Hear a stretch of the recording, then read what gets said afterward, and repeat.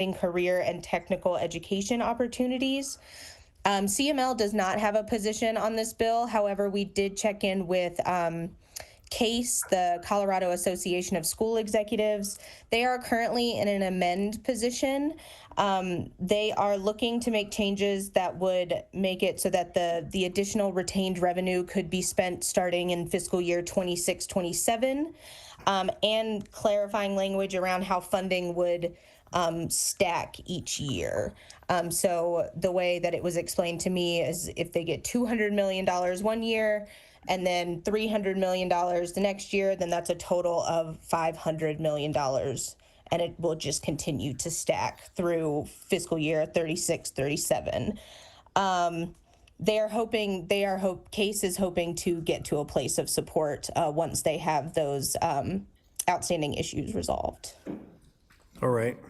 Thank you. Councilmember Dukes.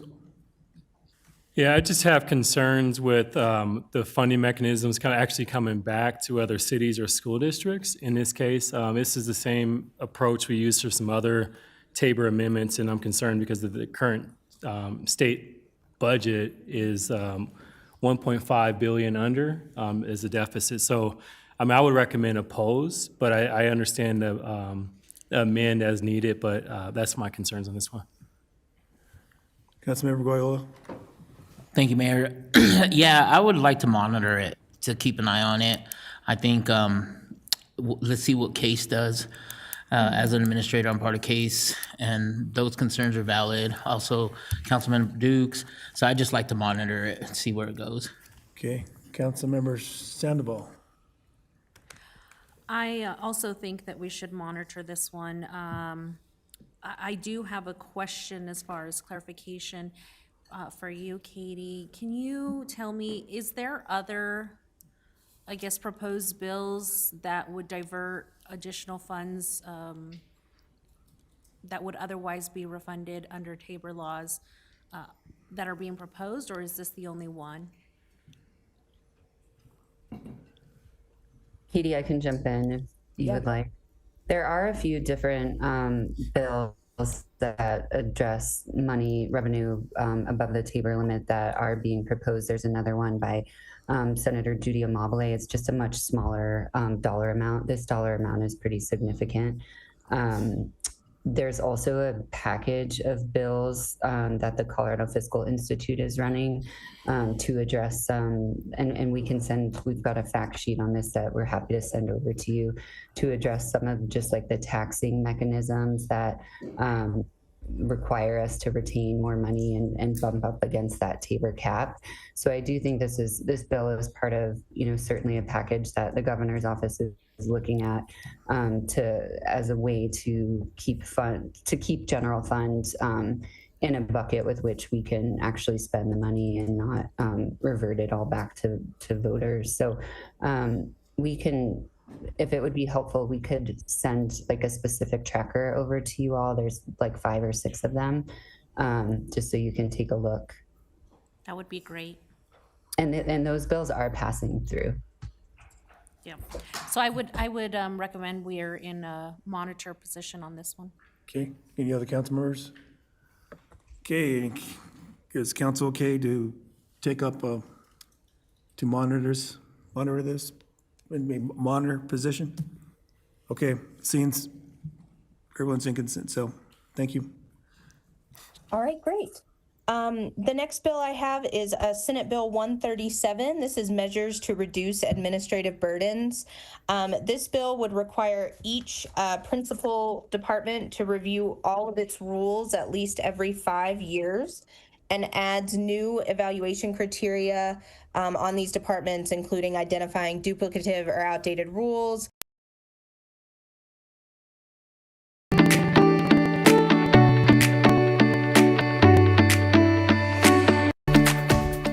Isabel Colacion. I am the owner of Marisco Sinaloa. Our restaurant is a Mexican seafood restaurant. We've been in business for 9 years. My husband's actually from Sinaloa, which is a state that's known for their Mexican seafood. And I knew that he'd make the best ceviche. And I had tasted many and I believed in his product. I believed that there was something there. And we started with the food truck back in 2016 and we had the opportunity to expand about 2 years ago and we're here. So there's 5 of us working here. I love each and every one of my workers. They are family to me. You spent so much time with them, and so I make sure they're taken care of. I make sure that everyone's happy. You know, we only use premium products, so we go out there and we get the best for our customers. It's a family business, so I think we've been very, very blessed. Our customers here, they've turned into family. I mean, they have not left us. We have our weekly customers, we have our daily customers that come here every day just for like a tostada, you know, or just to even say hi. I feel very blessed for that, actually.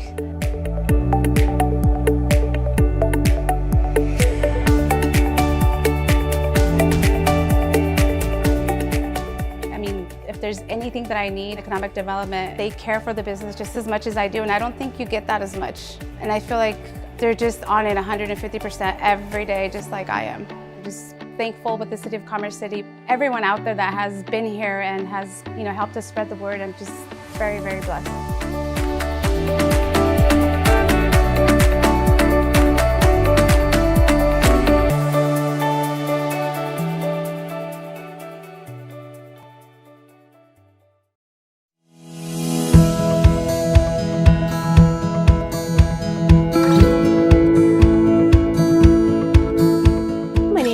Claiborne, and I am the owner of Bella Yoga Incorporated, and we are at our brand new location called My Happy Place Yoga School and Wellness Center. This beautiful space offers yoga.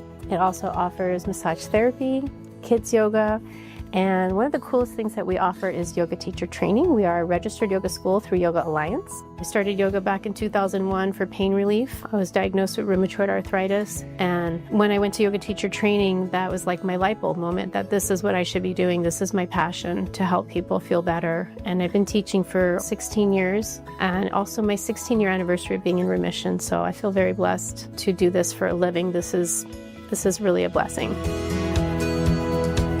I actually live in Commerce City. I have a home in this community, and I searched everywhere for a space. And it's so funny, just kind of came back full circle back to this neighborhood. I've been in this unit now 2 years. I got the keys March of 2023 and feel really blessed to be back in my neighborhood. The city has been great to work with. They have been very helpful with, you know, permits and things like that over the years. If I needed something, they've been really good to work with.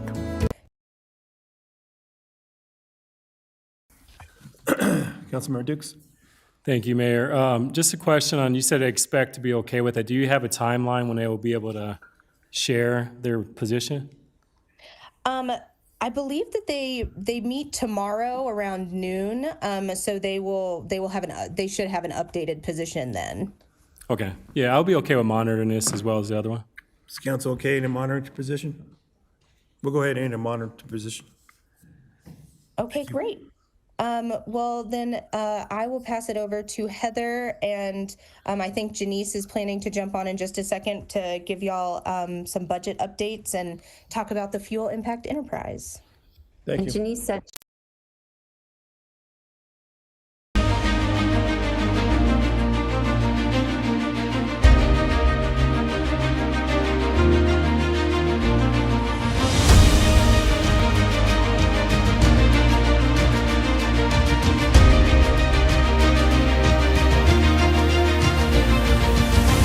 What a way to start the day in beautiful Vancouver, Canada at the Rocky Mountaineer train station. We're about ready to get on board the Rocky Mountaineer, the first passage to the west. We'll be going right through the mountains out to Banff. It's going to be a journey you'll always remember.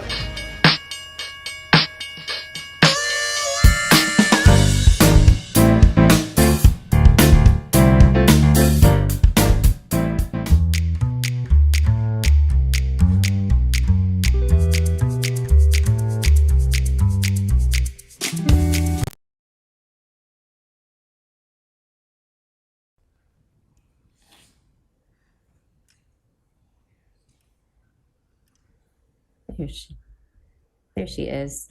Hi, Janice. We can hear you now. So we wanted to give you a quick update on the Fuels Impact Enterprise.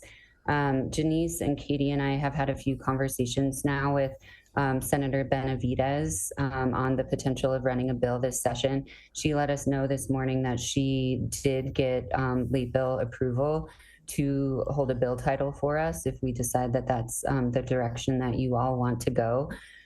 She would like to focus really on sort of the process by which the funds are distributed and ensure that the process is equitable and transparent.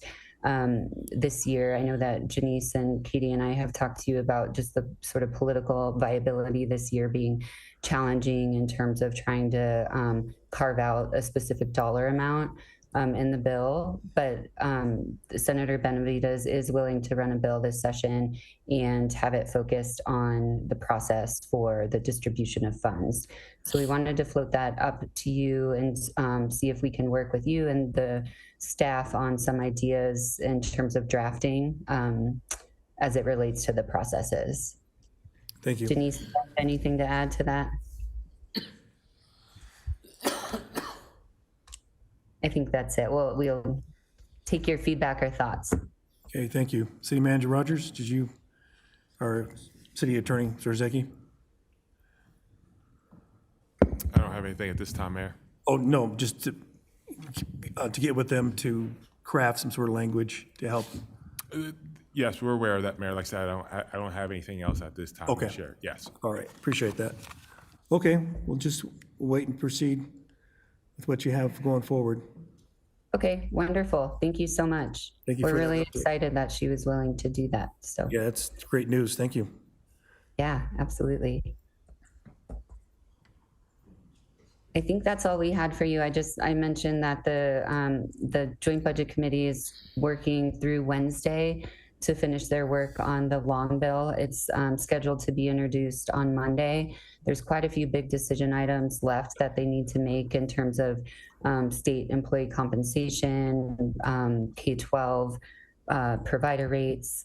And so there's a little bit of reticence as to whether or not they are going to be able to meet the Wednesday deadline.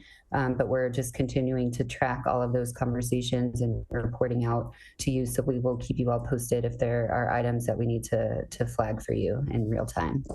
Okay, we really appreciate what you guys do for us. Mayor Douglas, could I add one thing to that? I'm apologizing Sure. for this, of how this is working, but they did on Friday, they took a reduction in the CAPA line, which is the Colorado Auto Theft and Prevention Authority. And I'm not aware if Commerce City has any grants to your local police around auto theft coming from the state, but the JVC took action and reduced that line by 8.1 million. The governor's office did a comeback. They came back into the JVC and said, hey, we think that's too deep of a cut for that line. We're recommending a $3 million cut. And that's where we stand today. OSPB presented their comebacks, but the committee has not, the JVC has not taken action on those. I expect those to come up tomorrow. So if you have any concerns around that, could you please let me know? Sure. What was the original? Personally, policy matters.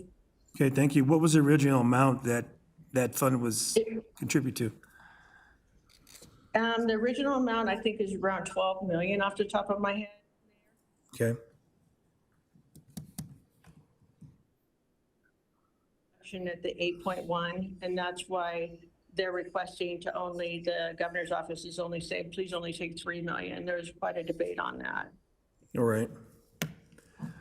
Well, thank you. That's very helpful. Any other council members have any questions? All right. Thanks again. You guys. Thank you. Thank you. Have a good evening. You too. All right. Klein and Johnson. Ian, welcome back.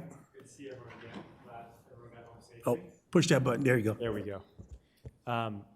So I've got a draft version of an after-action report that will get to your desks as soon as the city manager team approves it and makes their additions and edits. But I do want to quickly run through it just in case folks have any feedback on any of these particular meetings or things that we should be thinking about adding. Obviously, you'll have an opportunity to do that as well when you see this document. But overall, thought that we were able to advance several key priority issues across a litany of areas: public safety, housing compliance, environmental remediation, and railroad infrastructure. My sense was that federal partners were receptive and identified specific follow-up actions as well as funding pathways, particularly around the railroad blockage mitigation and safety issue, HUD compliance and CDBG alignment, environmental and water infrastructure investments, and cross-agency funding opportunities led by the Army.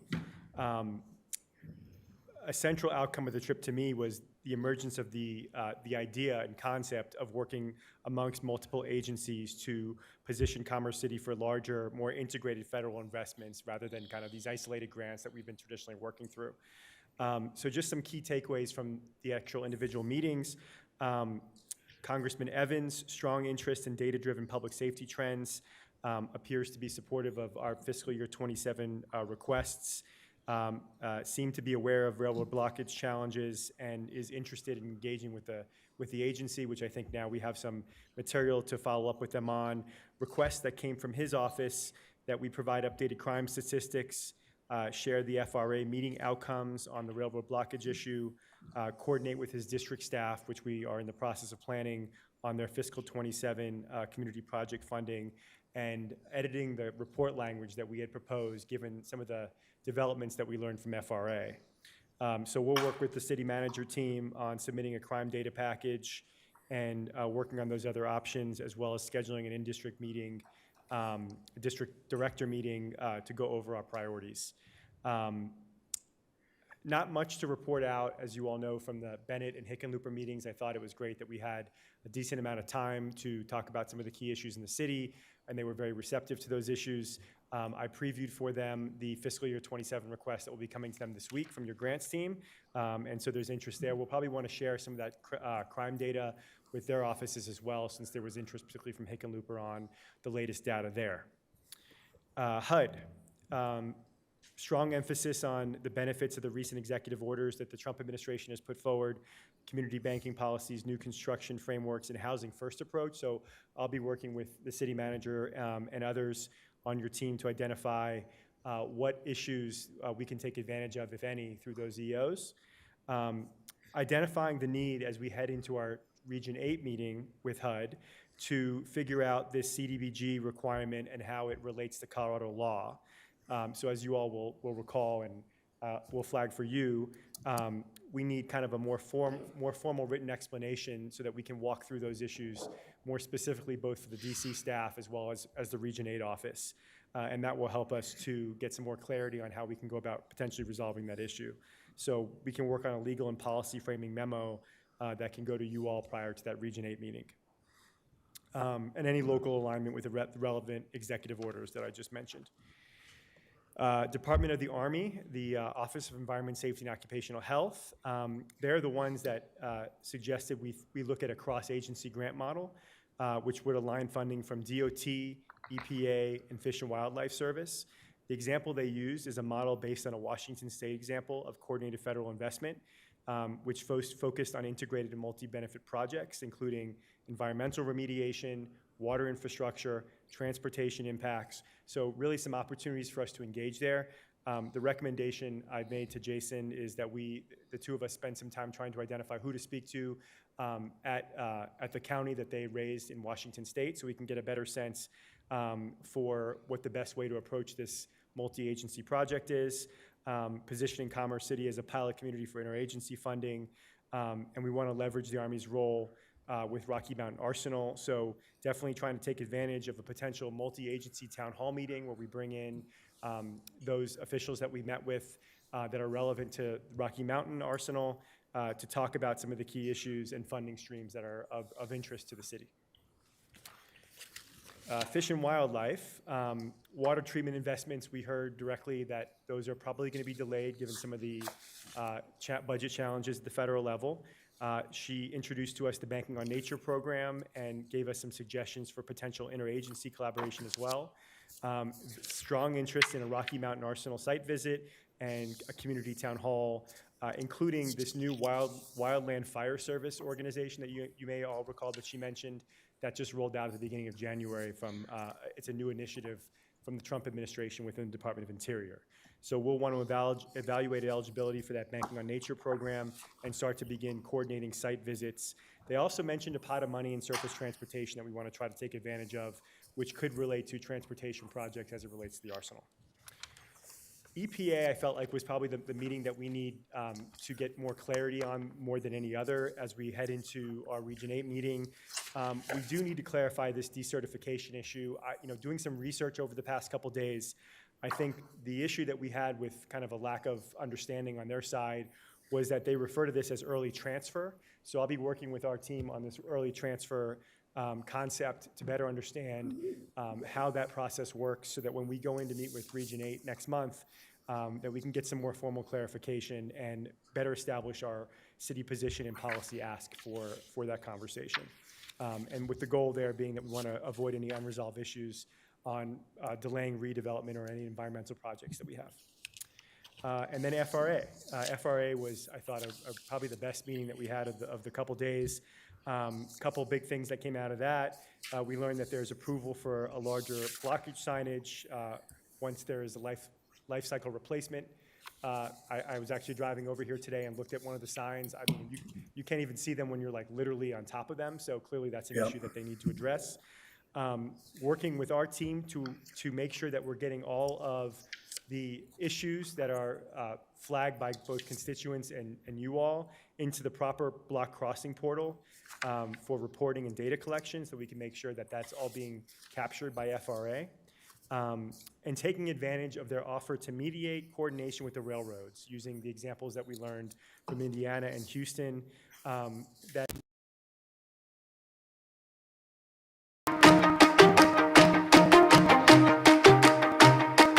I'm Sarah Mondesire. I'm the Community Wellbeing Manager of City of Commerce City. We're a team of navigators that work with residents in need. We provide services and resources. We do case management, advocacy, resource navigation. We host events and programs as well. So our targeted population are folks that need a little bit of a hand up. So it could be providing bus passes to get to medical appointments, helping them translate documents. Anything and everything is really what we do.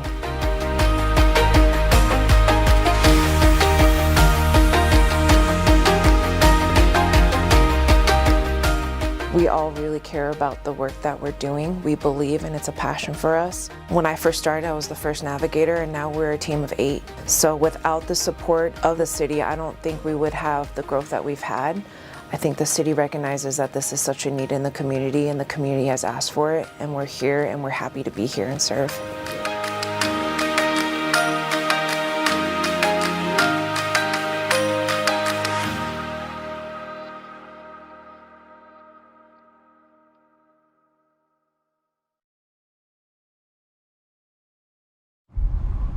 I'm Sierra Schlag, and I'm a Japanese-American backcountry skier in Colorado.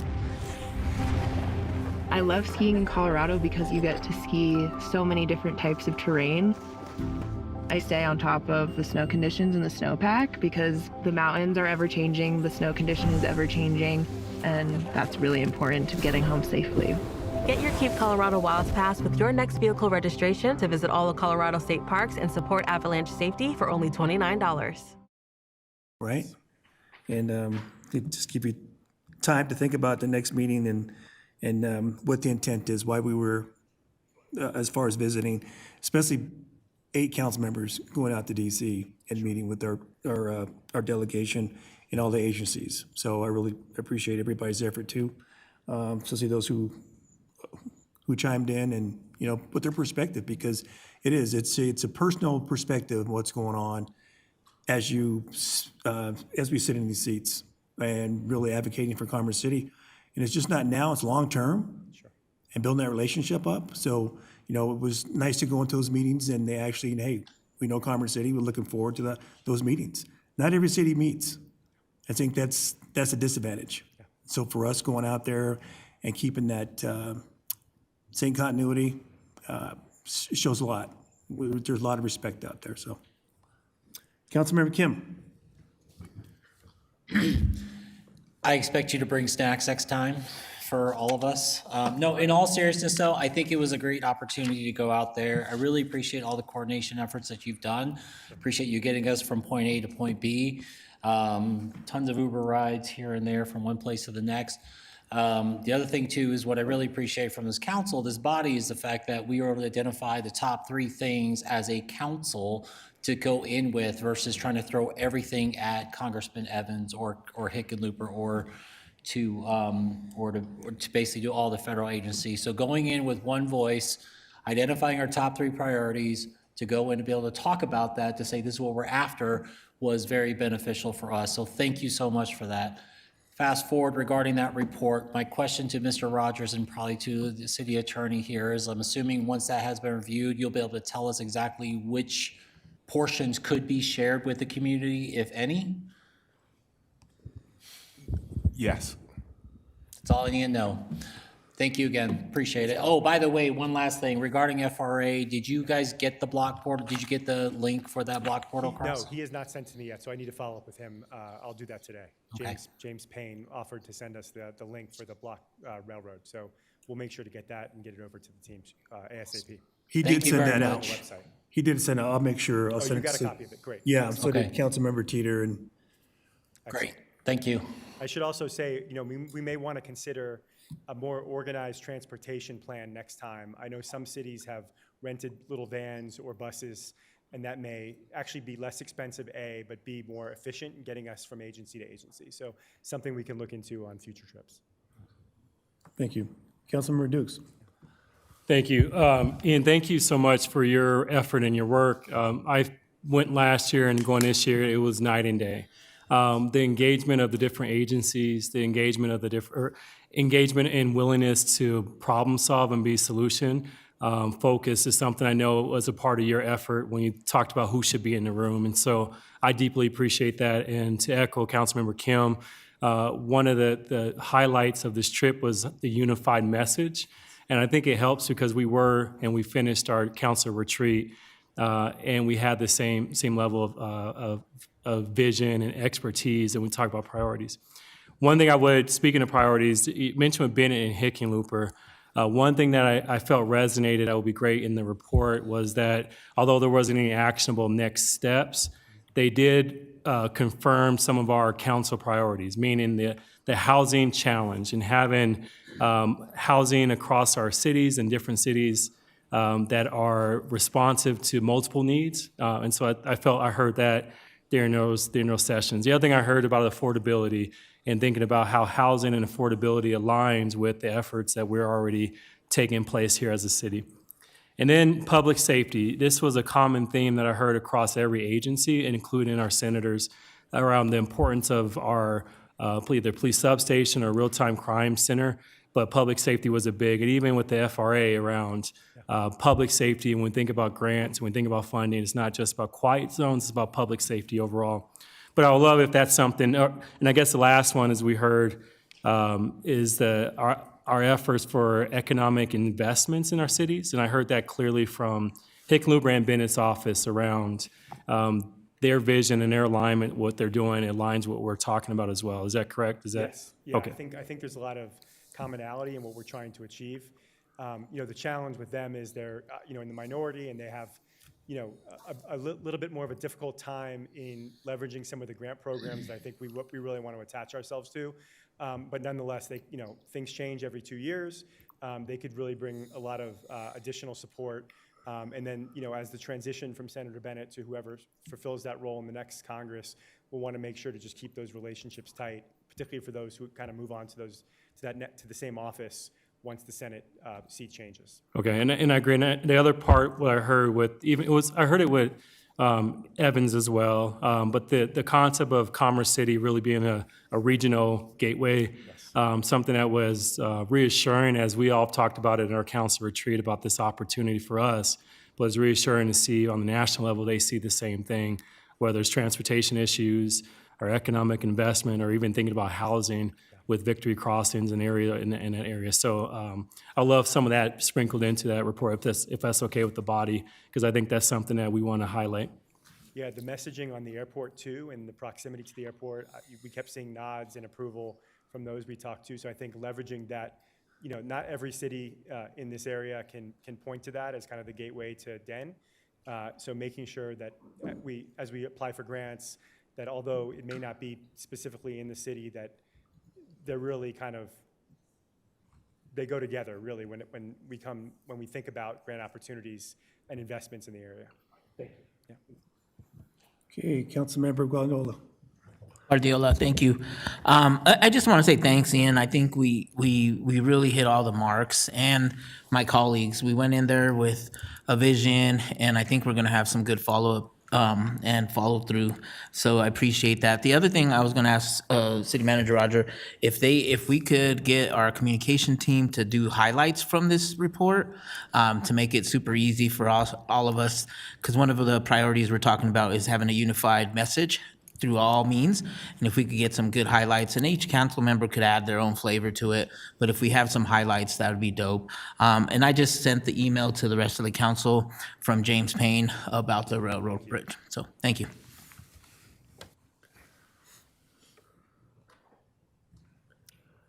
Thanks, everyone.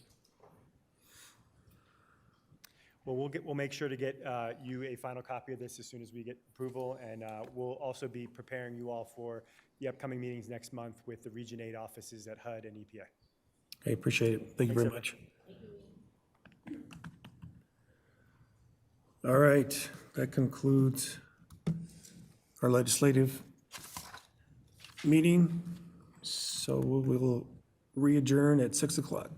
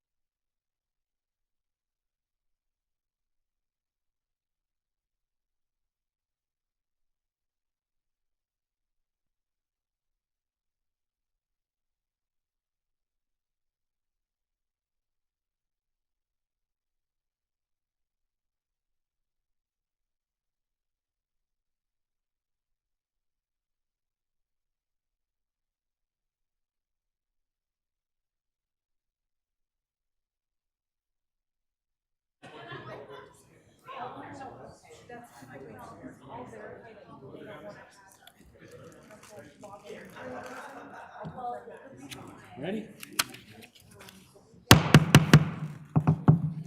All right, 6 o'clock.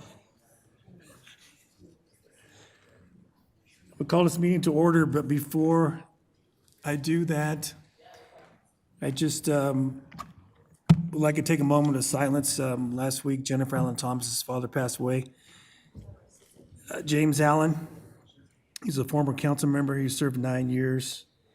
First elected African-American official for Commerce City. And I just want to take a moment of silence to recognize his passing.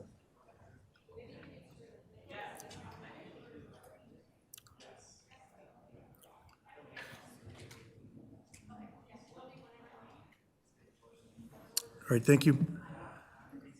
Okay, call to order, and City Clerk, could you take a roll call, please? Absolutely. Mayor Douglas. Present. Councilmember Guardiola.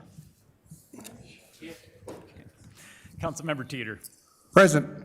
Councilmember Sandoval. Present. Mayor Pro Tem Noble. Councilmember Kim. Here. Councilmember Dukes. Present. Councilmember Trujillo. Here. Councilmember Young. We'll mark hers here. Thank you, Mayor. Barely. All right. This meeting is this is a hybrid meeting. The city council member public can view this meeting live on Channel 8. We need to do, did you have the recording for this? I'm sorry, I just got offline here. Let me back up here. This is hybrid meeting. The city council member, the public can view this meeting live on Channel 8, the city's website and YouTube. Live Spanish translation services are being provided for tonight's council meeting by telephone. Please dial 720-386-9023 and use code 104091*. Se ofrecen servicios de interpretación en español para esta reunión del Consejo Municipal por teléfono. Marque el número 720-386-9023 y utilice el código 104091#. Thank you. Sorry, I was out of order there. All votes on tonight's items will be conducted as a roll call vote. I need a motion and a second to excuse those members not present. Councilmember Young? So moved. Councilmember Dukes? Second. With a motion on the floor to excuse members not present, we'll ask the clerk to take a roll call vote.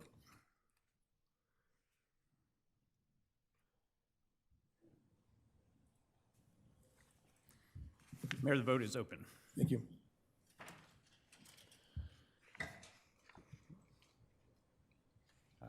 Councilmember Sandoval.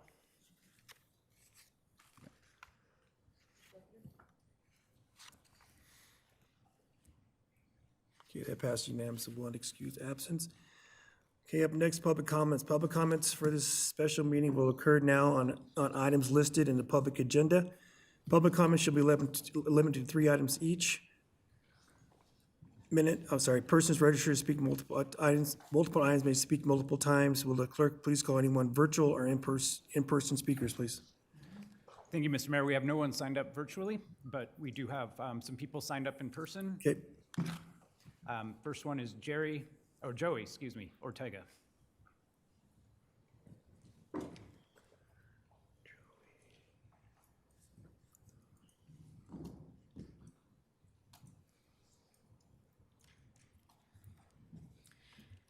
Good evening. Hello, my name is Joey Ortega. I reside in Ward 4 of Commerce City. I am present this evening to address my concerns regarding election interference in Commerce City Co. as a constituent.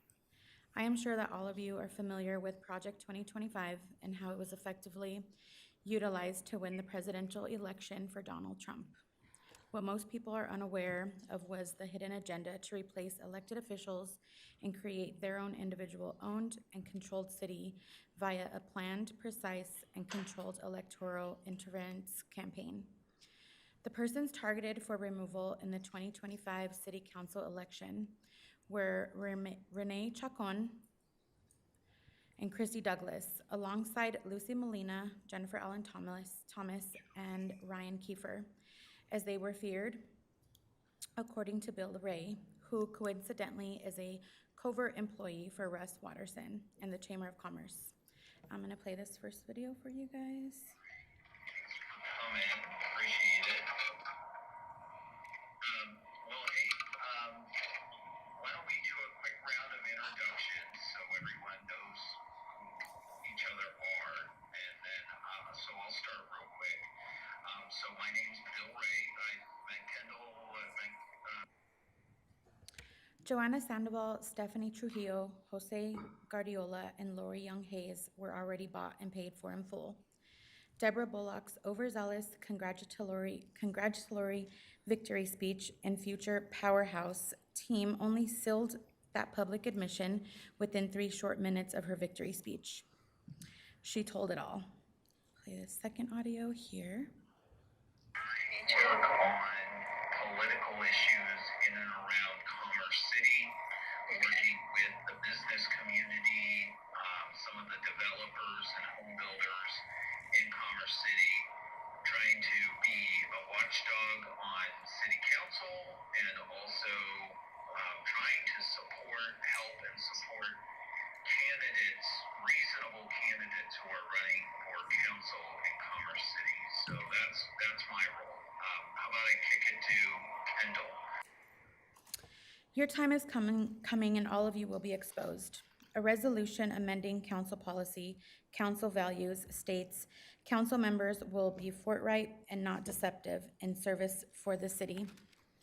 In conclusion, Renee Bullock proclaimed to the public and city council that an investigation would be done. My question is, are the purchased city council members going to investigate themselves or one another, or will an independent outsourced entity conduct the investigations, and when? Commerce City, we are coming for you. Thank you. Thank you. Mr. Mayor, next is Randy Wolf.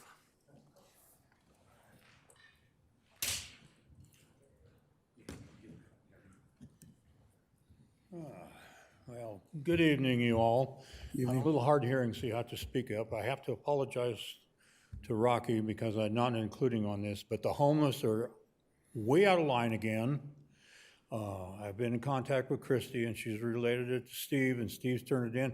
3 weeks now in the same place, and nothing has been done about it. And it just isn't kind of like a few little pieces of garbage. They have their stuff tarped over now. And I asked Christy, text her, and I said, are they going to give them an address so they can receive mail? Because they've been there 3 weeks now, and the city has done nothing whatsoever to get rid of them. And it's the same ones again. They can, this one particular one, kind of float in and out. They'll disappear for a couple of days, and they'll move right back in again. Over by the retention pond on 62nd and Parkway is where it's at. And Steve is well aware of that, and Rocky knows where it's at. Matter of fact, I showed him pictures tonight of it. I was told that they give them a 7-day warning. Why is it 7 days? Rocky said it was 3. I don't know what's going on, but they've been staying there now for a long time. They have not managed to re-camp in the park, the Veterans Park at least, the Memorial Park behind the rec center. They've been staying pretty well clear of that. But it just got this one group that stays there all the time, and on 62nd and also on Parkway Drive at the retention pond is where it's mostly at. I'll see them here and there or whatever, but these people have got a pile of garbage of whatever they think is so valuable, and it's tarped over. It isn't just sitting there, it's tarped over. So this is like turning into a permanent encampment.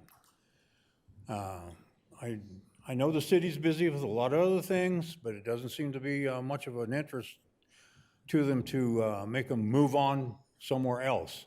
There's also another citizen in this group here that's going to speak, and she's got about the same complaint also. Let's get something done about it. Come on, people. You all live up on the pretty side of Commerce City, and we have to deal with the with the homeless down here. Seems to be like, well, whenever.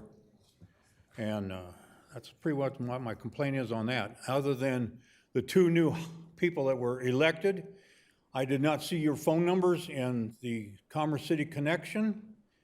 Don't want to be contacted, or you think this is a pretty job? You just come up and sit and look nice? I want to be able to call you and complain about it and send you some pictures also. So this next paper comes out, must be you two. I want to see your phone numbers. Thank you, Mr. Yeah, Wolf. BBB, okay? Appreciate it. Thank you. Okay, all right, Steve. I've been in contact with Christie, so you'll be getting some more. Okay, thank you. Okay. Mayor, our next speaker is Jackie Valdez. Yeah, okay.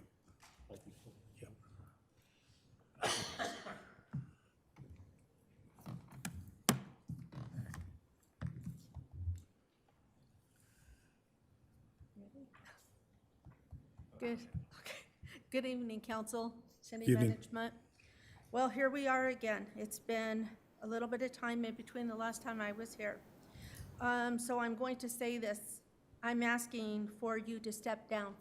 We have given you every opportunity, Mr. Granola, to approach us, to contact us, to do your job, and you have failed to do any of it. So we're asking for you to step down off council, unless you can prove to us that you are going to do your job.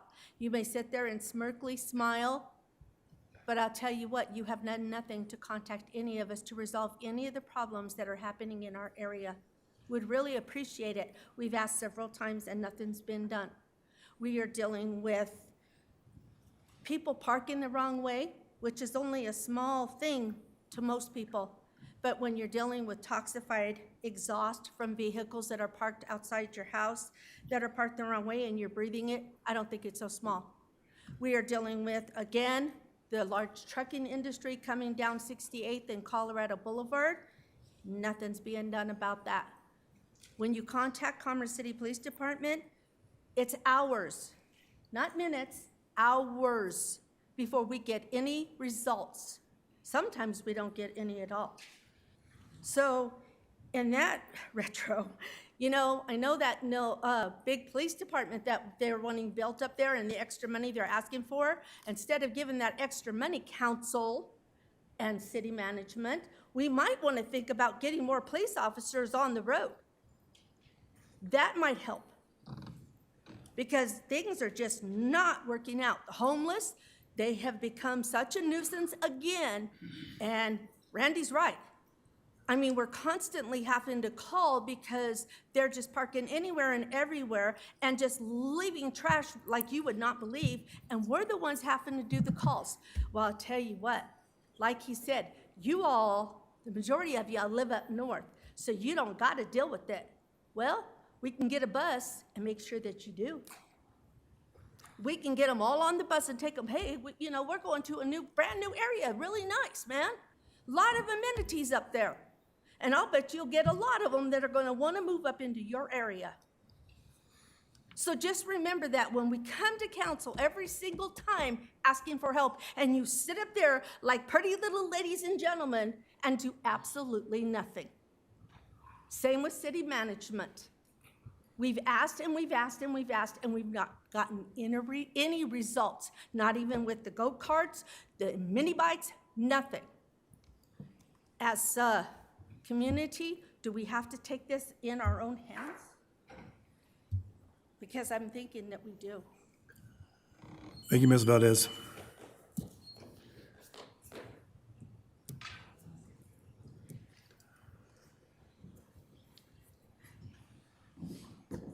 Mayor, next is Keith Rogers.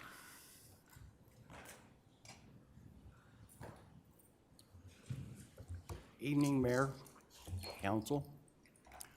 I'm going to second with Jackie.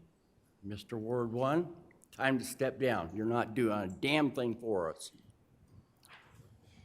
You're getting paid to sit there and do nothing. That's not right. No phone numbers in the damn paper. We can't get a hold of you. Something's got to go, and that's you. So it's time for you to step down. We've still got our speeding problems. They put their little trailer up on Colorado Boulevard. It sat there for a week, didn't even frickin' work. Of course, I've been told, oh, they're only doing 35 on Colorado. No.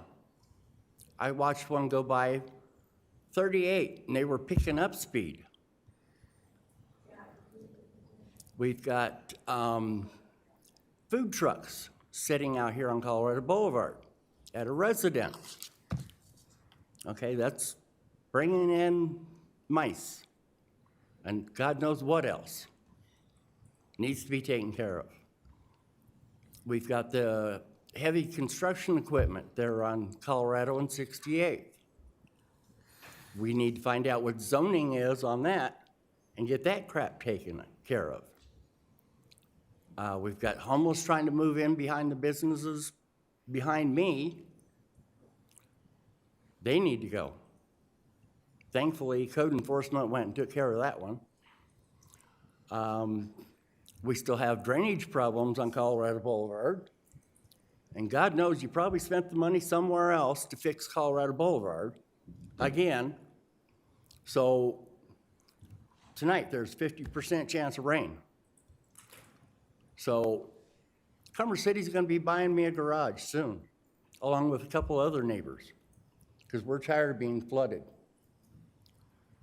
And we need to take care of our cameras a little better and start watching them a little better. And I still want to see that facility. I want to see what they're seeing on their cameras. Because I'm seeing a lot of crap that nobody else sees, because nobody up there wants to come out and visit and stay there for a couple hours. Drive around and look at stuff. Look how crappy Commerce City looks. That's why you can't get any businesses here, because of the roads and the way people drive and the homeless. But that's only because you guys don't want to do your jobs. So either do your job, start moving, getting stuff done, or get off the bench and let somebody else have it that's going to do something. We're tired of screwing around with it. Thank you, Mr. Rogers. Mayor, the last speaker we have signed up is Damon Scordo.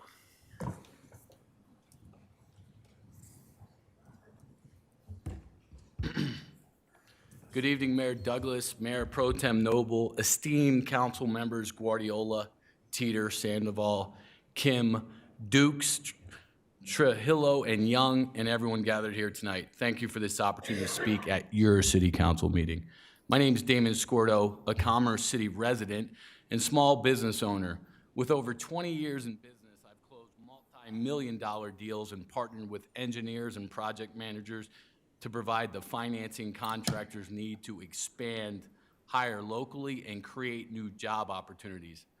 I'm inspired by the people building our roads and homes, yet too often lengthy permitting delays drive up cost and stall progress for our families. We don't have to accept this. Across the country, bipartisan agreements are already streamlining approvals for housing and infrastructure.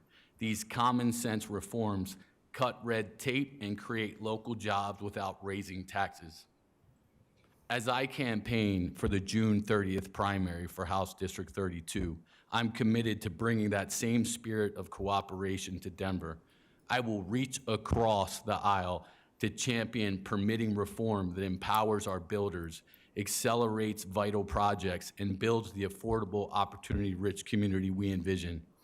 My career proves I can deliver results by building trust across perspectives. I'll bring that same solution-focused approach to the state, Senate, House, always listening and always putting Commerce City first. This is about unity and the future we create together. I humbly ask for your support as I campaign to win the primary on June 30th. I'm ready to roll up my sleeves and build a stronger Commerce City. Thank you for your time. Together, we're going to make great things happen. Let's get to work. Thank you.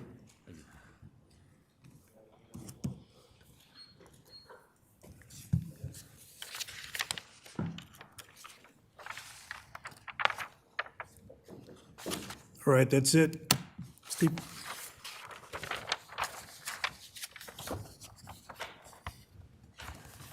That's it. Okay. Thank you. All right, on to notice of council business. This is an executive session request on April 6th for 2026 council meeting. We'll invite Councilmember Teeter to introduce this item and make a motion.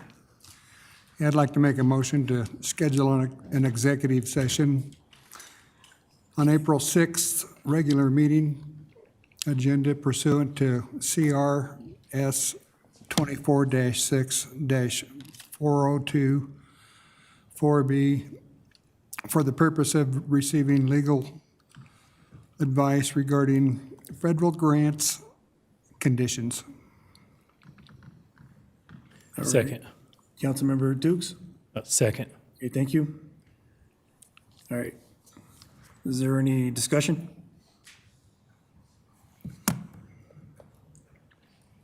One second here.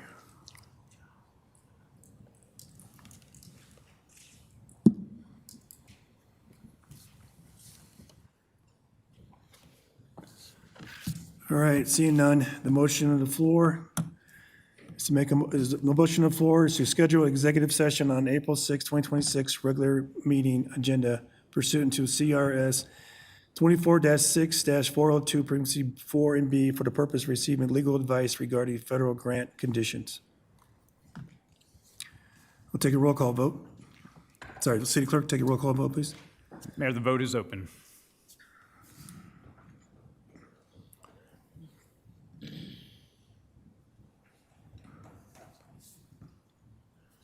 Okay, that passes unanimous with one excused absence. All right, up next, I'll invite Councilmember Trujillo to introduce this item and make a motion. This is this is for flock presentation request on April 6, 2026, council meeting. Thank you, Mayor. I'd like to make a motion directing the city manager to work with Flock to provide a presentation for council during the April 6th regular meeting prior to council voting on the Flock ordinance on second reading. Okay. All right, need a motion and a second. City manager Rogers. Thank you, Councilmember Trujillo, for introducing that motion. As I understand it, based on the motion, is that you would like for Flock to make a presentation with respect to its business practices and potential technology. Is that correct? That is correct. Thank you, ma'am.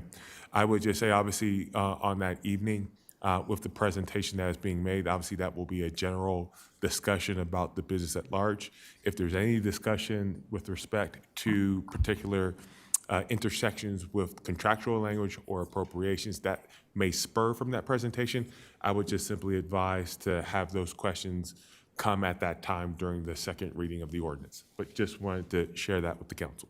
Sure. In particular, I'd like to have the presentation focus on what it is, what it does, what it doesn't do, but also importantly to introduce the transparency portal to our community.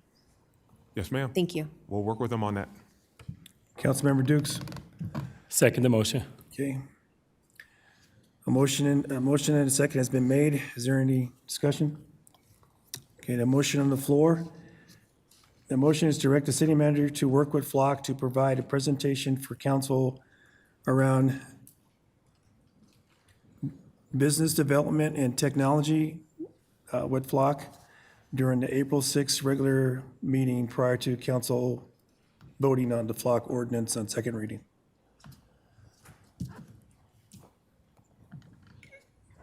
Okay, discussion, Councilmember Sandoval. Councilmember Trujillo, thank you for bringing this forward as a notice of council business. I think it's an important conversation to have ahead of the voting on that night.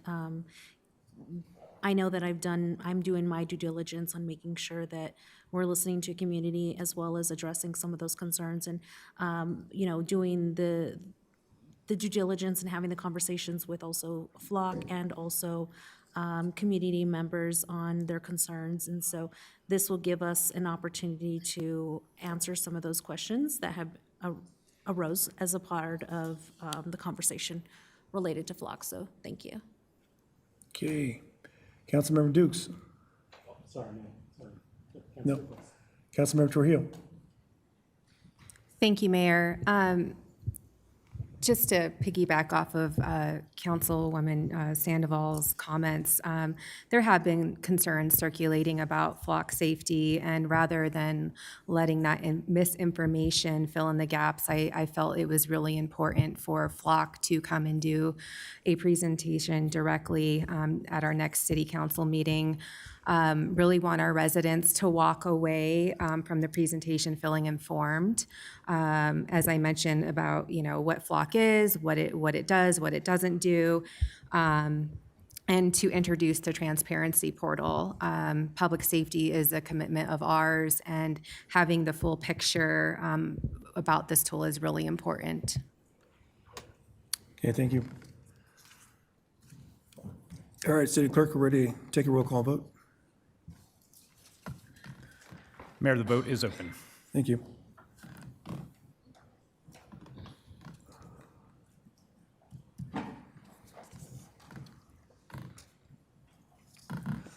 All right, it passed unanimous, one excused absence.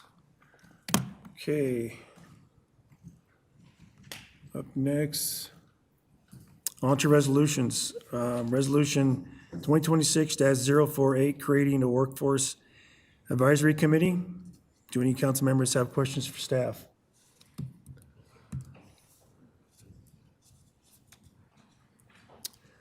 All right, you need a motion. Councilmember Dukes, did you have a? I need a motion and a second to adopt resolution 2026-0048. Councilmember Dukes? Thank you, Mayor. I'd like to make a motion to adopt Resolution 2026-048, creating a workforce advisory committee. Councilmember Teeter? Second the motion. Okay. Motion on the floor is to adopt resolution 2025-048. We'll ask the clerk to take a roll call vote.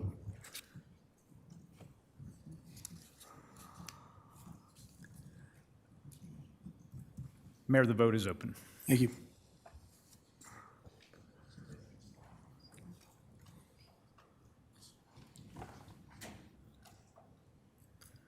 Okay, that passed unanimous with one excused absence. On to ordinance on first reading.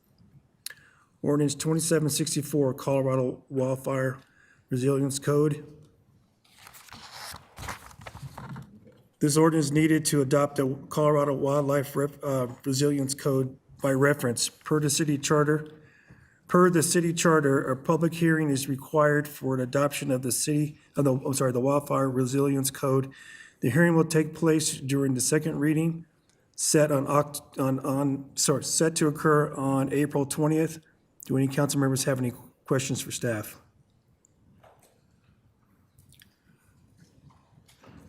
I need a motion and a second to introduce ordinance 2764 by council seated and approve on first reading.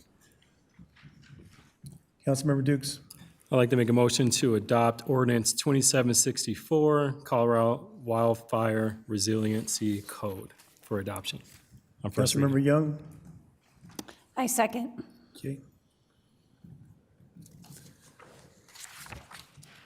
Okay, and the motion on the floor is to introduce ordinance 2764 by council seated and approve on first reading.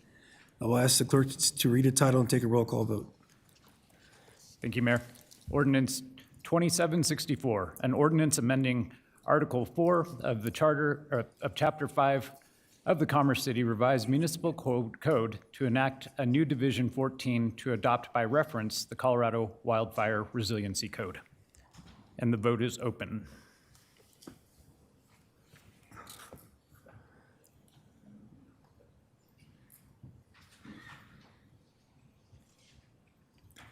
Okay, that passed unanimous with 8-1. City Attorney Zarzeki, could you explain this? We're going into a new way of zoning and and, let's see, zoning. I'm trying to think of the two subjects we were, Are you talking about the zoning hearings? the zoning hearings, yes. Sure. So there is no formal action that was required by city council to change this process.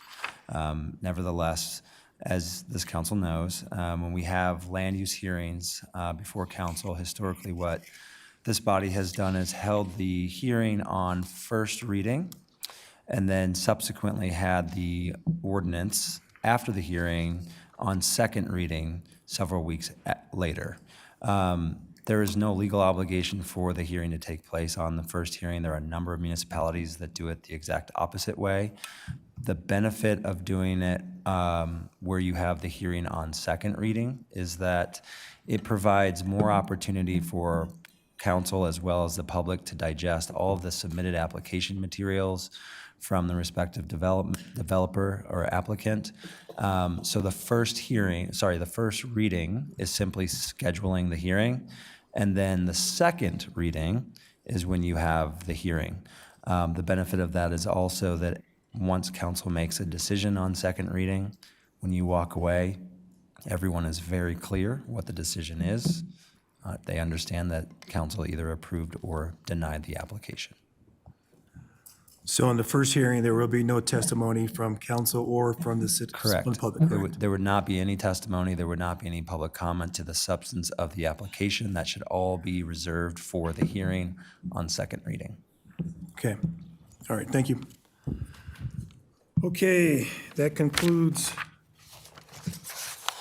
the study session portion. Now the special meeting, and now we'll transition to the study session. It's 6:32. We'll now call a study session to order.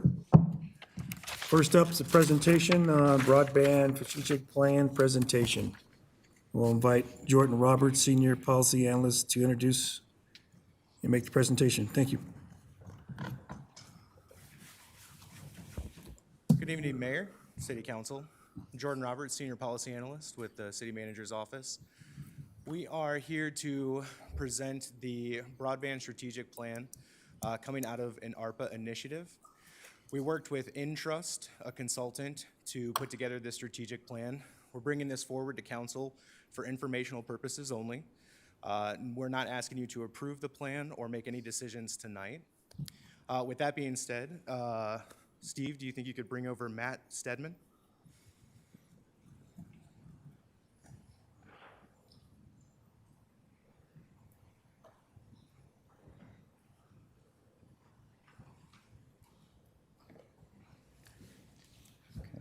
Matt, if you can hear me, I have promoted you to a panelist. I think you have to accept on your end. There we go. Okay. We got the wrong presentation up. The consultant, Matt Stedman with Intrust Engineering, is going to be sharing the presentation and Thank you. walking Council through that. Appreciate that.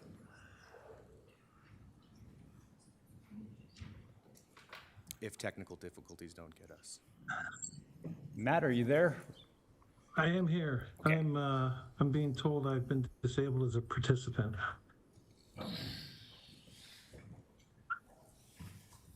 Matt, you are good to go as far as we're concerned. Okay, let me see. No, I'm still getting that same error there. Let me see. Yeah, we can see and hear you here in the council chambers. Yeah, I didn't know if you were going to have me bring up the presentation itself, or I apologize. I didn't know if that's what you were looking for me to do. Yeah. Is it possible we could go ahead and put that up and he can? Yeah, if I can follow along from here, that would be fantastic. I believe we are giving you those permissions now. Yeah. Super. I'm still getting, just so you know, I'm still getting the same error. Okay.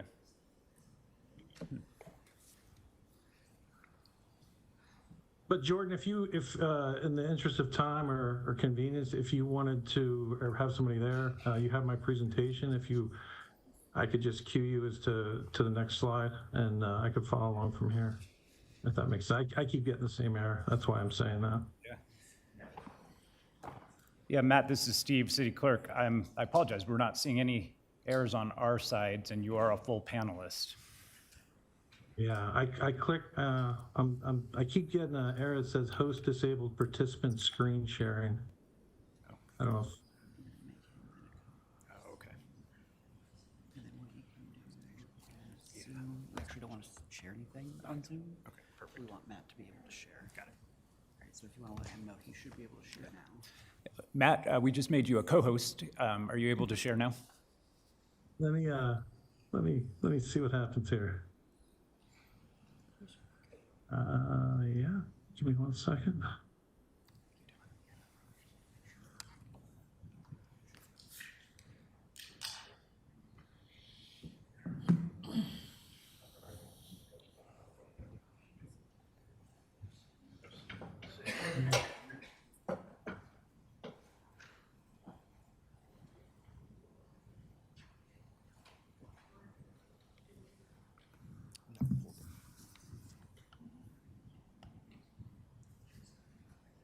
Is that working?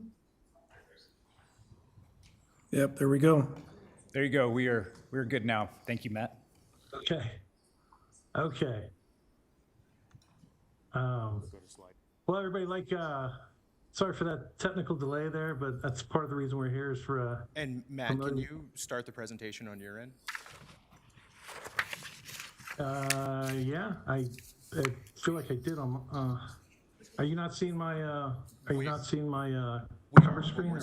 We're seeing the edited, like editable version. I mean the slideshow. I'm sorry. So Matt, if you go to where you see the 70 in that gradient bar, Where I see the what? I'm sorry. if you go all the way down to the bottom, Yep. and you'll see that thing that looks like a projector screen right next to the minus of your zoom in and zoom out.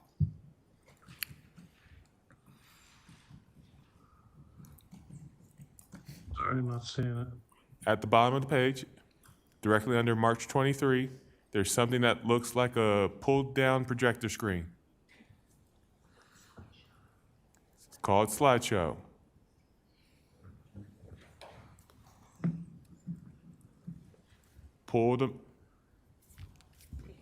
Take your mouse straight down. Straight down here? Down, yep. Okay. Scroll it across to the right. Okay. Up, back over a little bit, back over a little bit. Right there. Okay. There you go. There you go. Perfect. Okay. Sorry about that, Matt, everybody. what we're gonna do, I actually have the presentation pulled up. Okay. Steve, I'm sorry, if you could give me the. Matt, can you see my screen? I can. Okay, awesome. I'm gonna turn it over to you. Okay, well, you can just flip to the next slide, I guess. Like everybody, Jordan said, my name is Matthew Stedman. I'm a senior broadband consultant. I work for a company called Intrust Solutions Group. We are part of a larger engineering company, and the team that I work with, we work exclusively with municipalities like yourselves across the country. We all have a background in broadband planning or wireless technology, something like that. And so along with Jordan and Taryn for this project, we've been working since about January of 2025 on developing a strategic broadband plan that evaluates how, as it says there on the screen, how your municipal assets and your commercial broadband quality that you have in the community to look at your wireless performance and how all of that kind of aligns with the city's long-term operational and economic goals to serve the community. So what I want to kind of go through here is just kind of how we do that typically when we do these strategic broadband plans. It involves typically an asset analysis of city-owned assets that would be usable to promote those interests that we talk about for community development of broadband or community development of connectivity for your city services. We kind of do a market analysis where it says there a review of commercial broadband offerings. So we look at the market as a whole, what the commercial providers on the wireline, the fiber, cable side are offering, as well as in this instance, we also did an analysis of your citywide commercial wireless service. So not just your wireline, but also the wireless service. And I'll get to how we did that a little later in the presentation.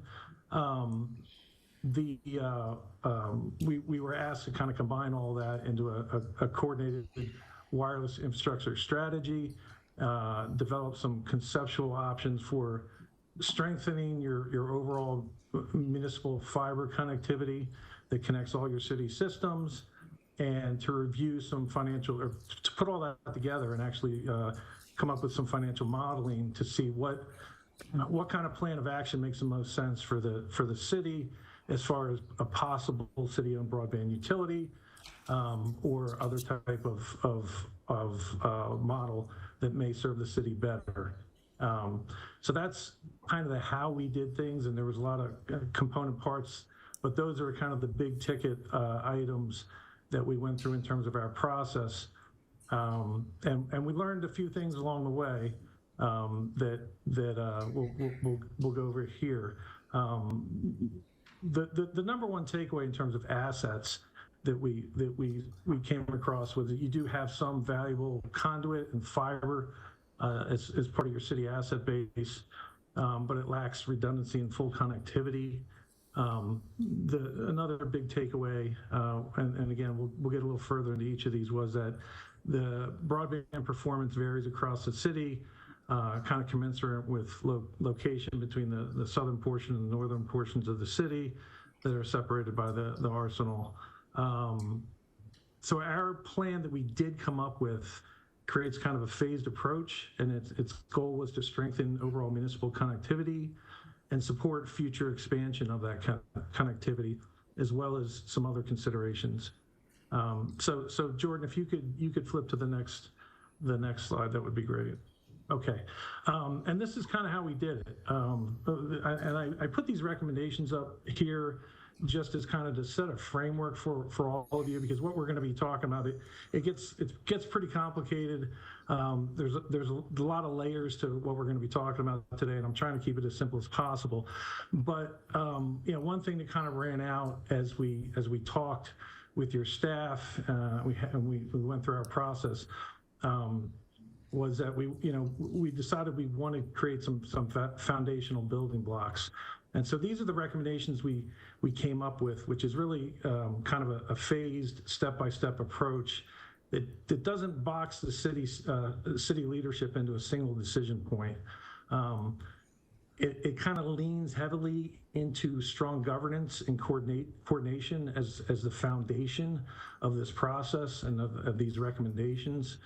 And really, it kind of lands on the idea that infrastructure development comes before providing services, right? And that gives you a foundational level where future models remain optional, but not required for the city. And so just walking through these briefly without getting into any detail, because you're going to see this slide after we go through some of the details a little deeper. We focused on governance policy at a foundational level. Review your existing agreements, your MOUs that you have with providers and infrastructure partners out there. Try to improve your utility coordination policies, some of your processes. You need to make some decisions on your governance in terms of where authority for these planning decisions should reside in terms of expertise, and consider something like a technology enterprise fund, not married to that name by any stretch of the imagination, just in terms of thinking about this as its own fund that supports its own development, so that you're not having to constantly come back and ask for funds through the general fund process to support any kind of infrastructure expansion. And once you kind of look at that, there's things that you can do for the infrastructure that you have right now, which includes a large portion of conduit that runs throughout the city, some fiber. We made some recommendations on maybe a citywide master tower plan to make that process more uniform and attractive to the carriers, and go back and maybe create some master license agreements again, so that makes it a more predictable process. And then, once you have all of that kind of established, you're ready maybe at that point to look at how you want to possibly engage, utilize funds to actually expand your infrastructure and create some real municipal connectivity beyond what you have now. Jordan, if you could slip to the next slide, that would be great. Okay, so again, I said it's pretty complicated what we're talking about. I know, we work with cities all the time, and a lot of terminology gets tossed around that creates a little bit of confusion. But I wanted you to all think about this is really what we're talking about when we're going to be talking about city connectivity is this idea of not necessarily a shared transport ring between city services, but if you have that type of ring, you're able to bring in a lot of these other ideas of services, things like broadband, things like institutional connectivity, a lot of bells and whistles for things like some other smart city initiatives and programs that'll be more expensive to the city to operate if you don't have your own transport infrastructure that you can rely on. And so when you hear the term broadband, that's generally folks are talking more about retail connections for residential and business services. And that's certainly a consideration that we started out with. But we, looking at the lay of the land, so to speak, in terms of your assets and where you are as a community, that was not the direction we headed with our recommendations. So this is kind of just keep these two first slides in mind as we'll get a little deeper into the details. I don't want to bore you with a lot of it. A lot of it's technical, but there's a 150 some plus strategic plan that we did submit for you all to review when you feel the time is right. If you want to transition to the next slide, Jordan, that'd be great.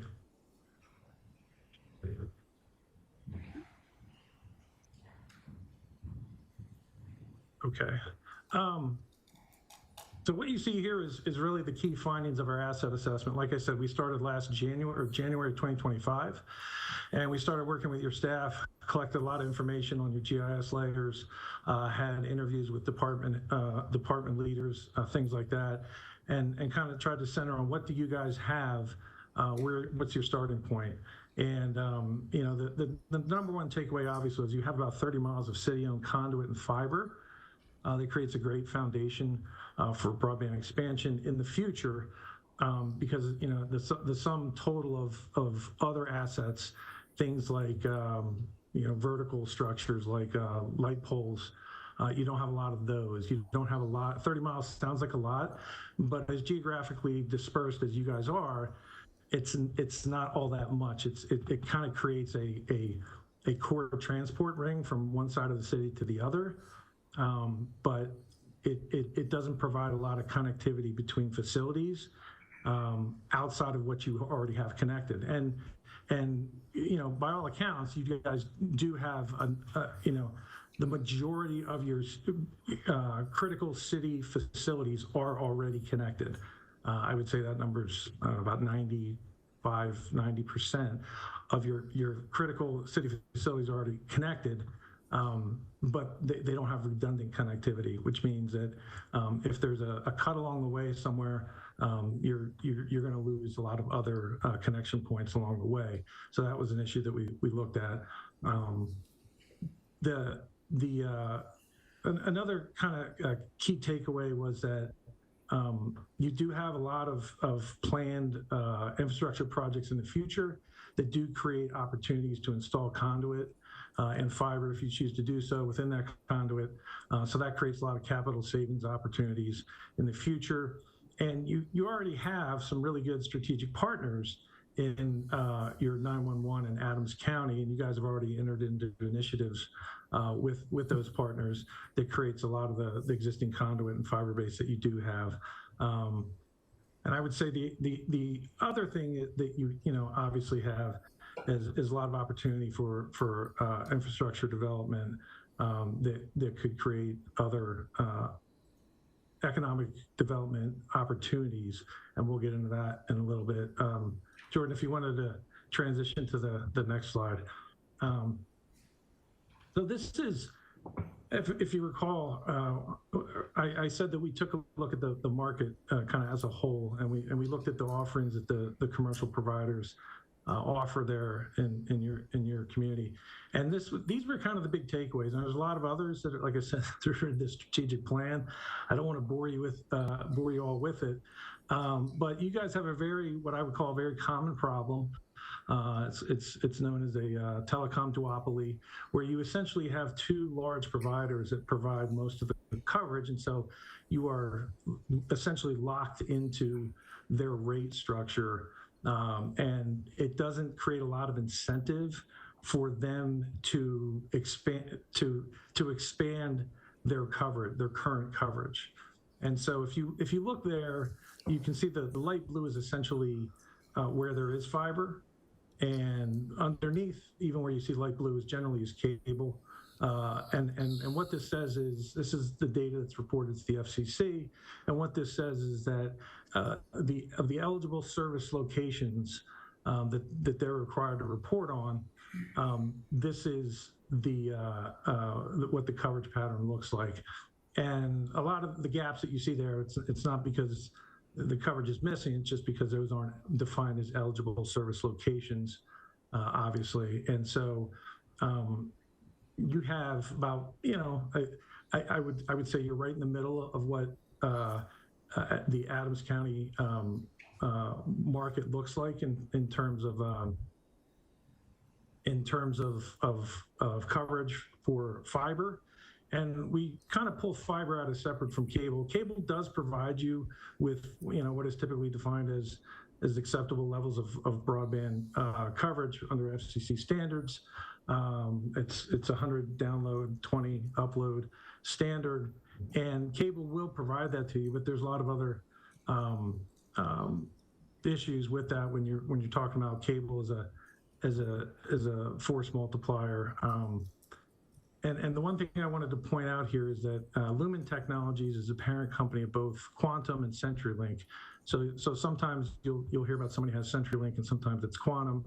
They're still operating both brands at this time, but you all you guys are kind of beholden to the Lumen technology architecture. And then obviously Xfinity is the other provider for the cable side of thing. There are significant, what I would say, significant technology driven cost disparities in Commerce City. So you'll see a range from when we looked at everything from satellites to wireless connectivity, you'll see a range into the hundreds. Your average cable bill is $39. Your average fiber bill is $58 in terms of plans that are offered. And you'll see, but at the same time, you'll see DSL, which is the old copper connectivity. You'll see that as high as $55 as well. Mobile broadband, so everybody is constantly on their phone, and that will be considered part of your broadband equation as well. But really, it's almost a supplementary service in Commerce City, not what we would call a primary service provider. And we'll talk a little bit more about that later. Jordan, if you could go to the next slide, please. There are visible gaps. We had focus groups with different community leaders, with some of your staff there at the city, and we were able to kind of pull out some what I would call contextual data points. So we're able to look at a lot of information that providers submit to the FCC to give us kind of facts and figures. about coverage and things like that. But we held focus groups to find out, kind of what's the reality on the ground for folks. And we were able to kind of use those focus groups and some other information that we have and kind of walk away with these takeaways. And I showed you before, you guys are kind of in the middle of where the fiber footprint looks like in Adams County, but without kind of more proactive investment. What we mean by that is that if you want the footprint of fiber providers and broadband providers and service providers, if you want all those technology providers to look at your city and feel comfortable investing there, you need to make it a broadband friendly place where they have a predictable path for spending their money and getting that return. So they need to understand as a provider, if we deploy X amount of capital, what's that timeline look like before we can start getting a return on our investment. And we see it all the time in communities where that is not a clear path. The carriers will typically pass it. They will just go to the next community where the numbers look better. And we do this all over the country. We work with communities. We work with carriers, and we try to bring them into communities. We have we have the experience to say that if the numbers don't pencil, they're not interested in providing additional investment. And then that has a snowball effect downstream with your community, your residents, the businesses, and it kind of becomes like this self-fulfilling cycle where there's no additional broadband investment because it is expensive, and then that has effects on the residents and the businesses that choose to locate in your community, and it kind of cycles through. I want to say that there were a couple of key stakeholder takeaways, and we constantly heard about service reliability and gaps in coverage, and that was true for both wireless and wireline, meaning when there was a number of groups and folks, and that was staff as well as external focus groups that had a lot of information to convey about the wireless coverage, but also wireline coverage when it's down, when it's slow, and typically if somebody's using cable to provide their internet connectivity, there's certain times that it gets more congested and there will be a noticeable slowdown. There was a constant message about limited provider choice, a limited competition. There are definitely affordability and adoption barriers, and what we mean by that is to say that there are sections of town that are reported as having both cable and fiber, but not necessarily. And so what that means is the infrastructure is in place, but it doesn't mean that it's an affordable service. Excuse me, that folks are seeing the value proposition in and that they're willing to pay for. So what everybody winds up doing by default is they utilize their phone, and of course, the more people that get funneled to utilizing their phone for kind of basic connectivity needs, I think we would all agree you operate more efficiently on a desktop or a laptop, but people, if they don't see the value in the service, they're going to by default use their phone, and then by default, the more congested that wireless service becomes around town, the more problems and more reports of problems that you hear from people with drop calls and slow speeds and things like that. So I would say one of the other takeaways that we had was that there are definitely some missed opportunities to integrate broadband planning, and we'll get into those in a minute here. If you could go to the next slide, Jordan. Okay, and so this is just kind of more the restatement of what I've already talked about, kind of classic SWOT analysis. Your real strength is that corridor of conduit and fiber that you do have. And I will say this, and I'm not just saying it because I'm here today, but I will say that in terms of staff engagement, the folks that we did work with that were kind of riding point on this, they were very engaged, and they had a lot of thoughts and flexibility and creativity about where we could take this project.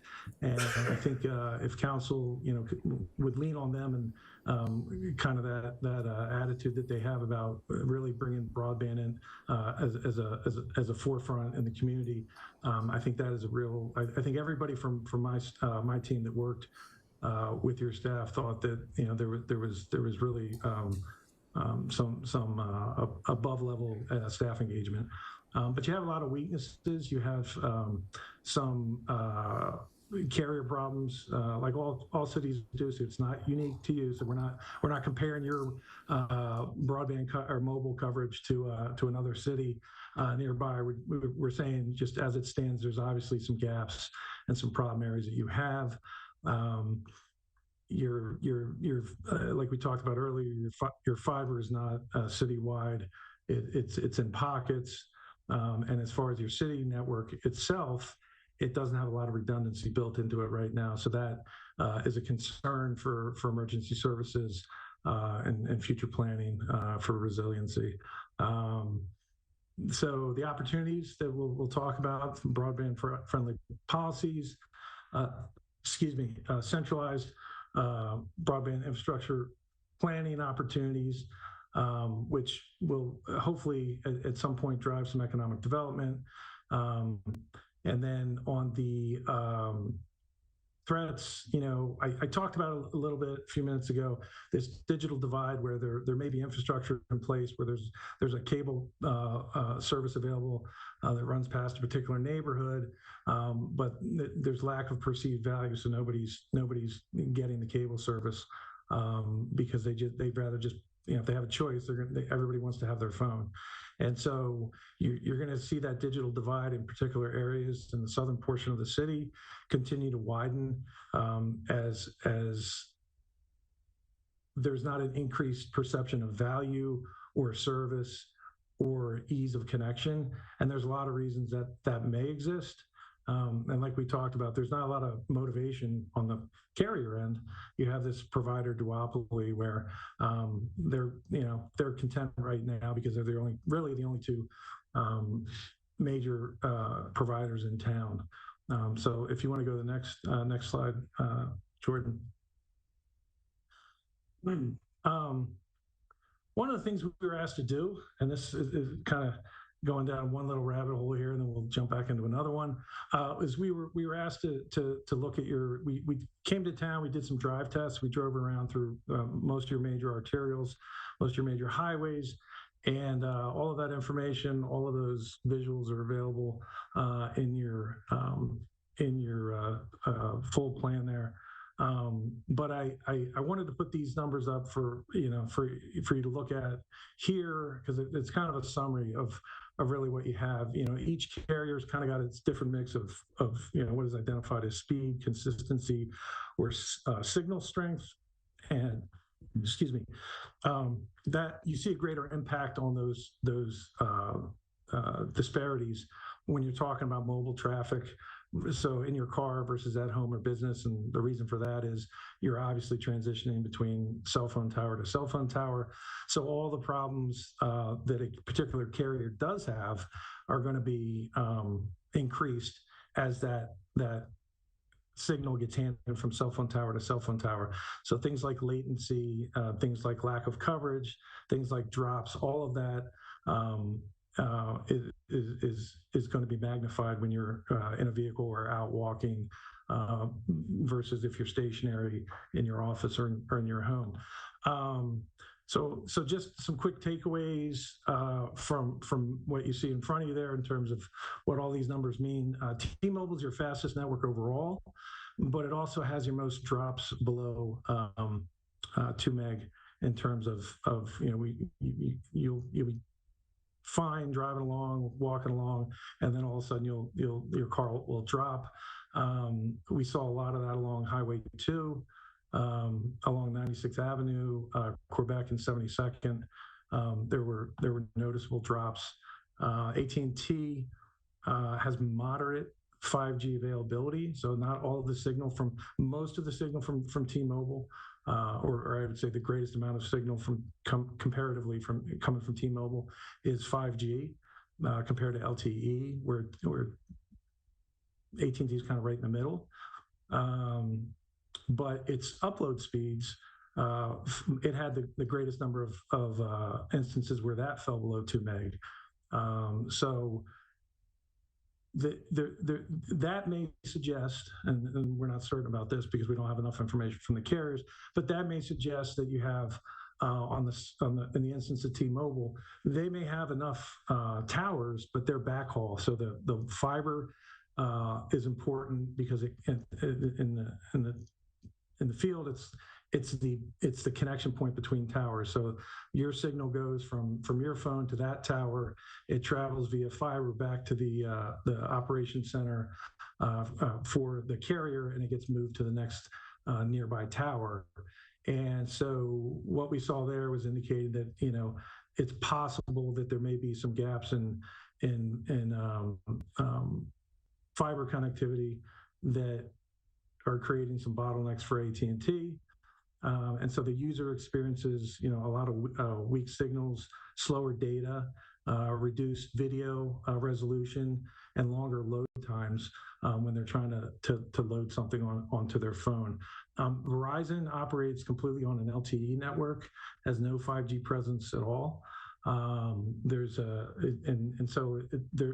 they're utilizing what's known as a 4G core. They have 5G antennas, but a 4G cord. And it involves the software that they're using. But Verizon has a different plan, a different build plan than the other carriers, and they feel like they can compete by not investing in necessarily in some of the things that the other carriers are investing in. So if I was going to take all this data that's in front of you and give you kind of an analogy, I was trying to come up with one. It's not original, but I would say Verizon, if we were talking about road systems, right? So Verizon has good roads, but it's using an older traffic signal system. So when I said that they're using like an older software platform, it slows it down a little bit, and it can get congested and slow when there's a lot of cars pulling into the certain areas that the traffic system is responsible for. I would say AT&T has average roads and an average traffic system. It works well. It's not the fastest or most. It's not the fastest, but it's reliable. And then I would say that T-Mobile has wider highways and fewer. I would say it has wider highways, better traffic control, and handles more cars with faster slowdowns. Jordan, you want to get to the next one? Okay, so this is what we worked on with the city staff in terms of coming up with a conceptual design for your actual city connectivity and your fiber plant.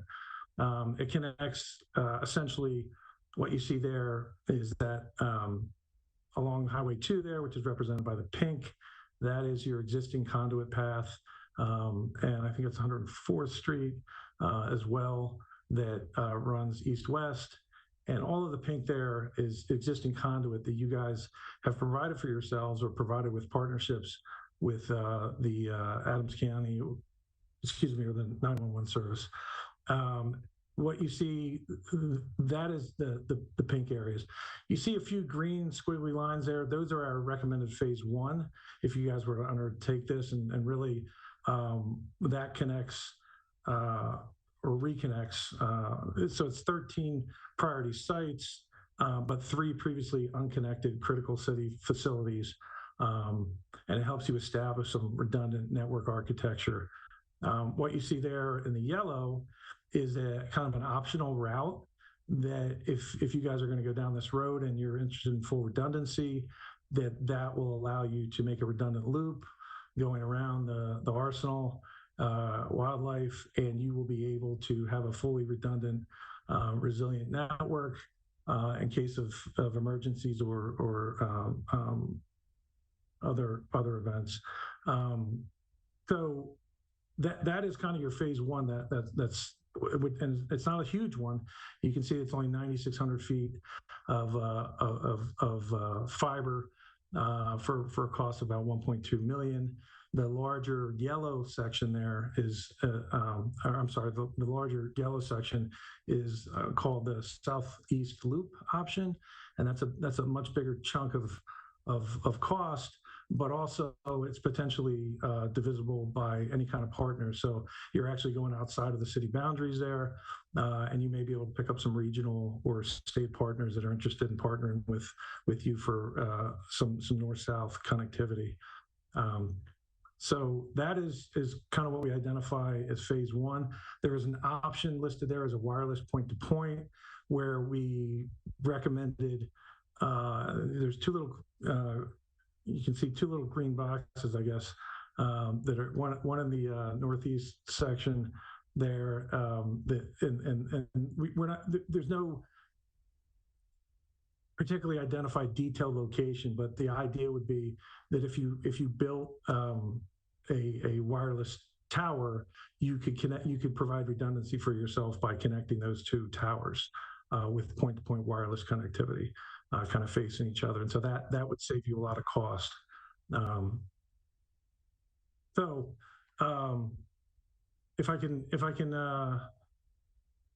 guess we're at that point where maybe we want to start taking some questions, but I was going to have Jordan move to the next couple of slides, but maybe I can answer your questions that have come along the way, or we can. I had two more slides I wanted to get through, but I understand you guys are pressed for time. Sure, thank you. Appreciate the presentation. Councilmember Kim. So thank you very much, Mr. Stedman, for your presentation that you have here. It is quite astonishing to me that when I look at this and see what we currently have and what we're lacking. So I see this as two separate efforts. One is more so for the city government versus residents and what we currently have. For the residential side, this is almost like a monopoly. Essentially, you've got quantum in some areas, and you get Xfinity in other, and that to me is quite insane to say that where are the other providers to come out here? But I can understand based on infrastructure piece. From a city side, what I wonder about is what type of topology do we currently have right now? Do we have some form of DWDM? Dense wave duplex multiplexing type of ring, and I know our IT staff can probably answer that. Anyways, I'm just listen. If it's a real question, we're going to have to turn that over to background IT. Anyways, Terry. I just wonder if we have any form of topology currently that sits for city government, more so with all the different buildings that would whether it be an active or passive type of ring that basically would help protect city government when it comes to connection here. So I knew that was going to be above both y'all's heads. That's why Absolutely. Sorry, IT guy here for years on end. Hey, Mayor, Councilmember Kim. Our topology here is pretty simple. We're not using DWDM. It's LAN Ethernet technology, typically along dark fiber, connecting most facilities. We've implemented some SD-WAN lately, so software-defined wide area network technology, but still in the early phases of that. So is there potential chances so it sounds like is it basically, and I'm going to get the terminology wrong, but when you talk about, like, for example, this building goes dark, other buildings will still be operating because we're on a different type of ISP? Is that what I'm? We do have some service provider redundancy in this building. Our network is largely hub and spoke, with this building being the hub.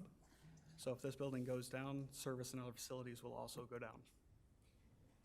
Within the building, or you're saying I didn't hear that last part, sorry. Yeah, if this building were to go dark, if there were to be a fiber cut or some major outage, and it would have to be major, other facilities in the city, they get their service through this building, so there would be no network service. So we don't have a protected ring or protected type of network, nothing? Not a ring, no, sir.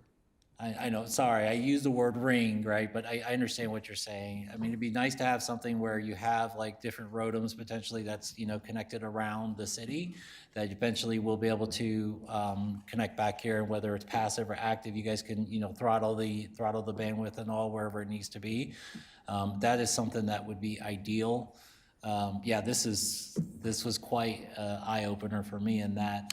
Now, as far as for city manager, maybe you might be able to answer this one. So when it comes to the different, thank you very much, by the way. When it comes to the actual residential portion of this, right? I look at, you got Quantum, you got Quantum Fiber along with Xfinity. And then I look at the different AT&T, Verizon, T-Mobile services, right? I mean, obviously, if I just walk out my door, I drop a signal. But if I'm inside my house, I have the signal, like very briefly in certain spots. It's very spotty. I just wonder from an advocacy standpoint, does it make sense maybe and I don't know what your thoughts are around this about potentially the body, reaching out, advocating, talking to these service providers, say, hey, we might need X, Y, and Z. Could we get your support in that or some way, shape, or form? What are your thoughts? I don't see any. Well, one, it will not do any harm in trying to enhance or increase the service provided to the members of our community. I think in those conversations, right? When you think about the T-Mobiles of the world, the Verizons or the AT&Ts, they do have government liaisons, and in that. We have in the past attempted to try to, connect and talk about just a general partnership around the sharing of data and information. Obviously, some of that's protected in some form or fashion, but just trying to understand their growth plans when it comes to towers, similarly with Comcast and Xfinity. And we actually have that arrangement as far as a partnership, given the franchise agreement that we have, in which we receive their service for Channel 8. So there's opportunities, and there's obviously pathways that we've attempted, but I think being able to leverage the council, if the council so saw it as wanting to do it, then there's no harm to it. Thank you very much. I think just really quick, I would just say, I think the first priority for me with regards to city governments, the government buildings and our current network infrastructure, that would be my priority in that. Anyways, thank you. Thank you, Councilmember Kim. Mr. Stegman, I had a question for you. So based on your analysis, we do have areas within the northern range in the south that have little pockets that are very much drops your calls or just not very good connectivity. What is there today that could actually bring those corridors together? I'm not sure what you mean by bring those corridors together. You just talking about improve the overall coverage? Yes. In those areas? Yes. Yeah, so there's a couple of things, and one of our recommendations that you can do is you can take a look at the facilities that you have available. I know you guys are working with different tower providers and carriers to negotiate some agreements for some towers that will go up and fill some of those holes, but those are kind of one-offs every time. And again, I'll take it back to a predictable path for investment for a carrier. And then an outreach makes that conversation a lot more beneficial for both parties. So if they know that the city has X number of properties available for tower development, and what that timeline looks like, what that cost analysis looks like for them, because they're not renegotiating every time they have a new requirement. If you put that out there and make it available and they know you're open for business. And so that's going to make them, and that is my actual background is wireless siting. And I can tell you for 100% that when the carriers are making their budget decisions, if they know that this area or this particular municipality is a quick path to getting on air, that's where the money's going.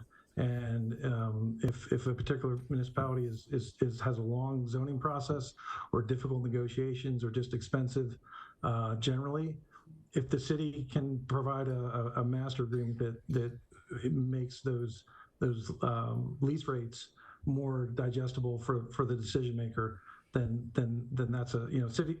Traditionally, municipalities look at it like, I can make some money here, but I think times have changed, and now municipalities looking at it as, I can probably make a little less money, but provide a lot better service for some of the things we're talking about here. Okay, thank you. City Manager Rogers? Thank you, Mayor.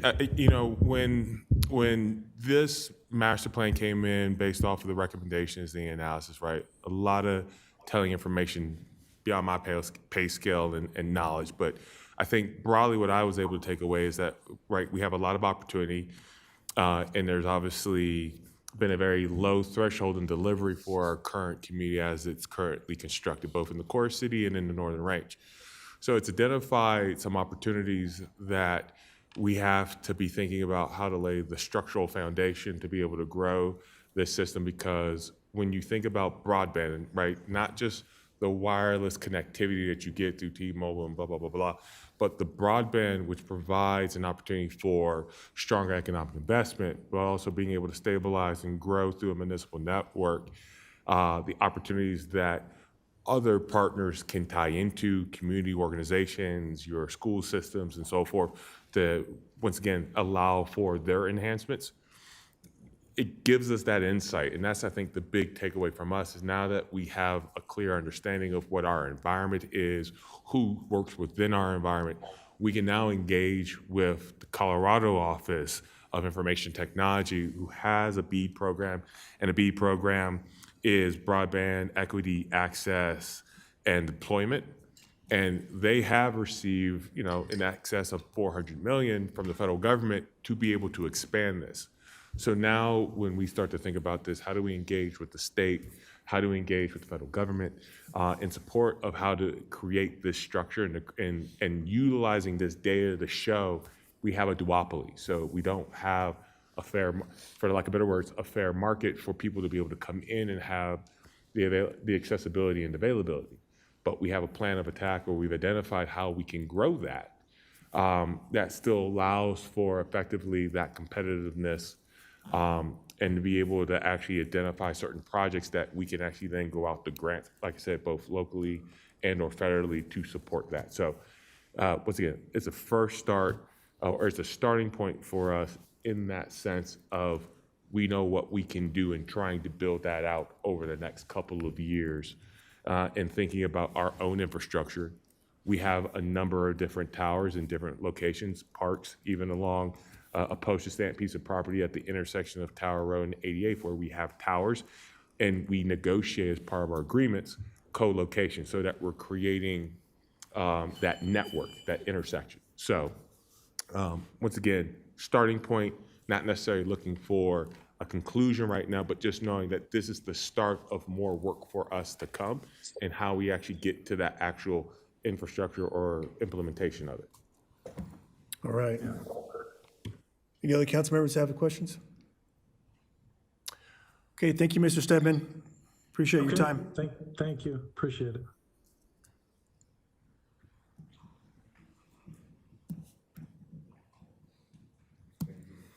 All right.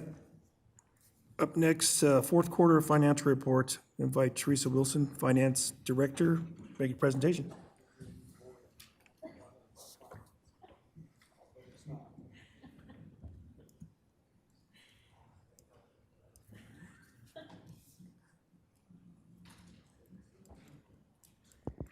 Good evening, Mayor, City Council. Is this large enough for you to see on the screen?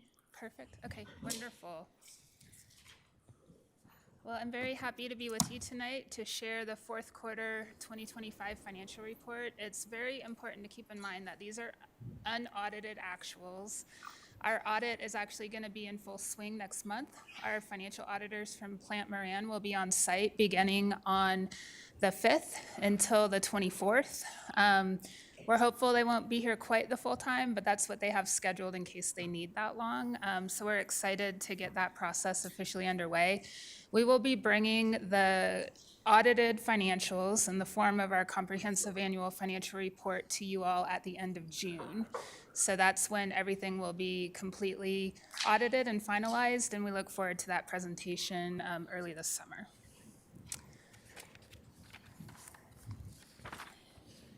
We don't necessarily expect large changes, but some of these figures and numbers before you tonight could change.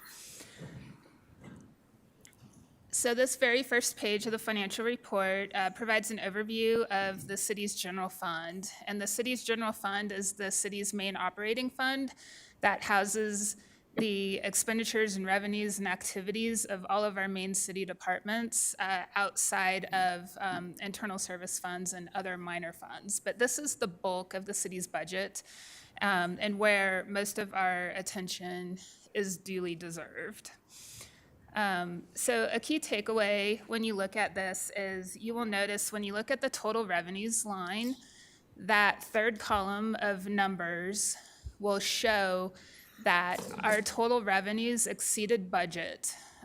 So we received revenue in 18% of excess of what we had budgeted. So our total revenues were 118% of budget. And if you look at the total expenditures line, our total expenditures were 92.3% of budget. So our expenditures came in about almost 7% of under budget, and our revenues came in 18% over budget. So the combination of those two things will result in a meaningful addition to the city's general fund balance. So I did want to point that out. Diving into, Councilmember Dukes? yes. Thank you for pointing. Thank you, sir. Thank you for pointing that out. And I guess, can you expand on why that's important? Because, yeah, could you just, why is that important? Absolutely.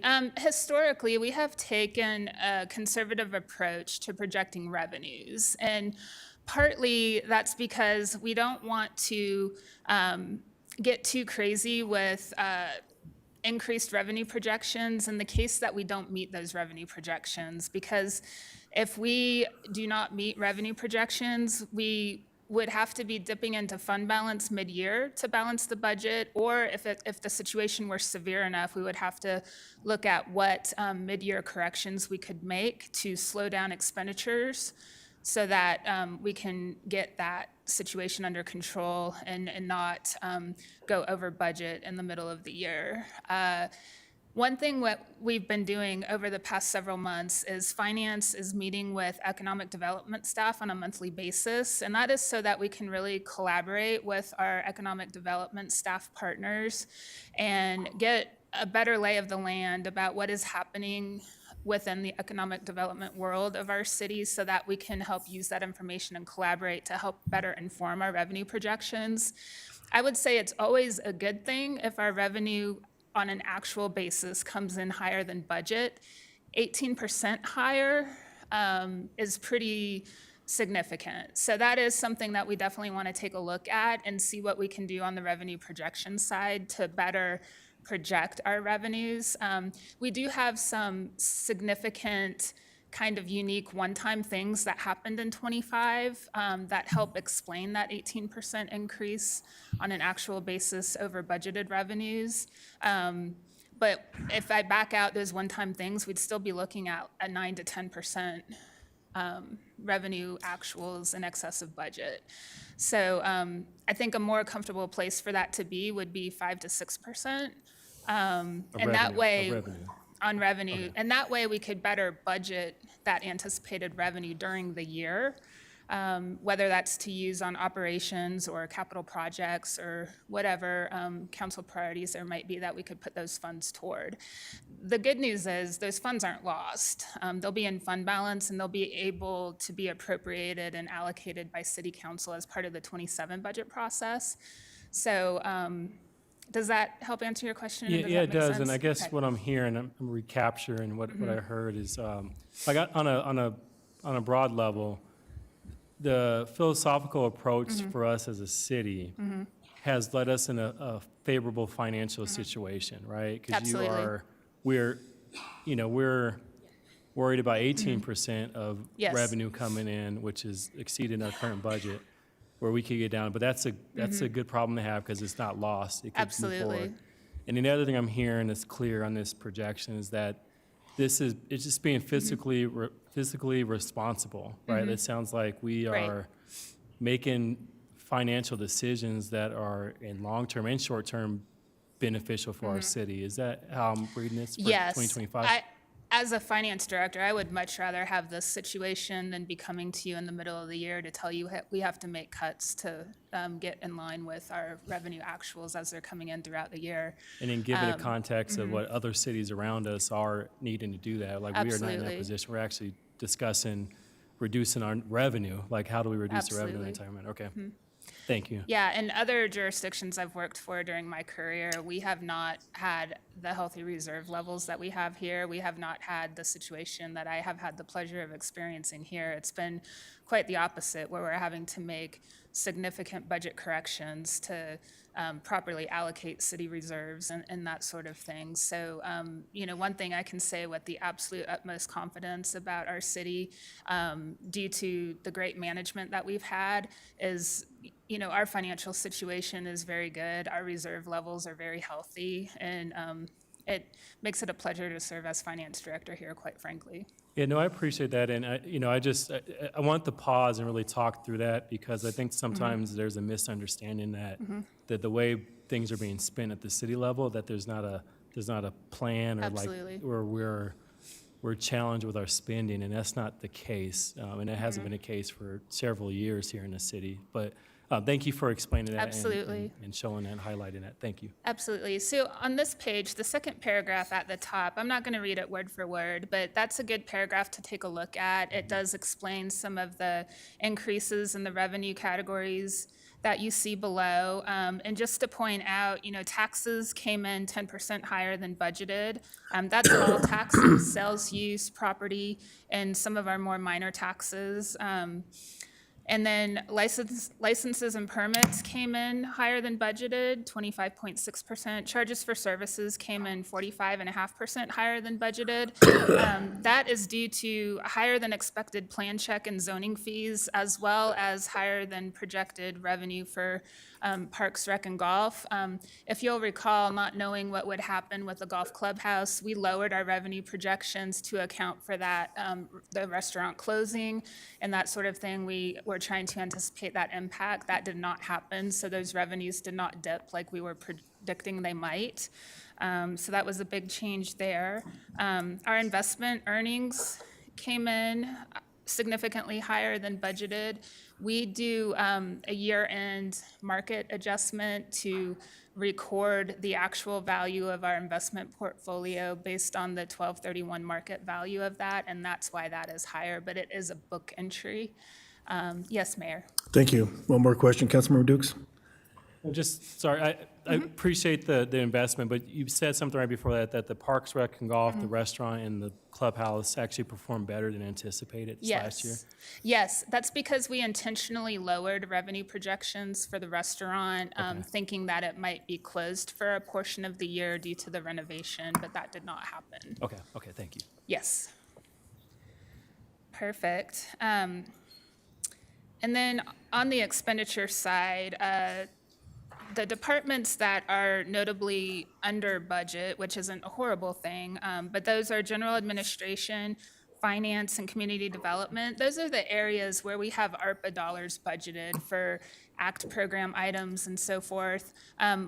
I'll be bringing a carryover budget amendment to you in early May to carry over the remaining balance of ARPA dollars, and those will need to be spent by the end of this year, but all of those dollars were carried over from 24 to 25, and then the remaining balance will be carried over from 25 to 26, but those departments that house those ACT program and ARPA dollars are skewed on an actual basis because we knew they weren't going to spend all of their dollars by the end of last year because they will carry over into this year. Does that make sense? Okay. So I wanted to explain that on the expenditure side. Are there any questions about this page before I go on to the next one? Great. This page, we get into providing some graphical information. The first stacked bar chart that you see there shows a 4-year historical comparison of general fund revenues. So this is all revenues, taxes, and all other revenue sources in that stacked bar chart. So you can see that the dark blue portion of each bar is our tax revenue. And most of that is sales and use tax, but that truly is the bread and butter of our revenue world and is the largest portion of our revenue source into the general fund. You'll see the other categories are much smaller, but all the categories are tending to increase when you look at 25 compared to 24 and 23 and so forth. But our total revenues for 25 year end were just under $167 million compared to 2022 when they were 112.2 million. So a lot of that is population growth and just increased activity as the city continues to grow. You know, we hear all the time that Commerce City is one of the fastest growing communities in Colorado. This shows that on a revenue basis. So the majority of general fund revenue increase from 24 to 25 is due to increased sales and use tax revenues, which increased 12.61%. If I back out that one large permit that we talked about that has been skewing our revenue in a good way because it's increased revenue to the general fund, that increase would only be 10.3%. So I wanted to note that. The two pie charts at the bottom compare 24 total tax revenues to 25 total tax revenues. So these are just tax revenues broken out in the different categories. In 25, one of the changes we made to try and more meaningfully understand and analyze our use tax was we split out use tax into the categories of vehicle use tax, which is from vehicle purchases. When you purchase a vehicle, the tax revenue goes to the jurisdiction where the owner lives, not where the purchase was made. So that has been increasing. And building use tax, and then all other general use tax, which is not related to building or vehicles, is lumped together in the sales and use tax piece of the pie, which is that 88.7 million figure.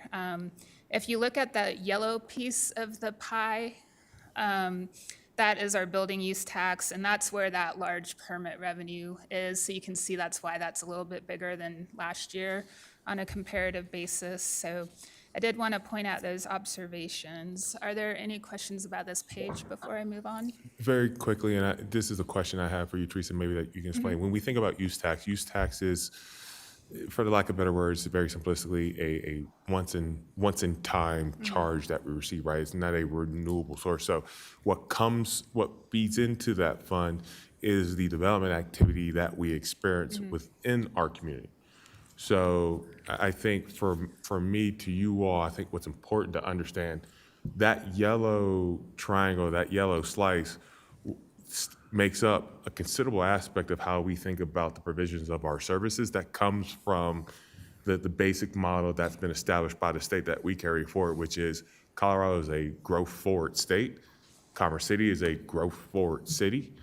And we have been able to show that and demonstrate that from a revenue basis year after year. So when we think about growth and development for our city, it is a part of the lifeblood for us to continue to provide the amenities and the services to the community. So want to make that connection for the council if it doesn't come across. Thank you. Absolutely. And that category can also be more volatile because it is largely dependent on those building permits that come in, and that can really vary from one year to the next. Still focusing on that yellow piece of the pie, you know, it was just over 10 million in 24, and it was just over 13 million in 25. So that's a $3 million increase. We could experience the exact opposite in a year and have a $3 million decrease. It really depends on that permit activity. So Jason is very right to point that out. Any questions about this page before I move on to the next one? Seeing none, no. Thank you. So this page still focuses on revenues. So the bar chart at the top there shows total sales and use tax revenue. And in this graph, we split out the 3.5%, the base city sales tax compared to the 1%, which is the 2K portion of the sales and use tax. So the larger blue portion is our main portion of the sales tax, the 3.5%, that can go to fund normal general fund operations. And that 1% is the 2K portion of our sales tax that is dedicated to specific uses for TK projects, primarily streets and parks-related efforts. So I did want to point that out, and intentionally, we are trying to show that split here. So if you look at the 25 piece of the bar, 89.8 million was the 3.5%, and then 29 million was the 1%. And then again, overall sales and use tax increased 12.71 in 25 compared to 24. This is primarily due to 2 large use tax payments received for a large construction project, plus increases in sales tax from remote sellers and internet sales.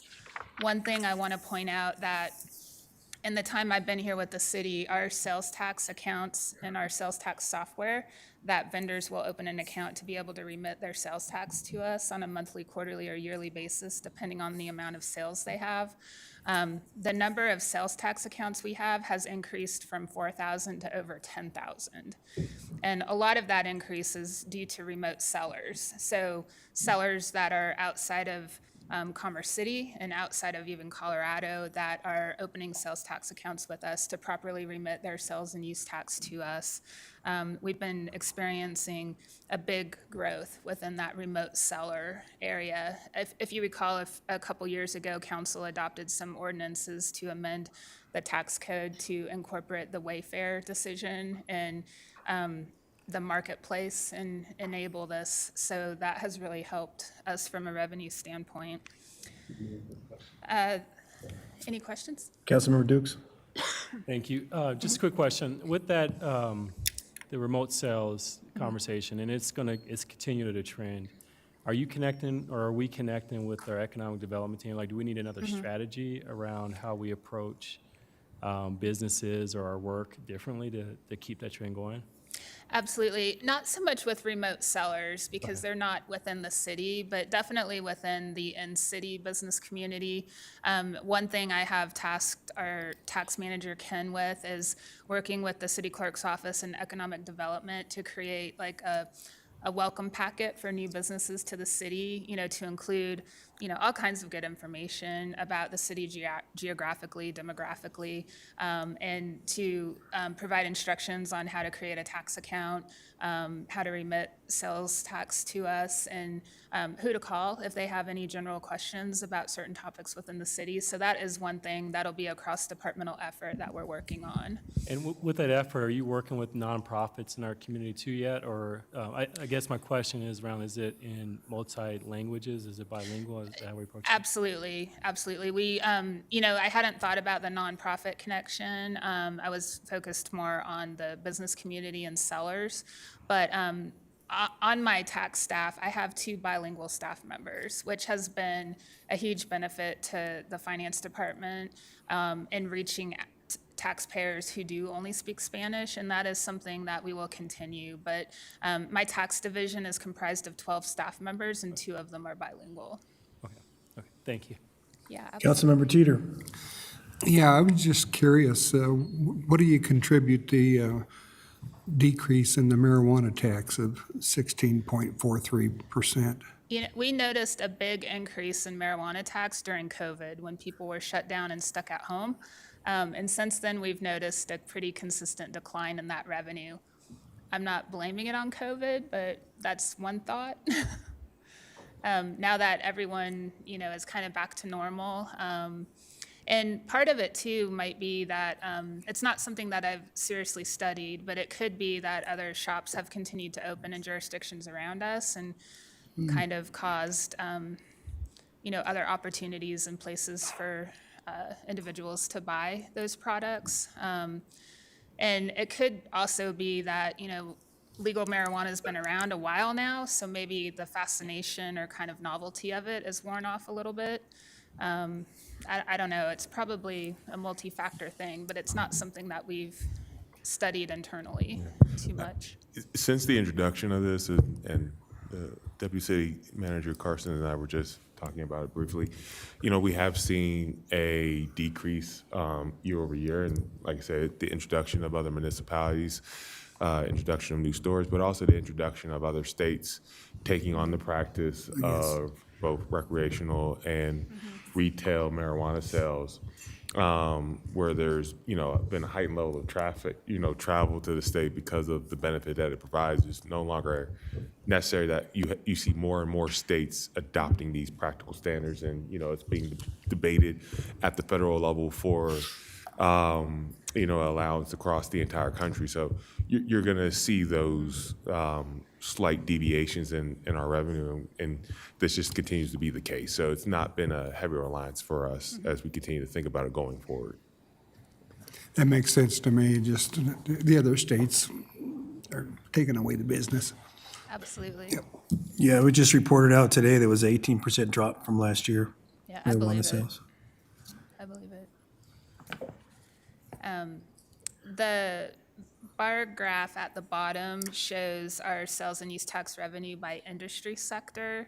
I do want to point out that the retail sector includes online sales, and that other sector includes medical offices, agricultural, arts and entertainment, and education services. So it's like a miscellaneous category of some of those smaller areas that we lump together under other. But this shows a comparison of all 4 years, 22, 3, 4, and 5 by industry. And you can see some industries are staying very level and very similar from year to year, while others, like the retail sector, are noticeably increasing each year. So hopefully that's a really helpful graph so that you can kind of see that broken down by industry as well. Are there any questions about this page before I move to the next one? No.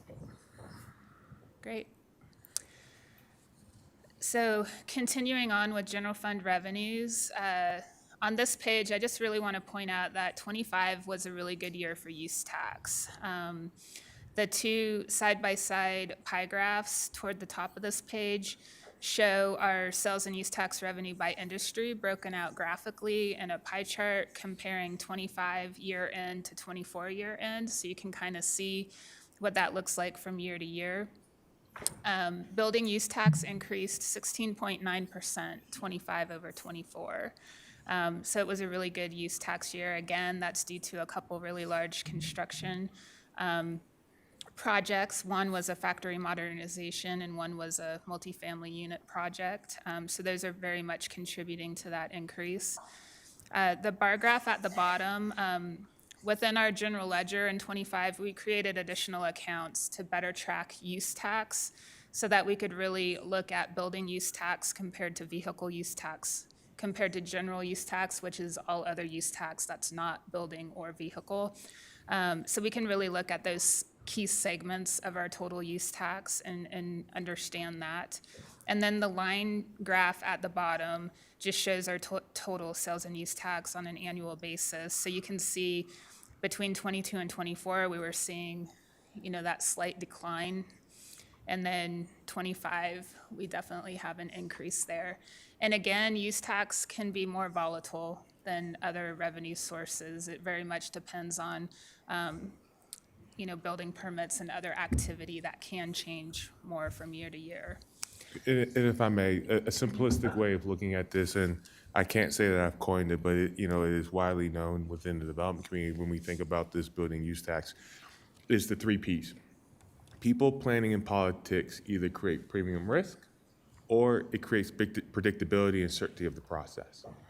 So if we have a definitive planning process, if we have a definitive process engaging our community, and if the political landscape and environment is dynamic, it can cause disruptions and or a level of stagnation within your development, which then can be represented or felt within your revenue generation that comes within that construction use tax.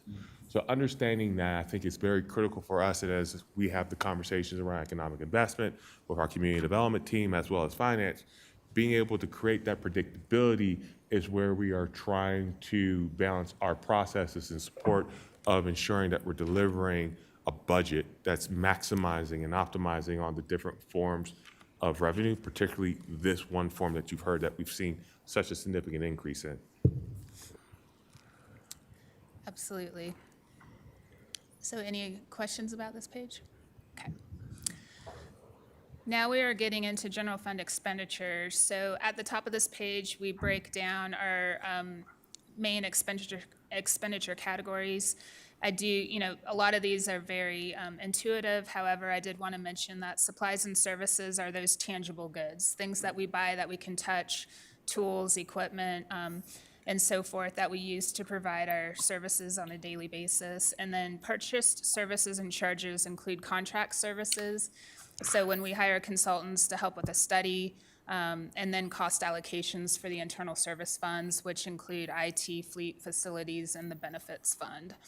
And then capital outlay and debt service. The debt service category for the general fund is the principal and interest payments that we make on the 2017B COPs, the certificates of deposit, certificates of participation, that we issued to help fund the improvements around this building.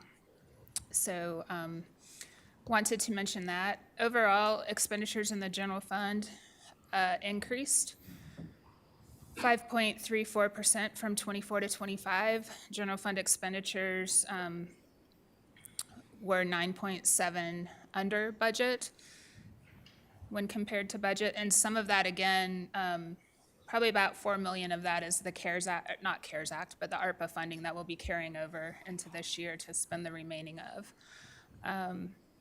So the largest increase was in purchase services and charges, and some of those, that is also attributed to the ARPA-related ACT program expenditures.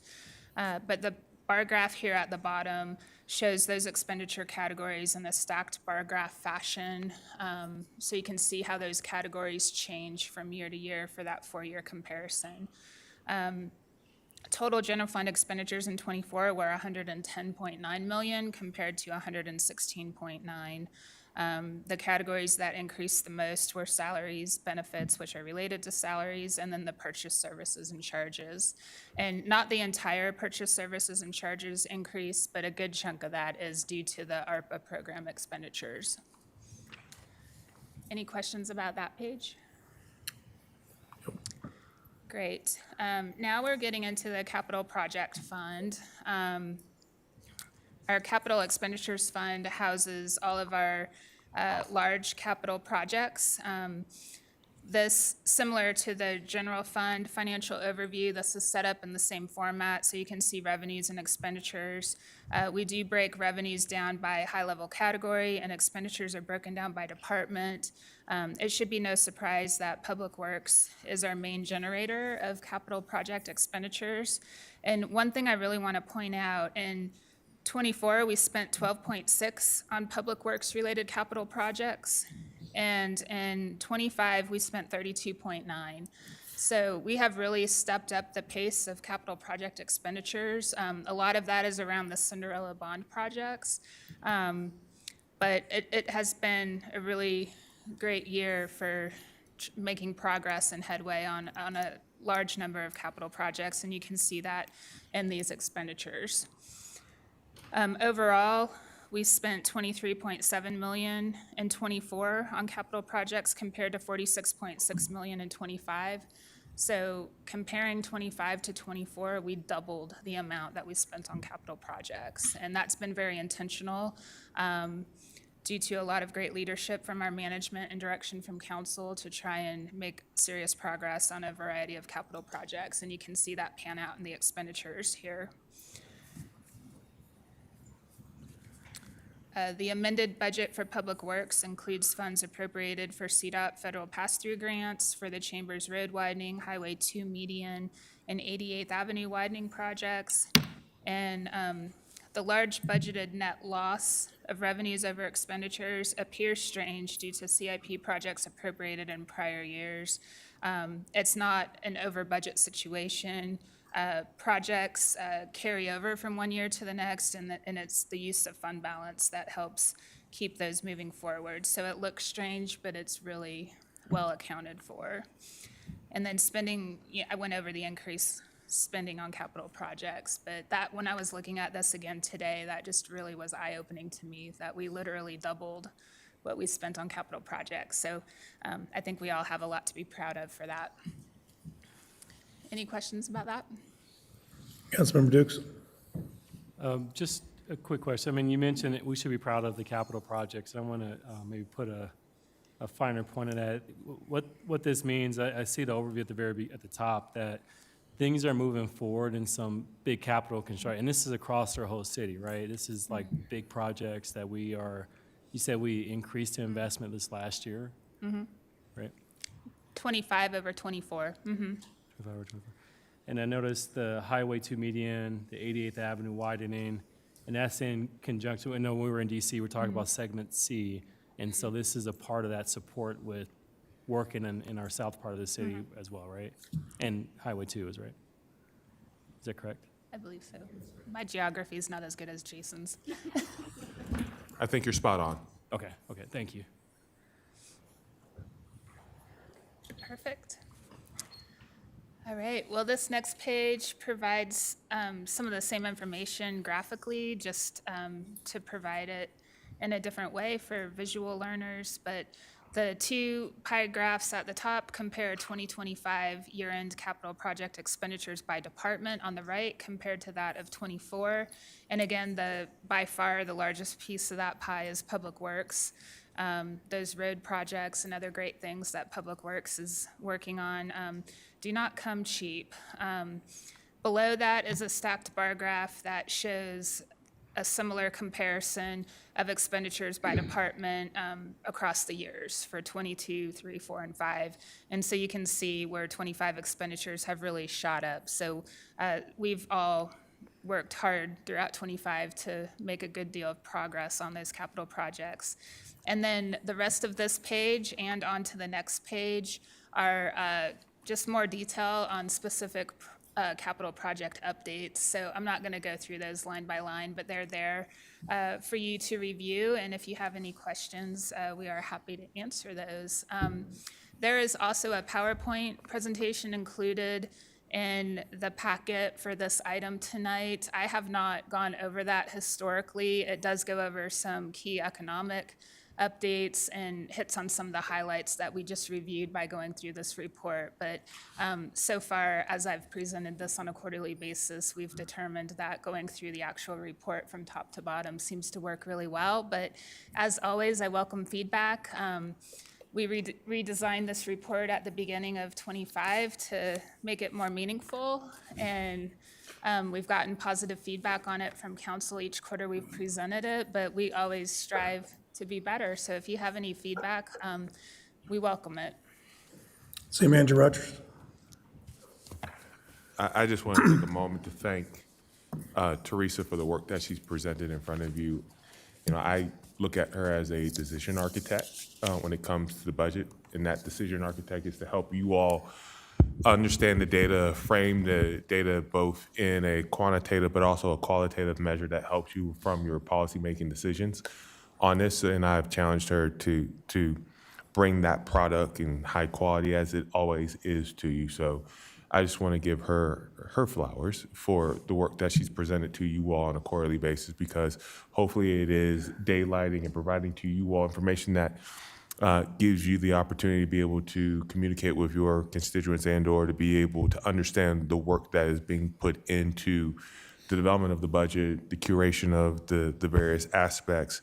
And I think what you find here today is also just going to be the foot in the door with when she comes back to you in May around that long-term financial plan that takes a lot of this critical data and then extrapolates it out into the long-term to help you with that long-term thinking about positioning the city and continuing to position the city from a fiscally healthy perspective. So thank you, Teresa. Absolutely. And in turn, I have a really great staff behind me that help prepare this report on a monthly basis. It is definitely not all due to me. I'm very fortunate in the team that I have, and you guys are definitely well cared for financially with the finance department staff that we have. So thank you. I appreciate that. Councilmember Young. I just wanted to say thank you for putting all of this together in a really thoughtful way. And I also really appreciate how you explain the projections and explain some of the expenditures and the carry forward, and you just do a really good job of filling in some of those contextual blanks for us, and helping us understand.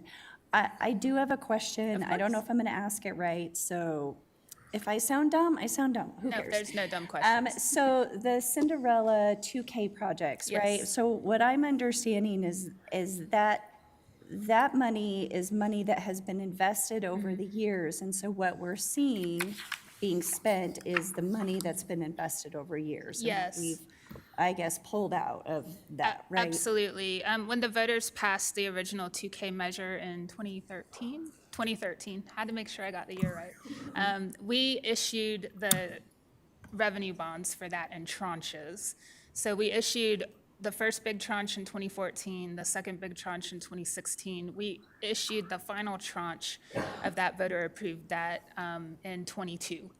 And so that final tranche issued in 22 was referred to as the Cinderella bond projects, and it's the type of bond funding mechanism we used. And I'm not an expert on the details of that, but it was just how we packaged it and the interest rate opportunity that we took advantage of, because it went from tax-free to taxable or vice versa. And that package of how we did it was referred to as a Cinderella bond.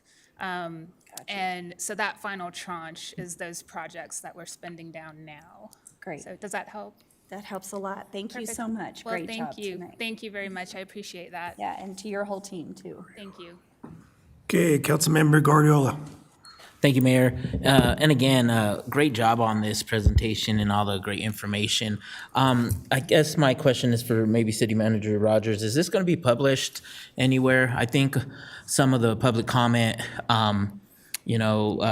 has some misinformation, and this is showing what we're doing citywide. And I think we need to highlight that for our residents, that we're actually doing, and where the money is going, because that was questioned tonight. Absolutely. That's a great question, Councilmember Guardiola. We are you. posting these quarterly reports on the city's website. So if you go to the city's website and look under budget and financial reports, you will see these quarterly reports. So this one might not be up there quite yet. Sometimes we wait till we present it to council and then we post it online, but it will be online by the end of the week. And the other 3 quarterly reports for last year are already online. Cool. And maybe just to have a little short highlight of it so our residents know that, hey, come check this out. Because sometimes folks don't know where it's at, and thank you for explaining that, but I just think a post, so we could really highlight the great work that the city's doing. And we do include a link to the reports on the city websites and the city manager's weekly update that is sent out on Fridays. We could certainly take a look and make sure that's eye-catching enough to get notice, but the link is included in there. Perfect. Well, good job again. Thank you. Perfect. Thank you very much. Anything else? Councilmember Dukes. I just want to echo the praise. Thank you. And you mentioned that my question was, this is a quarterly report, so it is visible online throughout the year. One thing on the first page, I noticed the unassigned general fund balance, right? This was a question I think we had at our retreat, I believe, about not knowing the dollar amount. But this is present, right, in our quarterly reports. And this isn't new, correct? That showing that unassigned general fund within our quarterly reports? Absolutely. And the bottom of this page shows our fund balance broken down by non-spendable, restricted, and assigned, and then the ending unassigned. So it does show that data. So this will be on a actual versus, it shows the actuals and the budget. So if you look at the first column, the amended budget, we were predicting we would have 28.2. Okay. I'm squinting to read Oh, no, that. 28.26, yeah. So that was our projection on a budget basis. But since our revenues exceeded budget and our expenditures came in under budget, we are now predicting that that will be 63.4 million for 25 year end. And it's that combination of the revenues coming in 18% over budget and the expenditures coming in about 7% under budget. So that combination of those two things is what's driving that change from the 28.2 to the 63.4. And don't get glued to that number. I don't expect it to change a ton, but these are unaudited. We're continuing to process year end, and our auditors don't get on site until early next month. So these numbers are subject to change, but I don't expect them to change wildly. No, that's great, because again, this is a quarterly report that shows our unassigned general fund balance, and this is taking into account the approval of all our capital projects from 2025, Correct. right? So we're still in a healthy balance of potentially, depending on the audit, $63 million in unassigned fund balances. So thank you. Absolutely, of course. Councilmember Teeter. When you make that, that report, would it be possible to put in there what we charge for taxes? Because aren't we one of the lowest? For property For tax property mill levy, tax? we are definitely very low. Our full property tax mill levy rate for the city, not including the GIDs, is 3.28. And it's been a number of years since we've been able to assess our full 3.28 because of Tabor. So if I recall correctly, for 26, we only certified a mill levy of about 2.7, 2.6. We had to apply a temporary mill levy credit, which we've had to do for a number of years in a row now to comply with Tabor. And that is costing us about 1.5 million in property tax revenue a year right now. So that's 1.5 million that we could keep under our 3.28 mill levy, which is very low. I'm in Thornton and I pay between 11 and 12. And so Commerce City's municipal mill levy rate is quite low. That's what I was kind of thinking. It'd be nice to see a comparison So between. remember that when you talk to stakeholders in the community that complain about our high overall sales tax rate, because remind them that we have a very low property tax rate. Well, we do, but there's no proof out there anywhere. That's why I'm asking. Can you publish it? Absolutely. Thank you. Councilmember Kim. I just want to echo the comments, Teresa, that thank you to you and the team as far as for what you guys do. And you're right, Commerce City, I think, based on the overall taxes in general, right, we're about 1.2%. I mean, mine alone, hell, I'm Metro District tax, I'm paying about 44%, while the rest of them are pretty low altogether. So you add in the NIGID and all that other stuff too on top of that. I mean, it is extremely low. We're definitely one of the lowest in the city for municipal tax only. Metro District wise, not so much. I do have a question though, I guess, with regards to the unassigned general fund balance. I know we had a discussion during the retreat and all that, but I just wondered, like, what internal policies do you guys currently have right now in place, if any, with regards to the unassigned general fund balance? For the unassigned general fund balance, we do not currently have a written policy. And GFOA does not have, GFOA is the Government Finance Officers Association. They issue a number of best practices on all areas of public finance, and we keep up with those and monitor them and make sure that we're following them to the best of our ability. GFOA does not have a fund balance best practice for unassigned.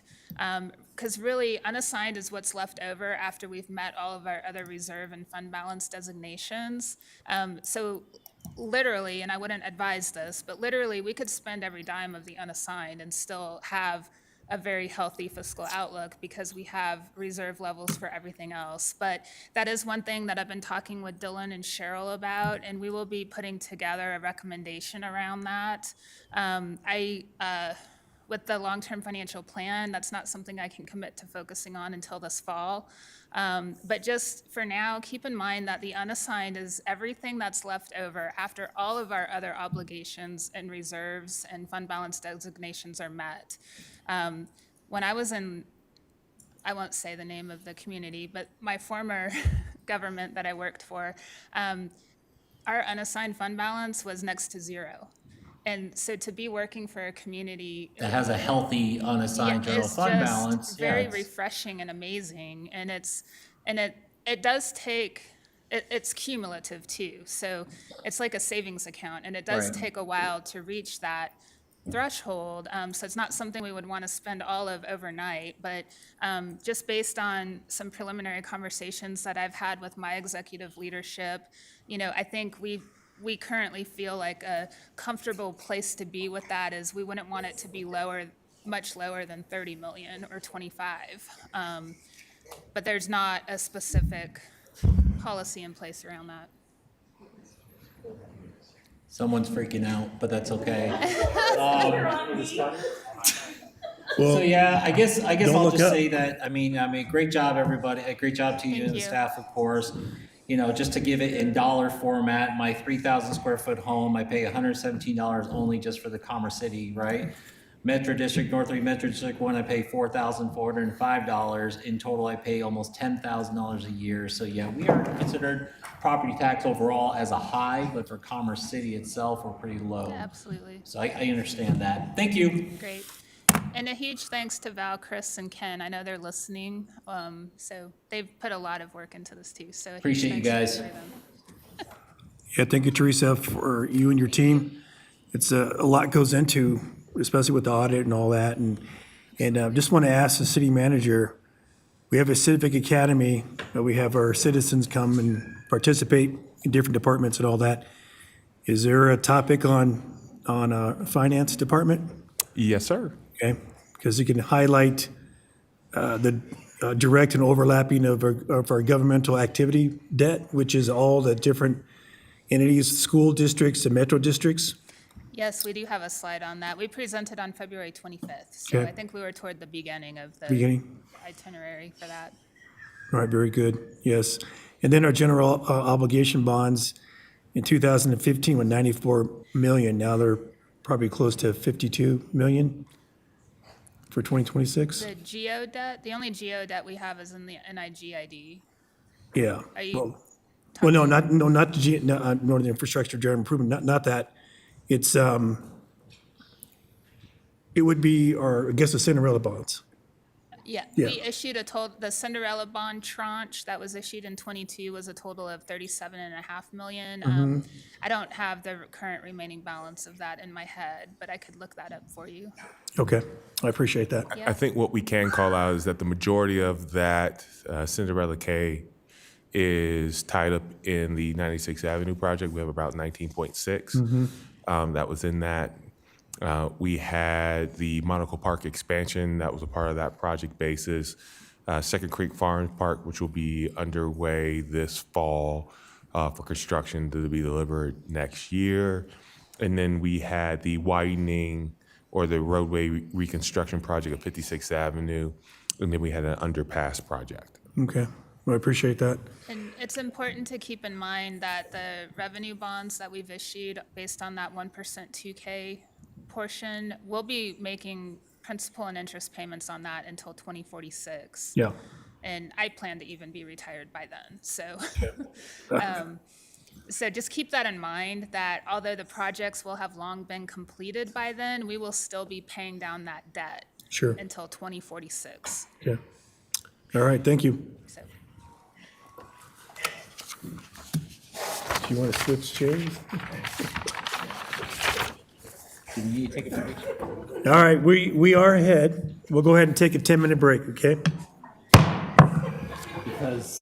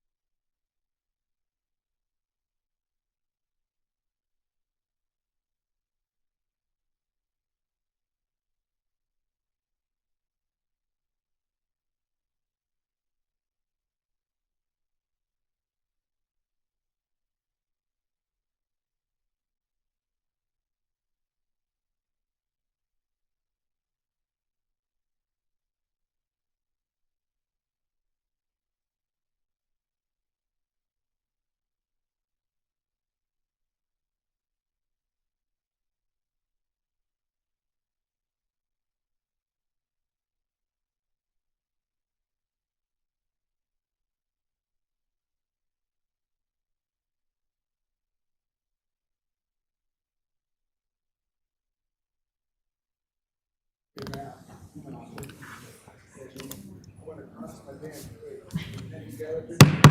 right, back from our break, we'll go ahead and continue on to the next item. Next item is Cultural Council discussion. We'll invite Dylan Gibson, Assistant City Manager, to make the presentation. Thank you, Mayor Douglas. Good evening, Mayor, honorable council members, members of the public, both here and online. My name is Dylan Gibson, and I am the Assistant City Manager of the Thriving Communities portfolio. And tonight, I'm excited to present to you on an update from the Cultural Council. In the audience tonight, we have Nick and Jackie from the Cultural Council. Online, I believe we have Jade from the Cultural Council. And as well, we have Melissa Sumner, the Cultural Council staff liaison, as well. So at the end, if we have questions and they can add to the discussion, they are here for that. So for tonight's agenda, we're going to go over the Cultural Council founding and purpose, discuss the relationship with the city, both past and current, some considerations that the Cultural Council have been mulling over for the last several months, an exciting development to potentially move the Cultural Council in as an official city board and commission, and then discussion at the end. So way back on February 4th, 1991, and the minutes are attached in your council packet for reference, but City Council back then actually moved to direct the city attorney to draft the Articles of Incorporation for the Cultural Council. So from the outset, the city and the Cultural Council have been intertwined and married very closely together. On March 22nd, 1991, the Cultural Council members officially approved their Articles of Incorporation, and they were actually organized as a nonprofit corporation under Title VII of the Colorado Revised Statutes, which you're going to hear this theme a lot over the next couple minutes of this presentation, but Cultural Council was founded as a separate and distinct legal entity from the city. The Cultural Council, whenever they approved their Articles of Incorporation, they actually registered their registered address in the Articles of Incorporation. They used City Hall, which is over on 60th, now known as the Adams 14 Administrative Building, there next to Eagle Point. In 2003, Cultural Council updated their registered address to be the Eagle Point Recreation Center. And then in 2007, when this building was open, the Cultural Council updated their registered address to be here at the Civic Center. So again, a separate and distinct legal entity using city facilities as their registered address. So the purpose of Cultural Council that City Council had in mind whenever they were established, and these are in their founding documents, both in their bylaws and their Articles of Incorporation, but Cultural Council was initiated by the City Council to promote public art and cultural programming in the city, and this shows up, as you all know, most often as our Music in the Park series, most famously in the summer throughout our community, as well as all of the public art exhibits around our community. Cultural Council has been also given the Public Arts Master Plan to administer, as well as review and update on a somewhat regular basis. Cultural Council and the city also partner on programming such as Hispanic Heritage Month throughout the year. But again, all of these functions and duties are things that a normal city board or commission can do, so it's unclear why the City Council back in 1991 used a nonprofit mechanism to establish the Cultural Council. The best guess that we have in doing all this research, so whenever I started here at the city a little over 8 years ago, and I was given the boards and commissions program as the deputy city clerk, one of the very first questions I had was, why is this separate? And for 8 years, I've been unable to uncover kind of that reason, and this has given me an opportunity to do so. So through the information that we've been able to gather, the best guess that we have is in the late 80s, state and local governments were facing budgetary shortages. And one of the first things to go whenever budget cuts happen is to those cultural programming areas of budgets. In 1987, the state legislature passed a bill to create the Scientific and Cultural Facilities District. You'll often hear this referred to as FCFD whenever you see grant programming here at the city. SCFD was created to impose a tax to contribute towards cultural programming in the Denver metropolitan area. And then within that state statute, it gives counties the authority to create their own cultural councils. That's important to note. The language in state statute is cultural councils to receive and distribute that SCFD grant funding to local governments and organizations and their communities within those counties. So best guess we have here is that City Council may have created the Cultural Council to mirror that language that's in statute that counties use, even though it's created under a completely different authority within the Colorado Revised Statutes. And again, Commerce City Cultural Council, potentially they wanted that to help with their grant applications to receive funding. So that's kind of the history of cultural councils. So the relationship that we've had with the cultural council as a city, we know that city council appoints members to the board, and you all have 2 city council members. I believe that's Councilmember Guardiola and Councilmember Young. Cultural council has used the city's facilities as a registered address since creation that we talked about a little bit earlier. We also have, again, the wonderful Melissa Sumner here in the crowd, our dedicated staff to supporting the cultural council. Melissa spends about, on average, 75 hours a month supporting cultural council.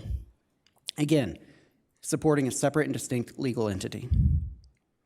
We also have, I want to mention, our city clerk's office that does recruiting, that does training, that does advertisement, that helps you all with your interviews to appoint those members. So there's all sorts of different staffs at all level that help cultural council with its mission and operations in the city.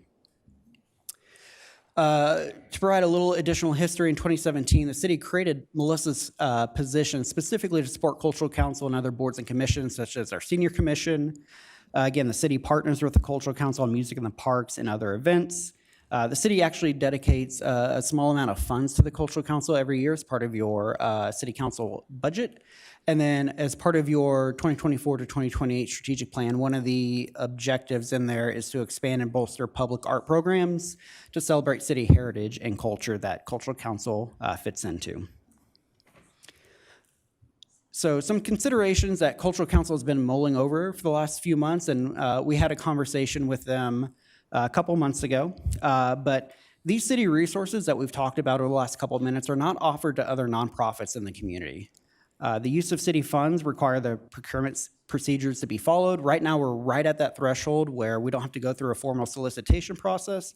But if council were to ever want to contribute additional funding to the cultural council and the city remain legally separated and distinct from each other, the city would be obligated under a procurement policy to actually go out for at least quotes, if not competitive bids, to allocate that funding to those nonprofit uses. The city's also delegated the administration, again, as I talked about earlier, the administration of the Public Arts Master Plan. That's typically an administrative function. We don't have any sort of MOU, a contract agreement. It's really just been kind of a shake of hand and verbal agreement with the Cultural Council that they'll take on that city function. That, again, we haven't allocated a similar program to any other nonprofits in the city.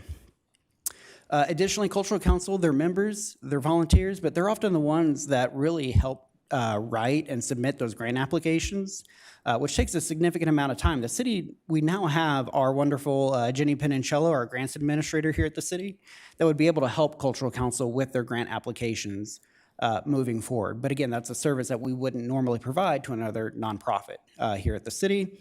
And you all saw Teresa a little bit earlier, but finance staff can also assist with budgeting and monthly reports with the Cultural Council. Again, as a separate and distinct legal entity, and then city council, you all appoint not only your council members, but all the other members on that board or commission of that nonprofit. So back in October of last year, Cultural Council had started having some of these conversations, and they actually requested some information on their history and their founding, and to address some of the questions that they have had for some of their members on legal liability as a nonprofit, how they can obtain legal counsel, et cetera. In February, I came and presented a lot of the same information to Cultural Council. And then earlier this month, Cultural Council has actually voted unanimously to dissolve the Cultural Council and request that the City Council create a similar board or commission and bring those members and that function in-house as a city to really reduce those considerations that we talked earlier, open up a lot more resources such as our grant administrator, our finance staff, city attorney staff to provide legal counsel to them that they can enjoy as, again, a separate and distinct legal entity. They would also be able to retain the SCFD grant fundings that we have for the 2026 Music in the Park if we time this just right towards the end of the year. So what this means for City Council, for you all, that you all will be seeing here potentially in the future, is that City Council will need to approve an ordinance creating a new board or commission. That ordinance will codify the Cultural Commission, Public Art Commission, whatever you all want to call it, into our Commerce City Code, which will establish both their membership, their terms, and their duties. That draft ordinance can include things like officially recommending to City Council the procurement of public art installation throughout the city, conducting regular reviews and making recommendations to the city's public art master program and public art programs, outlining the duties to collaborate with staff for the planning, advertisement, and hosting of cultural events, and collaborating with staff to identify and apply for grants for the procurement or funds for public art. It's important to note that the funding that Cultural Council does have, it's actually in their articles of incorporation that if Cultural Council were ever to dissolve, those funds, after they pay all of their contractual obligations and any remaining debt, actually come back into the city. So they're not going to lose both any funding from SCFD and all of the funding that City Council has contributed to Cultural Council over the years actually comes back once all of their debts have been paid. Again, to the timing, Cultural Council is looking to accomplish this after the Music in the Park series this summer. This will allow them to retain that grant funding that they've been awarded through SCFD through the end of 2026. And if Melissa's been in contact with a lot of members at SCFD, and actually if we have a cultural commission here at the city rather than a cultural council, it actually makes our grant application stronger, which may mean we get additional funding for our Music in the Park series for 2027 and beyond. So it actually helps further their efforts here in the city. Again, like we talked about, we can provide further staff report, both through grants administration and through our city attorney's office, because again, they're a separate and distinct legal entity. The city attorney and his staff cannot provide them legal advice because they are not their client. Again, it mitigates the considerations that we had mentioned earlier. We can write the ordinance to retain that current membership so we can keep their knowledge and expertise and experience whenever we bring them in-house. Creates a clear structure both for city council governance as well as specifically outlining all of the duties and responsibilities that you all want to give them. It clarifies those roles and responsibilities with regards to grants and programming and planning, and it keeps that momentum on the 2024 to 2028 strategic plan objective. So with that, I am happy to take any questions that you may have. Again, we have Nick and Jackie and Jade and Melissa all here to help answer any questions that you all may have of us. Thank you very much. Thank you. Okay, Councilmember Guardiola. Thank you, Mayor. Again, thank you, Dylan, for the presentation and all the hard work you put in boards and commissions. For my first time on council, I think that's when you got on, and the amount of work, and Melissa, staff, and all the folks that have volunteered, Nick and Jackie. I do have one question about the remaining funds. Would it just go into, if, I know we have to vote on it, would it just go into the Cultural Commission account, or how does that work? Since every board and commission is different, right? Cultural Council does tons of events, and their budget might be a little bit more or need more. Where would that go? Certainly, and that's something that we'd work through probably with you all whenever, because you all would have to pass an ordinance recognizing those funds back into the city, just like you would, similar to what you see for like URA, right? When URA allocates dollars to the city council for a joint project, you all have an ordinance recognizing those funds, and that would function similar in this case. But the city council has a legislative budget where you all provide funding for your advisory boards and commissions. And so that's probably most likely where that money would come back into to help fund those board and commission efforts. If not, it'd probably go unassigned general fund balance, just generally if we're not ready to assign it a specific area. Okay, and I was at the meeting when it passed, and I fully support this. As a council member, me and Councilwoman Young abstained from the vote, so I fully support it. My other question is, we recently received a letter from the Historic Society about how does the Historic Society, the Commerce City Historic Society, come into the city, right? I think folks are seeing that to maintain that and keep that going, the best option is for it to come into the city, whether it's under the Cultural Council, which would make total sense, or a boards and commission itself. I would see, could we start looking into that as, while we're doing this? I think it kind of goes hand in hand. That way we could start having those conversations. Yeah, that's a great question, Councilmember Wario. That makes me excited to hear that they're ready to take that step. If the full council either wants to submit a notice council business item for the next council meeting or a future council meeting, or if we have general consensus, I'm sure the city manager and I can start reaching out to those members at the Historic Society and start talking, having similar conversations that I had with Cultural Council of what those benefits are to ensure the longevity of that work in our community. Make sure that all of the things that are over there in that building, as well as all that knowledge, gets transferred and held in perpetuity here as an official commission. Okay, I could do a council business, or if we could get a thumbs up tonight and get that going. Cool. That's So all there- I need. We'll start on it. Thank you. Again, thank you. Councilmember Sandoval. Thank you, Dylan, for this information. For my knowledge, what is the difference between establishing a commission versus a board? Title, essentially. So we have a Public Safety Citizens Advisory Board. We've got a DEI commission. It's however we really want to title it. I mean, if you really want to get technical in terms of governing bodies, like there is very minor differences, but for the purpose of your boards and commissions, they're pretty much interchangeable. It's whatever cool and nifty title you want to give them at the end of the day. Got it, thank you.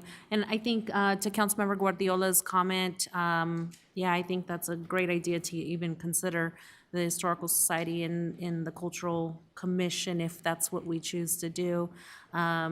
Just because it would also go along with council goals and visions that we established during our planning retreat, so. Great, appreciate all this information and appreciate for those that volunteer for the commission, the council at the moment. Thank you so much. City Attorney Zarzaki.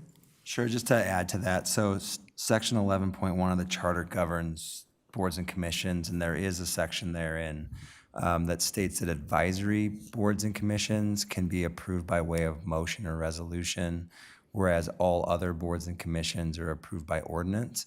I've highlight that because in practice what we've done is we've pretty much assumed, historically we've assumed that boards and commissions that are created by council are permanent in nature. I believe because we're assuming that they are permanent in nature, that necessitates approval by way of an ordinance. We had some advisory committees that were approved by resolution for a year or for 2 years, right? Workforce advisory committee is an example. That's approved by resolution, but if there's a determination by council that you want to have that be permanent in nature, it needs to be by an ordinance. Yep. Is there a legal process that needs to happen to dissolve essentially the separate entity, and who bears the cost associated with that? Yes, there is. Because it's a nonprofit, that's a separate legal entity, they would need to do that on their own. As Dylan highlighted, my office cannot provide legal counsel to a separate legal entity, so they would need to do their dissolution, presumably through getting outside legal counsel separate from the city attorney's office. I think what is important, practically speaking, is to make sure that you're not dissolving the nonprofit prior to adopting the board and commission, right? So that there's no fall in the gaps between dissolution and creation. Thank you. Councilmember Young.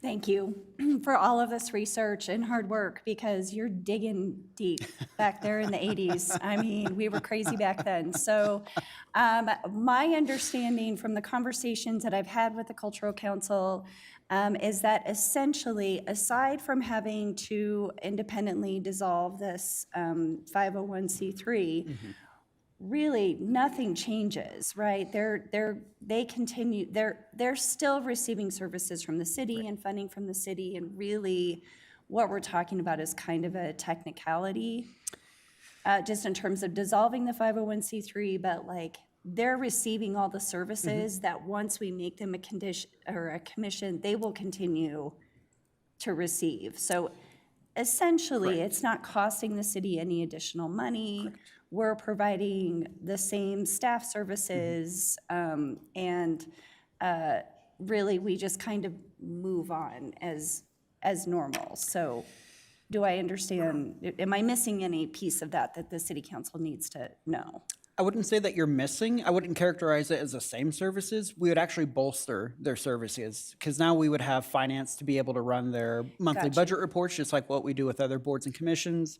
We would have, and I'm not speaking for Lee, but he is assigned a staff attorney to all internal boards and commissions that they would now have to receive, as you heard him talk earlier, right? They can't help them through the dissolution process. But once they're an established board and commission, from then on, they will have an assigned staff attorney to help them with any legal questions that they have as a city commission. So Great. we're actually adding more at no cost to the city. So it's a win-win all around. Fantastic. Thank you for clarifying that. Of course. Yeah. Thank you. Thank you. Councilmember Dukes. Thank you. Just want to thank you, Dylan, as well, for all the hard work, and thank you for our board members for your commitment to the Cultural Council and thinking about it from this really large perspective, like what's the evolution. Anytime you make a change like that, it's often some people can hold on to the past, some people can be too excited for the future, and then for you to sit and make that leadership decision, I appreciate and thank you for your work and for your efforts. And so I just wanted to put that out there. I do support also the Historical Society being a part of this conversation, and so I would love, as you're working through that, to reach out to the current Cultural Council and see how that mesh and emerge might be as authentic as possible, so that we have really cultural and historical efforts across our city, which is to echo Councilwoman Sandoval's comments around. That's one of our priorities that we listed in our city council priorities. I don't know if everyone knows that yet, but we really identify the idea of making sure we respect the culture, understand the history, and build on the future with the history of the past. And so that's what we're referencing tonight. So thank you. Thank you very much. I appreciate that. Councilmember Young. Just a quick question, because I really have my 501c3 hat on right now, but just in terms of grants, the city already writes grants for and receives grants, right, for the Cultural Council currently, or but for other projects, not for the Cultural Council. Just tell me. Yes. So we have again, Jenny Penninchel, our grants administrator, does all the grant coordination here at the city for us as a city. Okay. The Cultural Council members have historically been the ones to do that grant writing for themselves. Oh, got you. Okay. So again, now they have access to Jenny as well. Okay, so Yes. currently it just goes into their account, their 501c3 account. That's what we're Correct. talking about, the funds that we would need Yes. to receive as a city council. Yes, I'm sorry if I wasn't clear, but No, yes. no, they- you were clear. Okay. Again, I have two different hats, so Yes. just clarifying for me. Perfect. Yeah, if I wasn't clear to the full council earlier, Cultural Council does have separate bank accounts that they maintain separately. The city does not have any control or access to those outside of Melissa being the staff liaison to that. Great, thank you. No problem. Did I get that right, Melissa? Okay, thank you. Okay. I should Dylan. ask that first. Dylan, you said you had participants, Cultural Council members online? Do we have Jade online, Steve? No? Okay.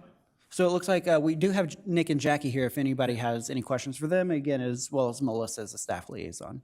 All right. Well, Nick and Jackie, do you have anything you want to add? Turn this into a commission? If so, come forward and go ahead and introduce yourself. Thank you for your patience for. I'm Jackie Gonzalez, current Vice Chair of the Commerce City Cultural Council. Thank you, Mayor Douglas and esteemed councilman. But I would just like to say that I fully support us coming fully on with the city to continue the work that we already do. And for the opportunity to continue to bolster that and foster those relationships with you guys to continue to forward and with the city. And I have to say that Melissa has way underestimated the time that she puts into this. We cannot do what we do without her support, so thank you very much, and thank you for all of your support going forward as well. All right, thank you. Appreciate that. And thank you, Melissa, for what you do as well. And thank you, Nick, both you and Jackie do a phenomenal job. The Culture Council, the music in the parks, you know, they're a big hit. Food trucks, all that. So thank you very much. Any council members have anything else? All right, thank you, Dylan, appreciate it. Okay, on to report, City Manager Rogers. Thank you, Mayor. First, want to start off with a couple of things. Public Works, Brighton 104th. We talked about sending a letter to CDOT and the county. We did do that within a timely fashion after that motion by council. In response, we have had a sit-down conversation with CDOT, and where we stand today is that CDOT is exploring the feasibility of signalizing the intersection with the current conditions that are out there on the site, including the clearance that's needed between the existing overhead utility lines and a future signal.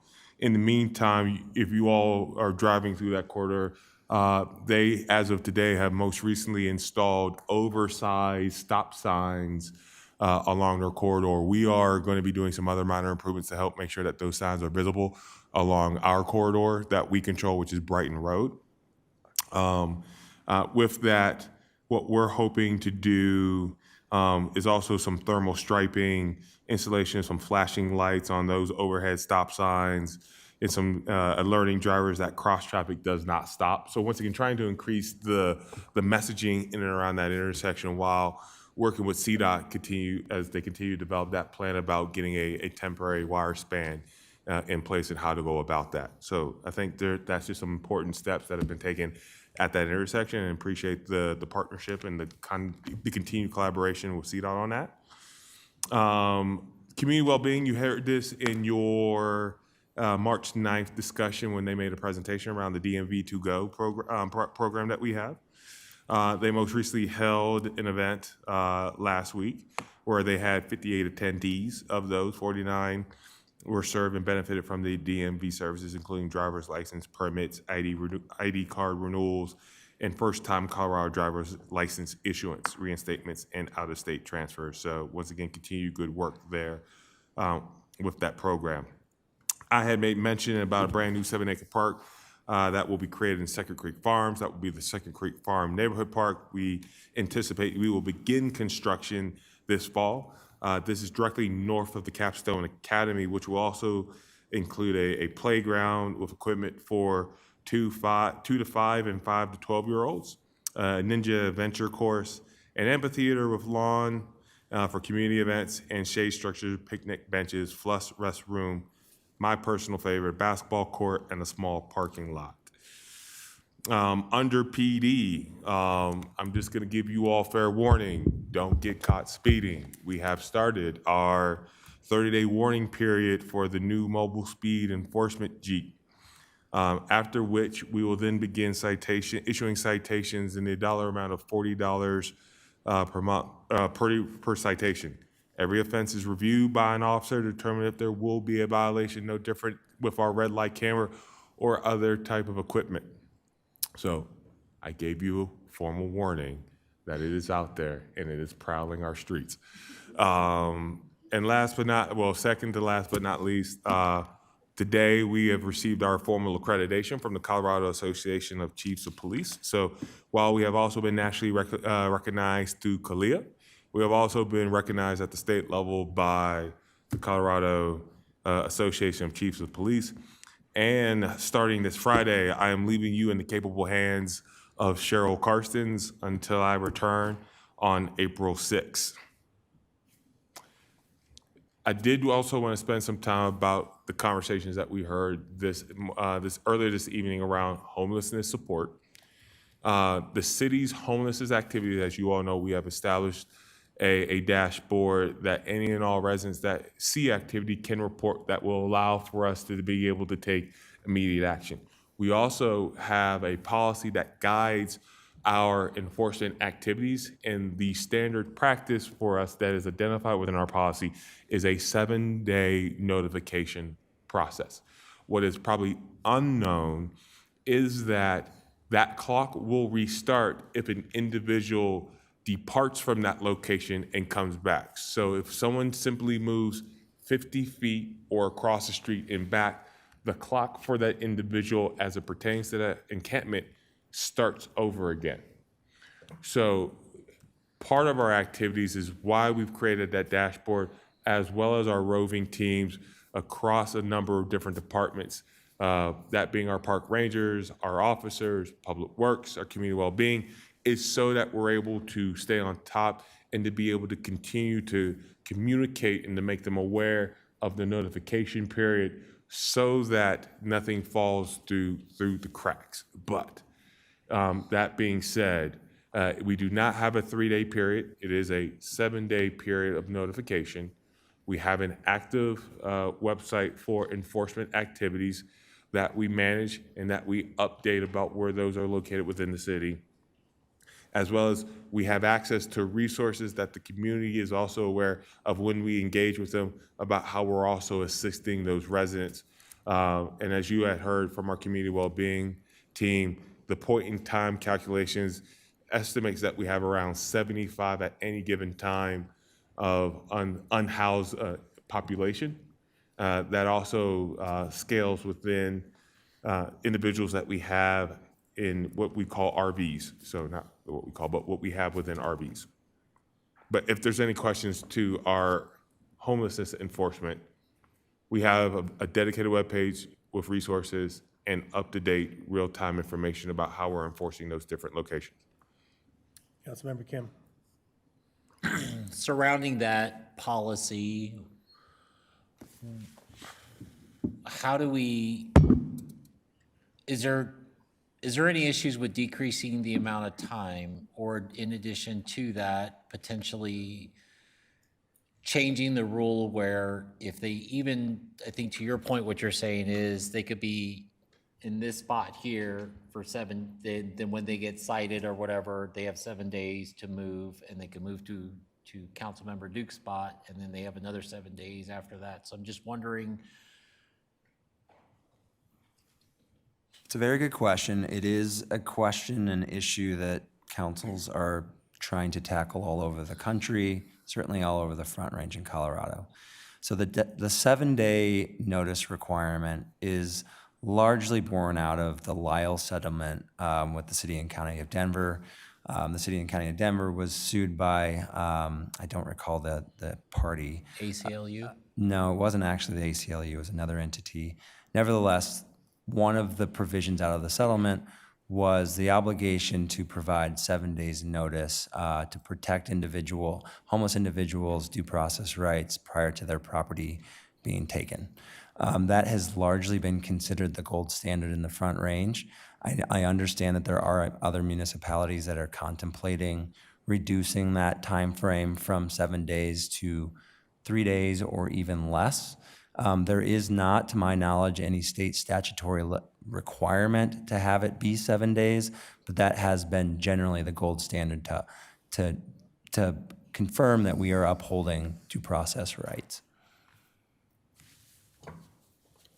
So to finish that thought process, I certainly understand public's concern, frustrations, and feeling like the city is not doing anything. I certainly think the city manager has highlighted what the enforcement team is doing. We are trying to operate within the confines of the legal obligations that have been imposed by other municipalities while still safeguarding the city. There is some gray area, I think. I believe Aurora City Council is contemplating a reduced notification timeline. I would suggest that we watch and see if they approve that resolution, and to see if the ACLU or any other entities take action. Is that something you and your staff are monitoring? Yes. Then? Okay. I'd be curious, and then I'd be curious to see what comes out of that altogether. Sure, and absolutely. Then, yeah, for sure. Thank you. To the extent that there are other legal questions as it relates to the applicability of the 7-day notice, I'm certainly happy to have those conversations in an attorney-client privileged forum. Sure. Councilmember Dukes. Thank you, Mayor. City Manager Rogers, one thing I don't know if you mentioned around the ability for us to tow or move mobile units right now, or RVs, is that still a part of our efforts. So we do have a contract in place that allows for us to tow RVs. I think it's very clear about the ordinance that we have, and the ordinance that we have, obviously, for the council who may not have had this conversation previously, is that there is a strict prohibition of RVs within our community unless you are loading or unloading for 48-hour or less designated period of time. The complication that we come across in towing an RV, and I'm looking to my compatriot to my left to make sure that I don't overstep with what I am about to say, is the challenge of towing a vehicle that may be occupied at the time in which we're issuing a citation due to certain rights, and I guess that's the right word of putting it. So I believe our RV ordinance also talks about abandoned RVs. Correct. So if there's an individual who is in the RV, they're definitely, it's not an abandoned RV. Correct. Well, and I just wanted to bring it up because that's another tool that we want to make sure the public knows, that we do have a tool as we're working through the logistics with abandoned RVs. That's something that we want to continue to communicate out to our public. And so I wanted the details, we could talk more if that's all right about the details on that. And the other thing I want to highlight is that we are working with CDOT to talk about having a cooperative agreement for unhoused as well, because some of the unhoused is happening in their right of way, and we're trying to figure that out as well. Yeah. Sorry, is that correct? So yes, we do have as CDOT puts it, a memorandum of understanding between the city's police department and our ability to enforce urban encampment within their rights of ways. They are still responsible for the removal of urban encampments within their rights of ways. We have had some initial conversations about how we may be able to participate at a different level, but those are still in its infancy. But yes, we do have something that allows for us to be able to take enforcement activity. I had a question, City Attorney. So with this language, what about like distance? You know, it's like when someone parks their car and they have to move it. You can't park within another 50 feet of where you were, right? Can we put some language around spacing? So if you occupy your unit of space, you cannot come within another 200 feet? It's a very, very good question, fair question. I am happy to provide you my legal counsel in writing via a memo if you would like. I certainly understand from many people's view of, well, then let's just ban them from a certain area. I think that creates some serious legal risk for the city, and I can lay that out with the existing case law that there is. Okay, all right, thank you. All right, City Manager, did you want to go over to the meetings? Yes, sir. I just wanted to be able to kind of highlight how we are going to be curating the agenda for April 6th. There's a lot of intentionality around that, given just the discussion topics around Flock. So we will be kicking off the meeting, obviously at our regularly scheduled time. We will ensure to have public comment. In that you have two presentations that will then occur after public comment. First being the PRG Commission's annual update, which we assume is 30 minutes. We want to move them before that time because it's unknown how much discussion that there would occur around the Flock presentation. I'm not assuming that there may be any questions around the Flock presentation, given that's more to inform you all. That may lead to conversations or questions that you have during the item on ordinance on second reading. So PRG Commission annual update, Flock presentation, and then from that presentation, also, the 104th Avenue Reunion Parkway intersection, you all supported a motion by the Mayor Pro Tem for us to present what we believe are the necessary improvements that could be done at that. We have conducted our due diligence and our research, and we will be providing recommendations. After that presentation's made to the City Council, we would then recess to the URA. That is important.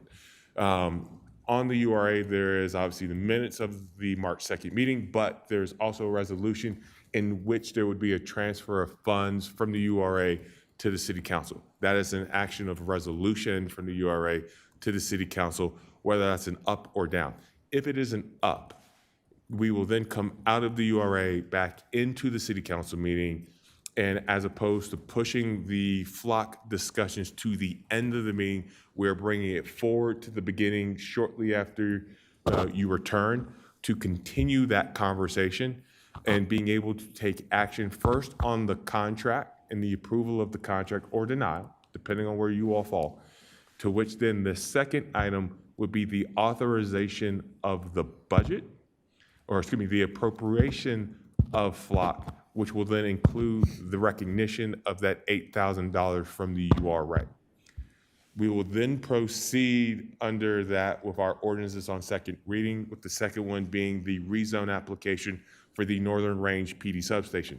The reason why it is not on consent agenda is because we did not have a unanimous vote by the council when that came on first reading. So that is why you see it under ordinances on second reading for discussion. We will then go under recognitions. Recognitions is, once again, highlighting the graduation of our Civic Academy participants throughout that. And then we will jump into notice council business. Notice council business, talking about a city council distribution to achieve fairness, inclusivity, and equity charter change study session. We have then a proclamation to add Provider Appreciation Day, and then approval of Environmental Policy and Innovation Commission letter of support of the National Center for Atmospheric Research. So even though it talks about a proclamation, that is a request to add a proclamation for your consideration, not an actual proclamation, which you will find that we have a collection of proclamations identified under consent. I'm not going to go through all consent because there's 36 items on the consent agenda. The items that are identified on consent agenda are non-controversial or city council has already taken previous action on them. So, once again, you have quite a list of items on consent agenda as we've made that determination. Coming out of that, we have then a resolution to talk about the Chambers Road widening land acquisition approval. Chambers Road is also a Cinderella 2K bond project. We have shifted funds from the Chambers Road project in the amount of $10 million that went into the 96th Avenue widening project. We have had $3 million initially that was left over, but we've also secured an additional $4.2 million from the federal government in CDS spending previously, and was an additional request that was brought forward to DC during our advocacy trip last week as a potential funding measure. The widening project here is to talk about acquisition of right-of-way. It has already been made known to us that this item was going to be pulled from consent agenda. So as opposed to having to take an additional step, I'm simply placing it on the resolution calendar, knowing that it will be pulled regardless. So that is why you see it there. We then have 2 executive sessions. One is the federal grants executive session that was discussed earlier this evening. And then, as I had made mention at a council meeting in February, after having met with the city manager evaluation committee, we would have a discussion to agree to, based off of the conversation within that small committee group, establishing the 2027 metrics, which I really assume should be only a 5 to 10 minute conversation, no more. And once again, talking about how we're going to be looking at next year's metrics, not looking at this year's metrics, but daylighting the conversation within a protective forum as your employee about the discussion that we had with that smaller group. That would then bring us to approximately 11:25 p.m. Once again, we are estimating worst case scenario on time, on estimated times per item. So it is not meant that you have to go to 1125, but we are estimating worst case based off of historic. That is what we anticipate. I welcome a challenge to prove me wrong. Councilmember Goriola. Thank you, Mayor. Just looking at this, is there any way we could get another meeting? My biggest thing is, we have 1, 2, 3, 4, 5, 6, 7, and then the Civic Academy graduation. These are positive and highlights of what the city's doing. And to have them at 11 o'clock at night, right? To me, it's not doing our residents justice to highlighting these great things we're doing. So I'm open to a discussion of how do we split this agenda up? We know flock is important, and I think having it first is important because those are good conversations, but the Civic Academy at graduation, we're gonna have those folks come in whenever, right? Or after. This doesn't reflect our legislate. What's on the screen doesn't reflect our legislate, just FYI. The times are all different. But could you go up, whoever's managing?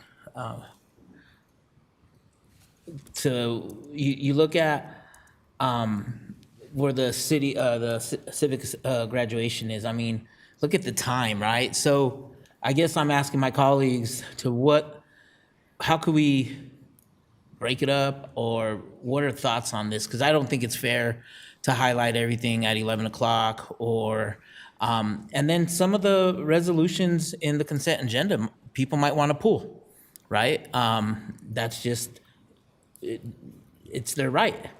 So that's a question to you all sitting up here is like, what do you guys think? What are your inputs? Or do we just go on with it? Councilmember Kim. I would agree with Councilmember Guardiola to say that we probably want to move the Civic Academy grad to the beginning, if that's doable. I can take it under consideration, yes. Under consideration? Sorry? Oh, sorry. What are you saying then? So I think the simple question he's asking is, do you want to have a special meeting? Now, if you go to study sessions, which would be your only available date of April 13th, you will notice that you have a conversation, you have 2 items on URA that will need to take some form of action, and then you have a conversation around ARPA project update that was requested to be placed on that date, as well as the general impact and user fee update, which was also requested to be held that evening, which we have slated both for an hour to an hour and 45 minutes. I'm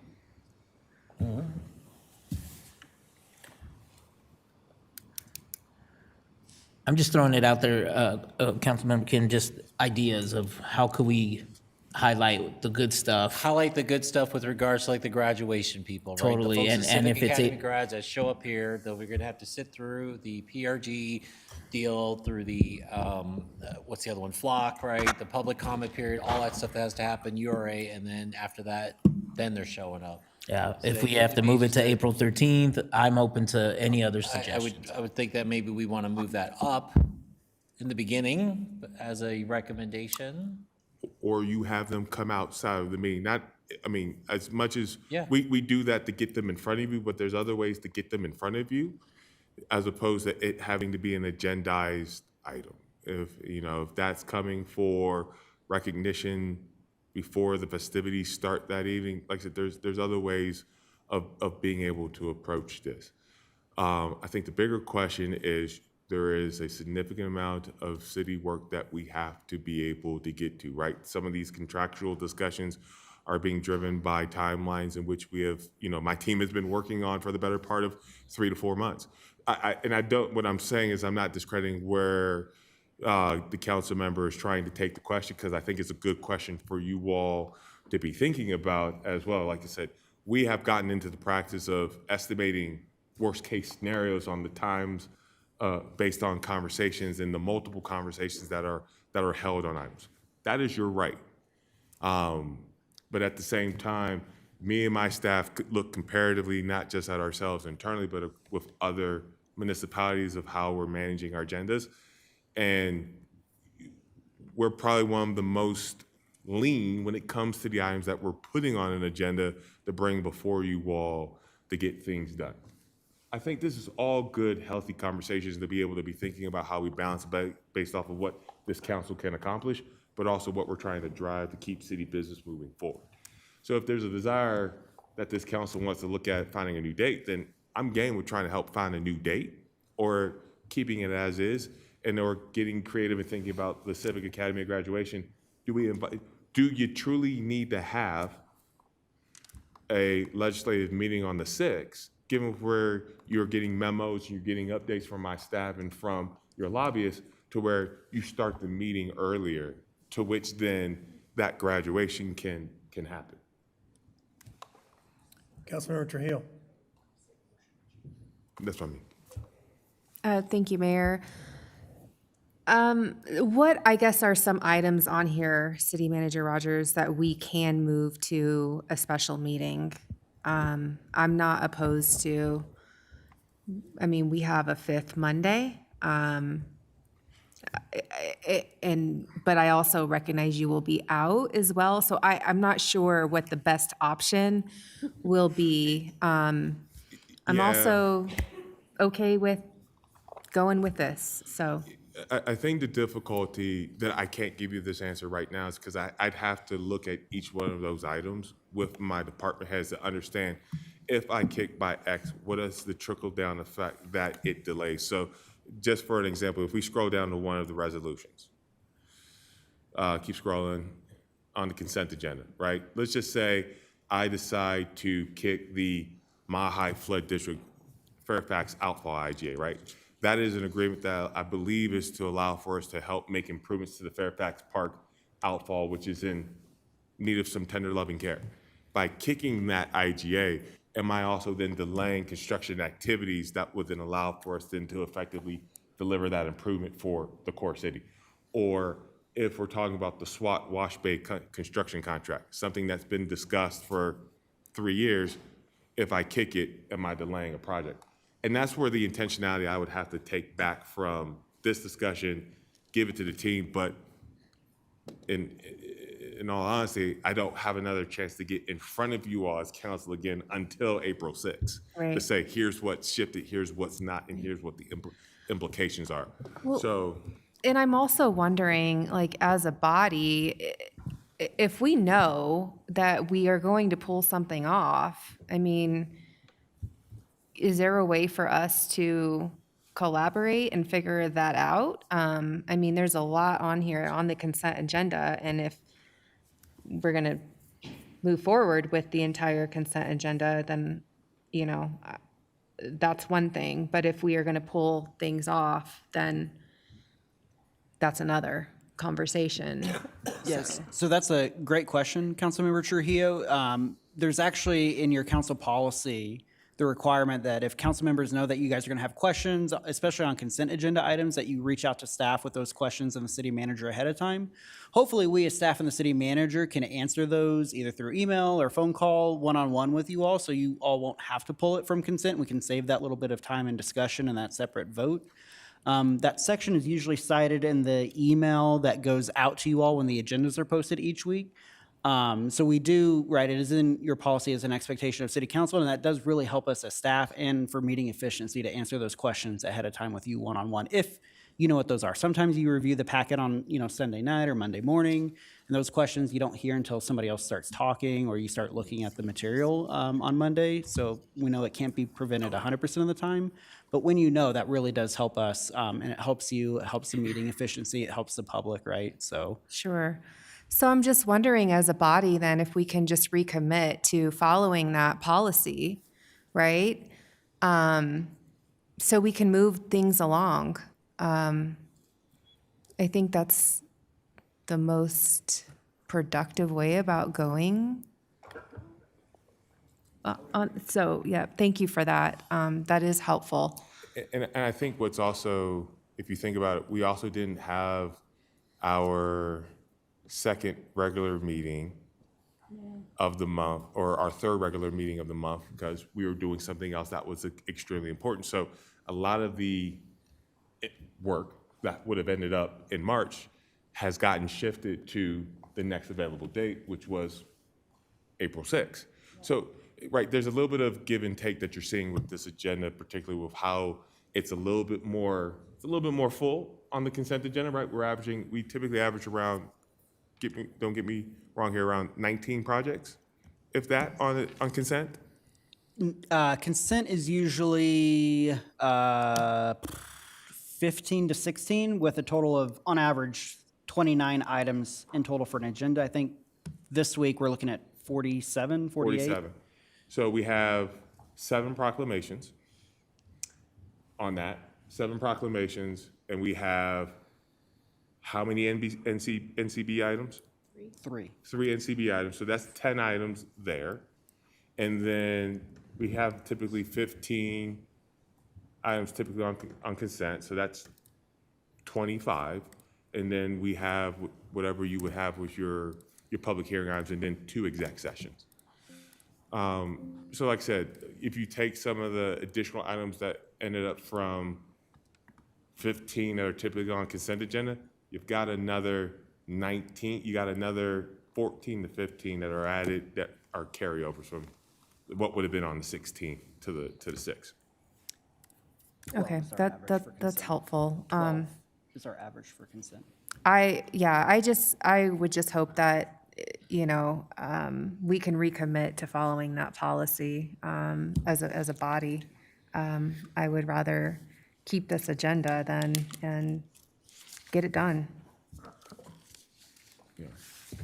So you will see, my man's Johnny on the spot, just kind of averages of where we're at. We track this year over year over year over year over year.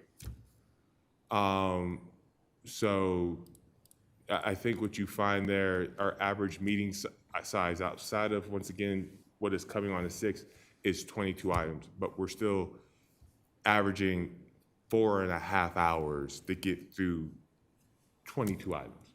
I think that's just, that data tells, that's a data point that's worth exploring, and I'm willing to support that at a different time and date. But I think, you know, we collect this information.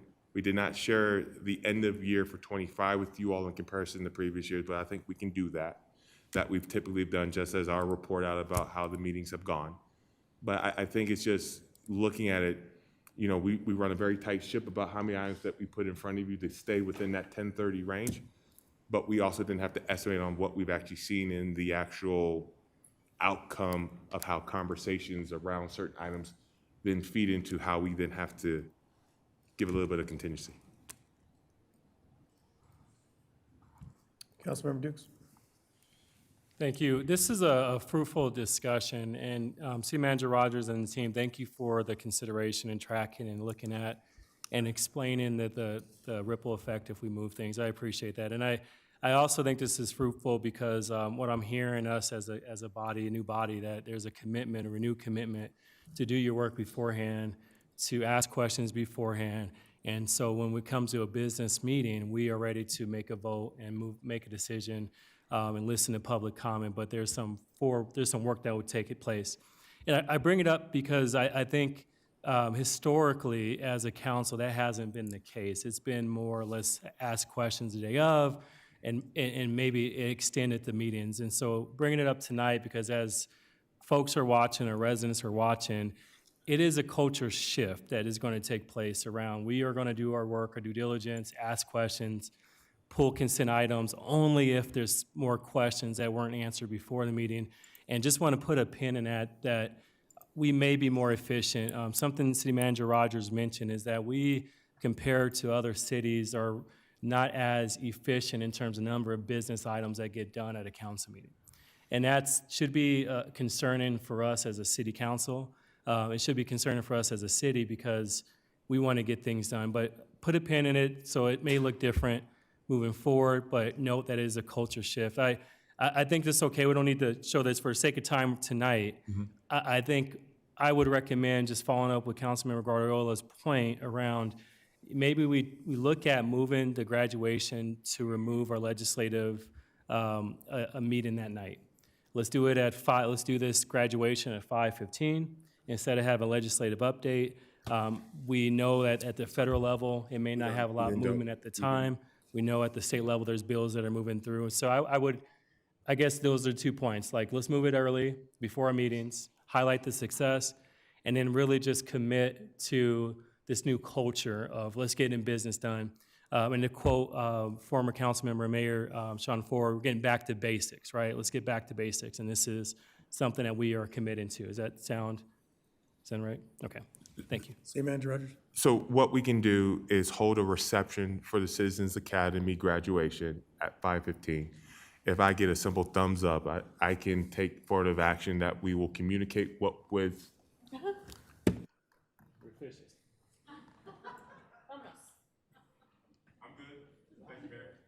Good? Yes, sir. Okay, thank you. All right. Well, and I appreciate that, Councilmember Dukes and Councilmember Viola, about being efficient and, not repeating yourself. Just come to the meeting, be prepared, and, take it down to just to one question and make sure you get your point across. You don't need to hear it 2 or 3 times, right? So let's work on that, okay? All right? Thank you. And so the 5 minutes will make it 3 minutes that night. How's that? Well, I'm making a point. Okay?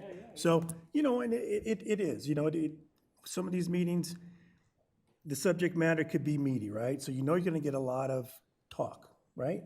And discussion, dialogue, right? But it should be healthy dialogue and just sticking to what's on the agenda, okay? So, and I appreciate that, because there's times we've had 11, I think last month, the meeting was supposed to go till 12:30. We got done at 11:15 or so, right? So, I know you guys can do it. Okay, Councilmember Guardiola. No, that's I don't know why it's on there, Mayor. Okay, Councilmember Kim. Yeah, I would definitely agree with that, and I guess from my simpleton mind, essentially, that I can't speak as elegant as Councilmember Dukes or Councilwoman Trujillo. Not everything has to be highlighted to the public. Honestly, we could just jump right into it, ask the questions ahead of time. I've done that with Mr. Rogers previously, to go ahead and, send questions off and then I get my response. And then in addition to that, if people had questions about it with residents, basically, I would just let them know, here's what I know, if you have anything additional, you can follow back up with them. So yeah, I don't think not everything has to be pulled off the flippin' consent agenda to be highlighted to the public, or potentially put staff in a predicament where it's a gotcha moment, or potentially be at risk. And I think that's something that is, to your guys' point previously, is that do your work, I was about to curse, but you do your work ahead of time.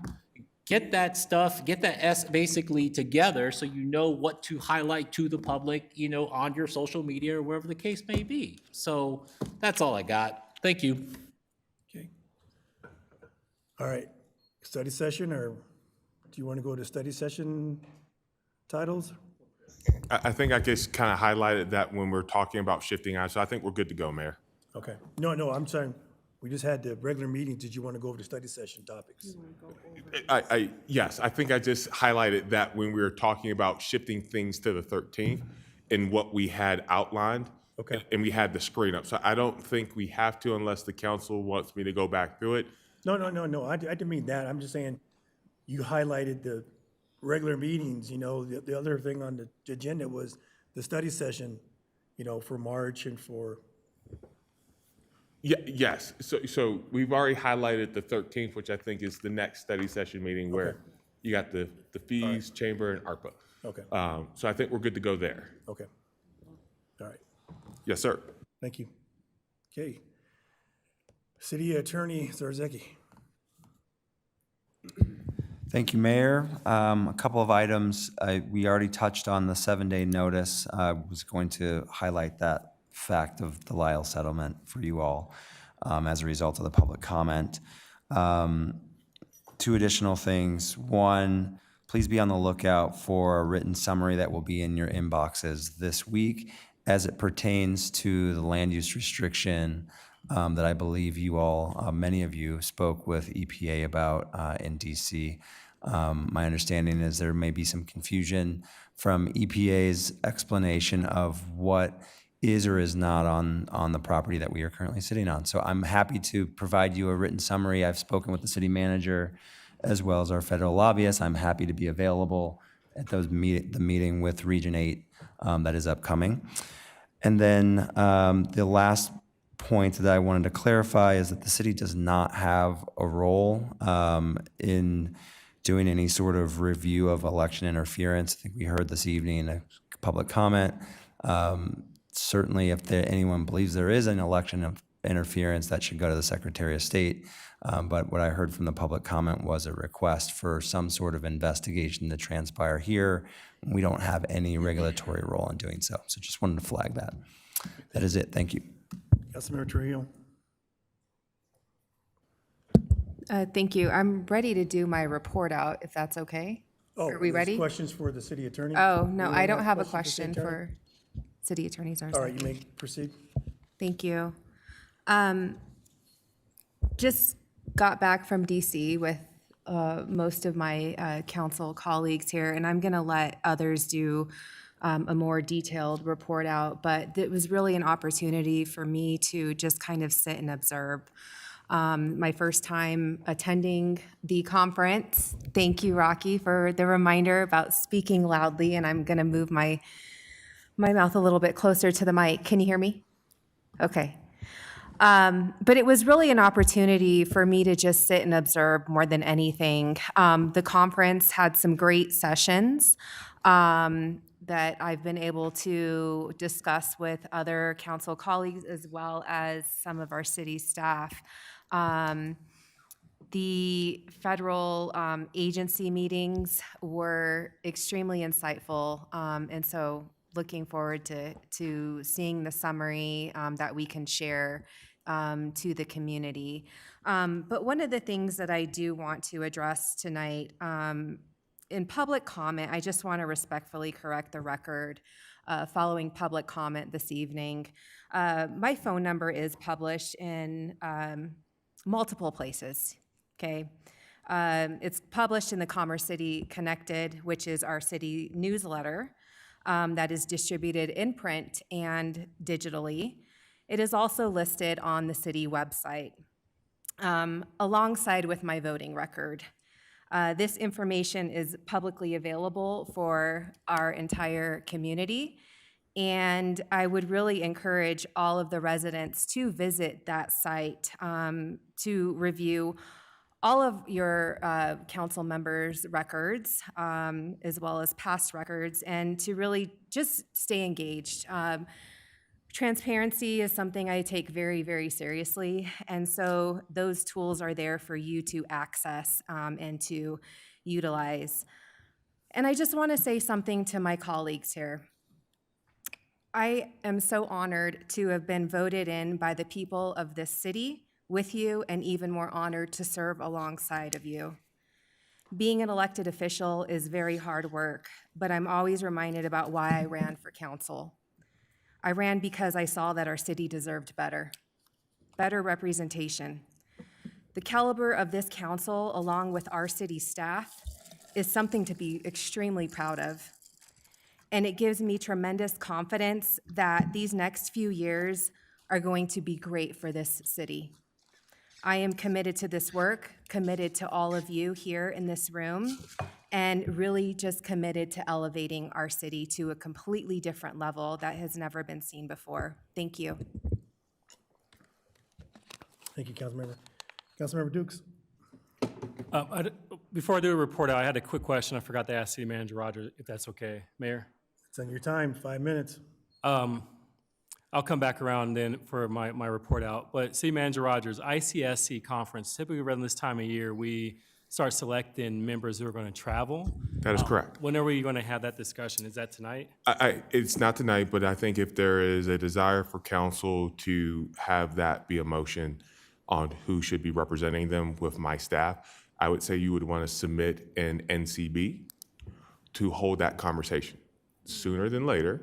So April 6th. That would be April 6th. I know it's the date because Okay, I got a couple minutes, but thank you, sir. We'll submit a NCB. If anyone gives me a second on that, I'll submit it.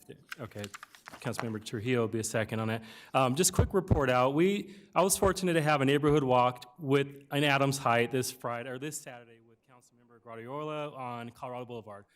There's a lot of conversations about what's happening, and it was for a couple hours, right? We were out there for 2 hours on Colorado Boulevard, walking and seeing the improvements and actually talking to residents in that area, and unincorporated Adams County as well. So that was an interesting and fruitful discussion. The trip to DC, just want to highlight this being a part of this trip this year was just memorable, was fruitful, and just seeing and hearing the respect from our federal delegation, it's something that our residents should be proud of and be excited about. The last is just thank you, City Manager Rogers, for emphasizing a number of tools that we have put in place to help, whether it's ATVs, and we have an ordinance for ATVs and off-road vehicles. We have a Jeep that's talking about going to help with speeding. We have Safe Streets Initiative. And we also have a shopping cart ordinance that is going to partner with the community well-being and our park rangers to help the unhoused. And then we have Access C3 with a portal that shows our encampments across our city. I wanted to highlight those big basic pieces is because I think it's important for us as council to continue to share out these resources and these tools so that we can better inform our community of what's really happening. It's hard when community members don't know what's happening, but we have resources and tools in place. And so I wanted to just continue to have the effort that as a council, we continue to help our community learn, grow, and then we can do this together. But thank you. Thank you. Councilmember Kim. Yeah, NLC was great.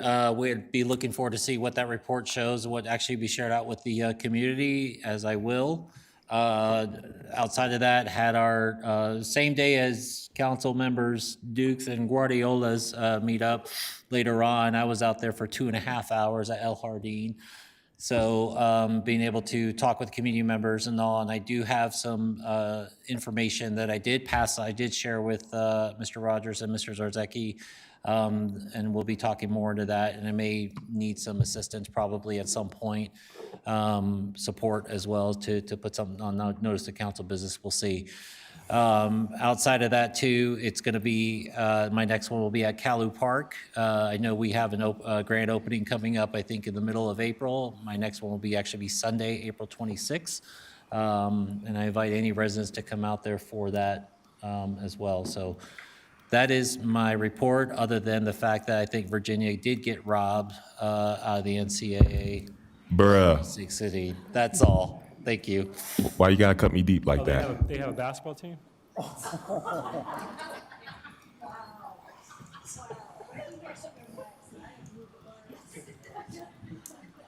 Councilmember Guardiola. Thank you, Mayor. A couple things. I met with a group for social justice at Our Lady Mother of Church with the father present, and we had a great discussion about flock. They were very appreciative of having an open door at the table conversation. I sent some feedback that the group sent to me and about a conversation to City Manager Rogers and City Attorney Lee, and I'm looking forward to getting some updates on that, and I know we have some. But I think the best part about this conversation is they've never been asked to be at the table and give feedback. And one of the things we really want to do that I told them is like, keep this dialogue, not only on flock, but any other issue, because like the father said, he represents over 5,000 residents, right? And that's a big part of our community, especially in the core. So I'm excited to continue that relationship. Just some council retreat highlights. I think I went away motivated, aligned on key priorities, and just where we're going, right, as a council and for our city. So I was super pumped when we left to DC. Again, DC, it looked like we hit 3 of the priorities and we were on the same page, and the dialogue that happened was great. And I think our residents are gonna see some of the outcomes of that. Again, for community engagement, myself and Councilmember Dukes were out walking Adams Heights for about 2 hours. Great turnout, great conversations. I just wanted to highlight that. And then, my contact information hasn't changed since 2001, right? My phone number especially. My email hasn't changed since I was on council the first time. The phone number is the same. And just let residents know they could always contact me, right? And the ones that do will get a response. And I think it's unfortunate that folks come and attack us sometimes when we're out there. Every text, every phone call, I will respond. And I think it's unfortunate if they don't feel heard, and we're here to listen to them, and I agree. But please reach out. Please reach out to any of us, because knowing the colleagues that sit next to me, we're here to serve. Two other things. Commerce City Police Department had activity in Adams Heights, March 16th, and today. So again, they are responding to calls that are coming from that area. And I think sometimes it's not fair that our police department gets a bad rap when they're doing their job, right? They're doing their job. And with a couple highlights, I got to go to the Adams City High School track meet. Six students attended. It was a huge event. First time I was at a track meet, didn't know what it was. Field day kind of vibes. They had some great food. They made some money. But it was a CHASA sanctioned event for the first time at Adams City that hosted, and it was a huge success. To give kudos to former athletic director LaCrue, Coach Johnson and Stocks. They had 9 kids in 2023. They have over 100 kids in track right now, and they're having a blast. And so shout out to them, because it was cool. It was one of my first times ever, and I didn't know where to stand, where to go. It was long. It was very long, from 5 to like 9:40. But it was dope, and just seeing the community, because it was packed. It was like a football game. And how the kids cheered for every other team, right? There were 6 total teams. So kudos to them, and it was awesome. The last thing is thanks at Camp Elementary. We got to go read, and we got our thank you notes today, and welcoming us back. And that's just, again, the 29th year of the Read across America. Again, this is why we serve. This is why I serve, right? We're out there in the community, right? And just talking and mingling with our folks. So I'm excited, and that's it. Thank you. Thank you. Councilmember Young. So we had senior commission a couple weeks ago. I wasn't able to attend, but reading through the notes, they had mentioned just the challenges with cell service. And so I think our discussion today about broadband and expanding some of those services is a timely one for our residents. I also attended NLC, and really the theme that came to the top for me was about civility. And this is a national conference. They kind of have to find, the common denominator among all of us city council people, and the topic they talked about was civility. And especially how it relates to how we show up and how we present ourselves on social media. And not just as public servants, but as a community, how we have become more emboldened to be less civil and less respectful to each other. My takeaway from that was just a couple weeks ago, there was some controversy on social media. Several of us were named personally, and no problem. Like, I have no problem being accountable for my votes and what I share. We had somebody who posted our phone numbers and our emails. So, hey, if you're looking for it, it's right there on social media. We received 0 phone calls and 0 emails from that post.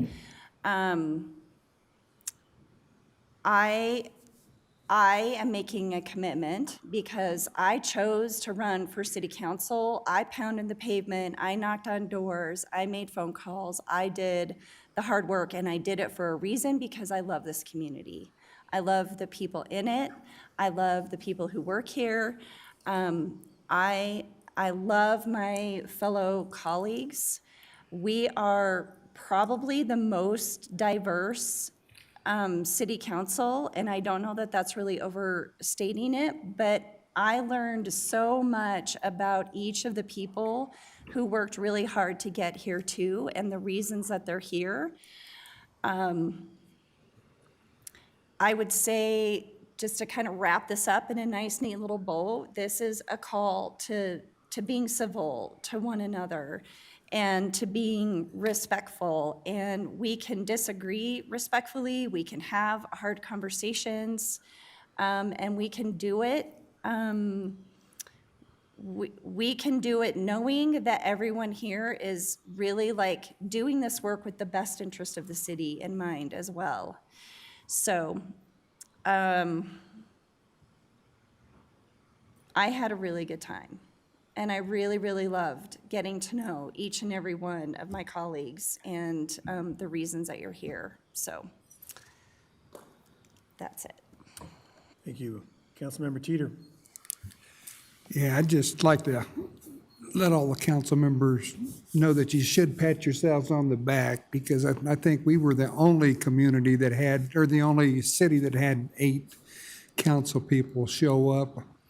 And that's pretty impressive. And I've never been on a council before where we had that many show up. And we need to also, whoever hired this group that Ian belongs to needs to pat themselves on the back, because you know, we spoke with 2 senators and a congressman, and we spoke to the heads of all the departments, from HUD to CDOT, or from transportation, and we weren't talking just to staff like we normally do. So and they were very impressed to see 8 council people show up along with city staff, and I believe they listened. But once again, if they don't have any money, we're not going to get much. But they did listen. But overall, it was a good week, and it's going to be a good year. That's all I got. Thank you. Councilmember Sandoval. Perfect. So today I had the opportunity to visit with the Real-Time Crime Center, and they also mentioned on April 9th, they will be inviting the Association of Police Chiefs as well as residents and the Commerce City Chamber throughout the entire day to come visit the Real-Time Crime Center. And it was a great opportunity to ask additional questions about the use of the drones and Flock, and to see it in real time.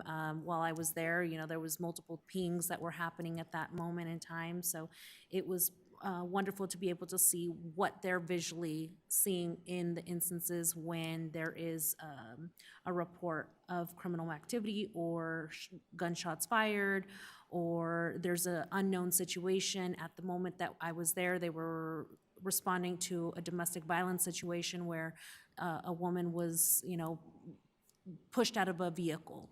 So, you know, these are real-time issues that they're addressing. We're reducing the risk of these police officers going into unknown situations. So it just reinforces, you know, some of the concerns and that I had, and not reinforces the concerns, but reinforces some of the reasons why I voted for the way that I did. And I've also heard the community, and so I've also taken it upon myself to have conversations with individuals, with representatives of Axum, as well as Flock, as well as a council member from Denver, to ask further questions about their experience with Flock and Axum. And so this is where rubber meets the road, is taking the initiative to do the investigation, ask the questions, and re-verify what it is that we're trying to accomplish. So that's one thing that I wanted to highlight. Also, as part of the council planning retreat that we were all a part of, my highlight was being able to establish common goals and visions for all of us, for the city, and really working towards moving in that direction. As far as our week in DC, it might sound like, what, you sent that many people to DC? I will say it was not we did not get to sightsee. We did not get to, go and enjoy our time. It was work, and it was diligent work of going nonstop from session to session and going from visit to visit.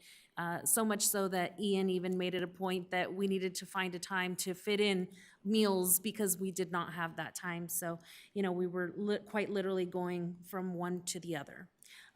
With oftentimes very little time in between.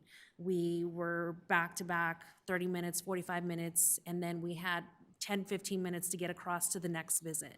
And it was quite the marathon. As far as the highlights on the sessions that I attended, there was one on immigration roundtable, and as Councilmember Young stated, civility was the other highlight, and those were some great takeaways. So that way we can bring the best pieces of the information that we were able to obtain to be able to implement within our city to benefit everyone. Ultimately, as everybody mentioned, we're here to serve. It's an honor to be able to be a part of this group. We did the hard work of the election process. Was gruesome. It was brutal. It was tiring. It was nonstop, but we did it, and we're here. I will say, I was disheartened by the comment about election interference during public comment today. This is not obviously the first time that we've heard it, but I'll go ahead and address it directly. So as for me, I probably don't have the proper PC words as Councilmember Trujillo, but what I will say is nothing that I heard gives me a pause for concern. During our forums, we were asked, would you take developer money? And my answer was very clear, without any reservation, and the response was absolutely. Why not? I did not know what I was stepping into. Now I know that, that you got to clean the bottom of your shoes because sometimes you step in it without even knowing. But at the end of the day, funds are funds. They can come from anywhere. But at the end of the day, it's just funds to be able to accomplish your goals with the marketing aspect of campaigns. I also made it very clear that I am an ethical person and that it would not steer my decision in any kind of way. And I will clearly state for the record and for everybody that may have a concern that I don't owe a person, organization, business, or any party anything. I'm not a commodity, and I'm not bought or paid for. And so my pockets have not been enriched, and I'm not a part of any inappropriate conversations or actions, so I don't have any concerns as far as election interference. And Mr. Zarzecki, thank you for clarifying that they can take that to the state of Colorado. Thanks. Councilmember Dukes. Thank you, Mayor. Just quickly, I forgot to mention that, actually, thank you to United New Economy for hosting me at the apartments and Village Crest Apartments. It was a great conversation, and I appreciate the opportunity to hear again from residents across the city of the concerns, challenges, and take that feedback into consideration. So thank you. Thanks, Mayor. Sure. All right. Well, thank you, council, for making the trip to DC. I've traveled there plenty of times with different council members, different teams of council and staff, and they're all different. So I'm not gonna say one's better than the other, but it's how we go and we focus. And we're in those discussions. I appreciate council members adding in their perspective and keeping the forefront of what Commerce City's needs are. I do appreciate the information that was given to us so we could ask for those top 3 things when we were visiting within our nine meetings. Congressional District Representative Gabe Evans and 2 Senators, Hickenlooper and Bennett. So, we tend to go to those meetings. You hear a lot from them, but they wanted to hear from us. So I thought that was really nice focus. And I also appreciate, we had a planning retreat. And yes, I participated from afar on that Saturday. That was a tough day on that Saturday, but I got through it. And just to, when we had that Friday conversation and just getting to know each other and seeing how where people are at, what their thought process were, and where we fit in that in the circle, right? Says a lot too. So, but no, I mean we have a lot of work. Just know what's ahead for us. We haven't even talked about our budget. There's a lot of discussion. So when it comes down to transportation, rail, whether it's HUD, housing, all those things are important. We even went to the Pentagon and talked to the Army there as well. And to hear different agencies ask us too, for a meeting we had last year, where did it go for this year, just the feedback. Like I said, I really do appreciate it. I also appreciate our citizens for allowing us to go out to DC. And, we're doing this so we can put the city in a better position.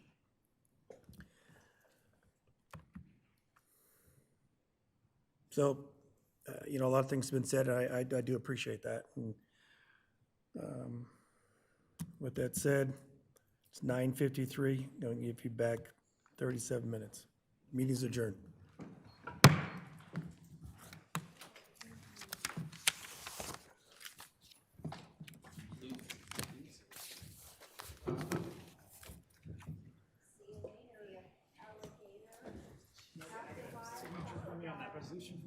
Sure. You doing okay? Oh, yeah.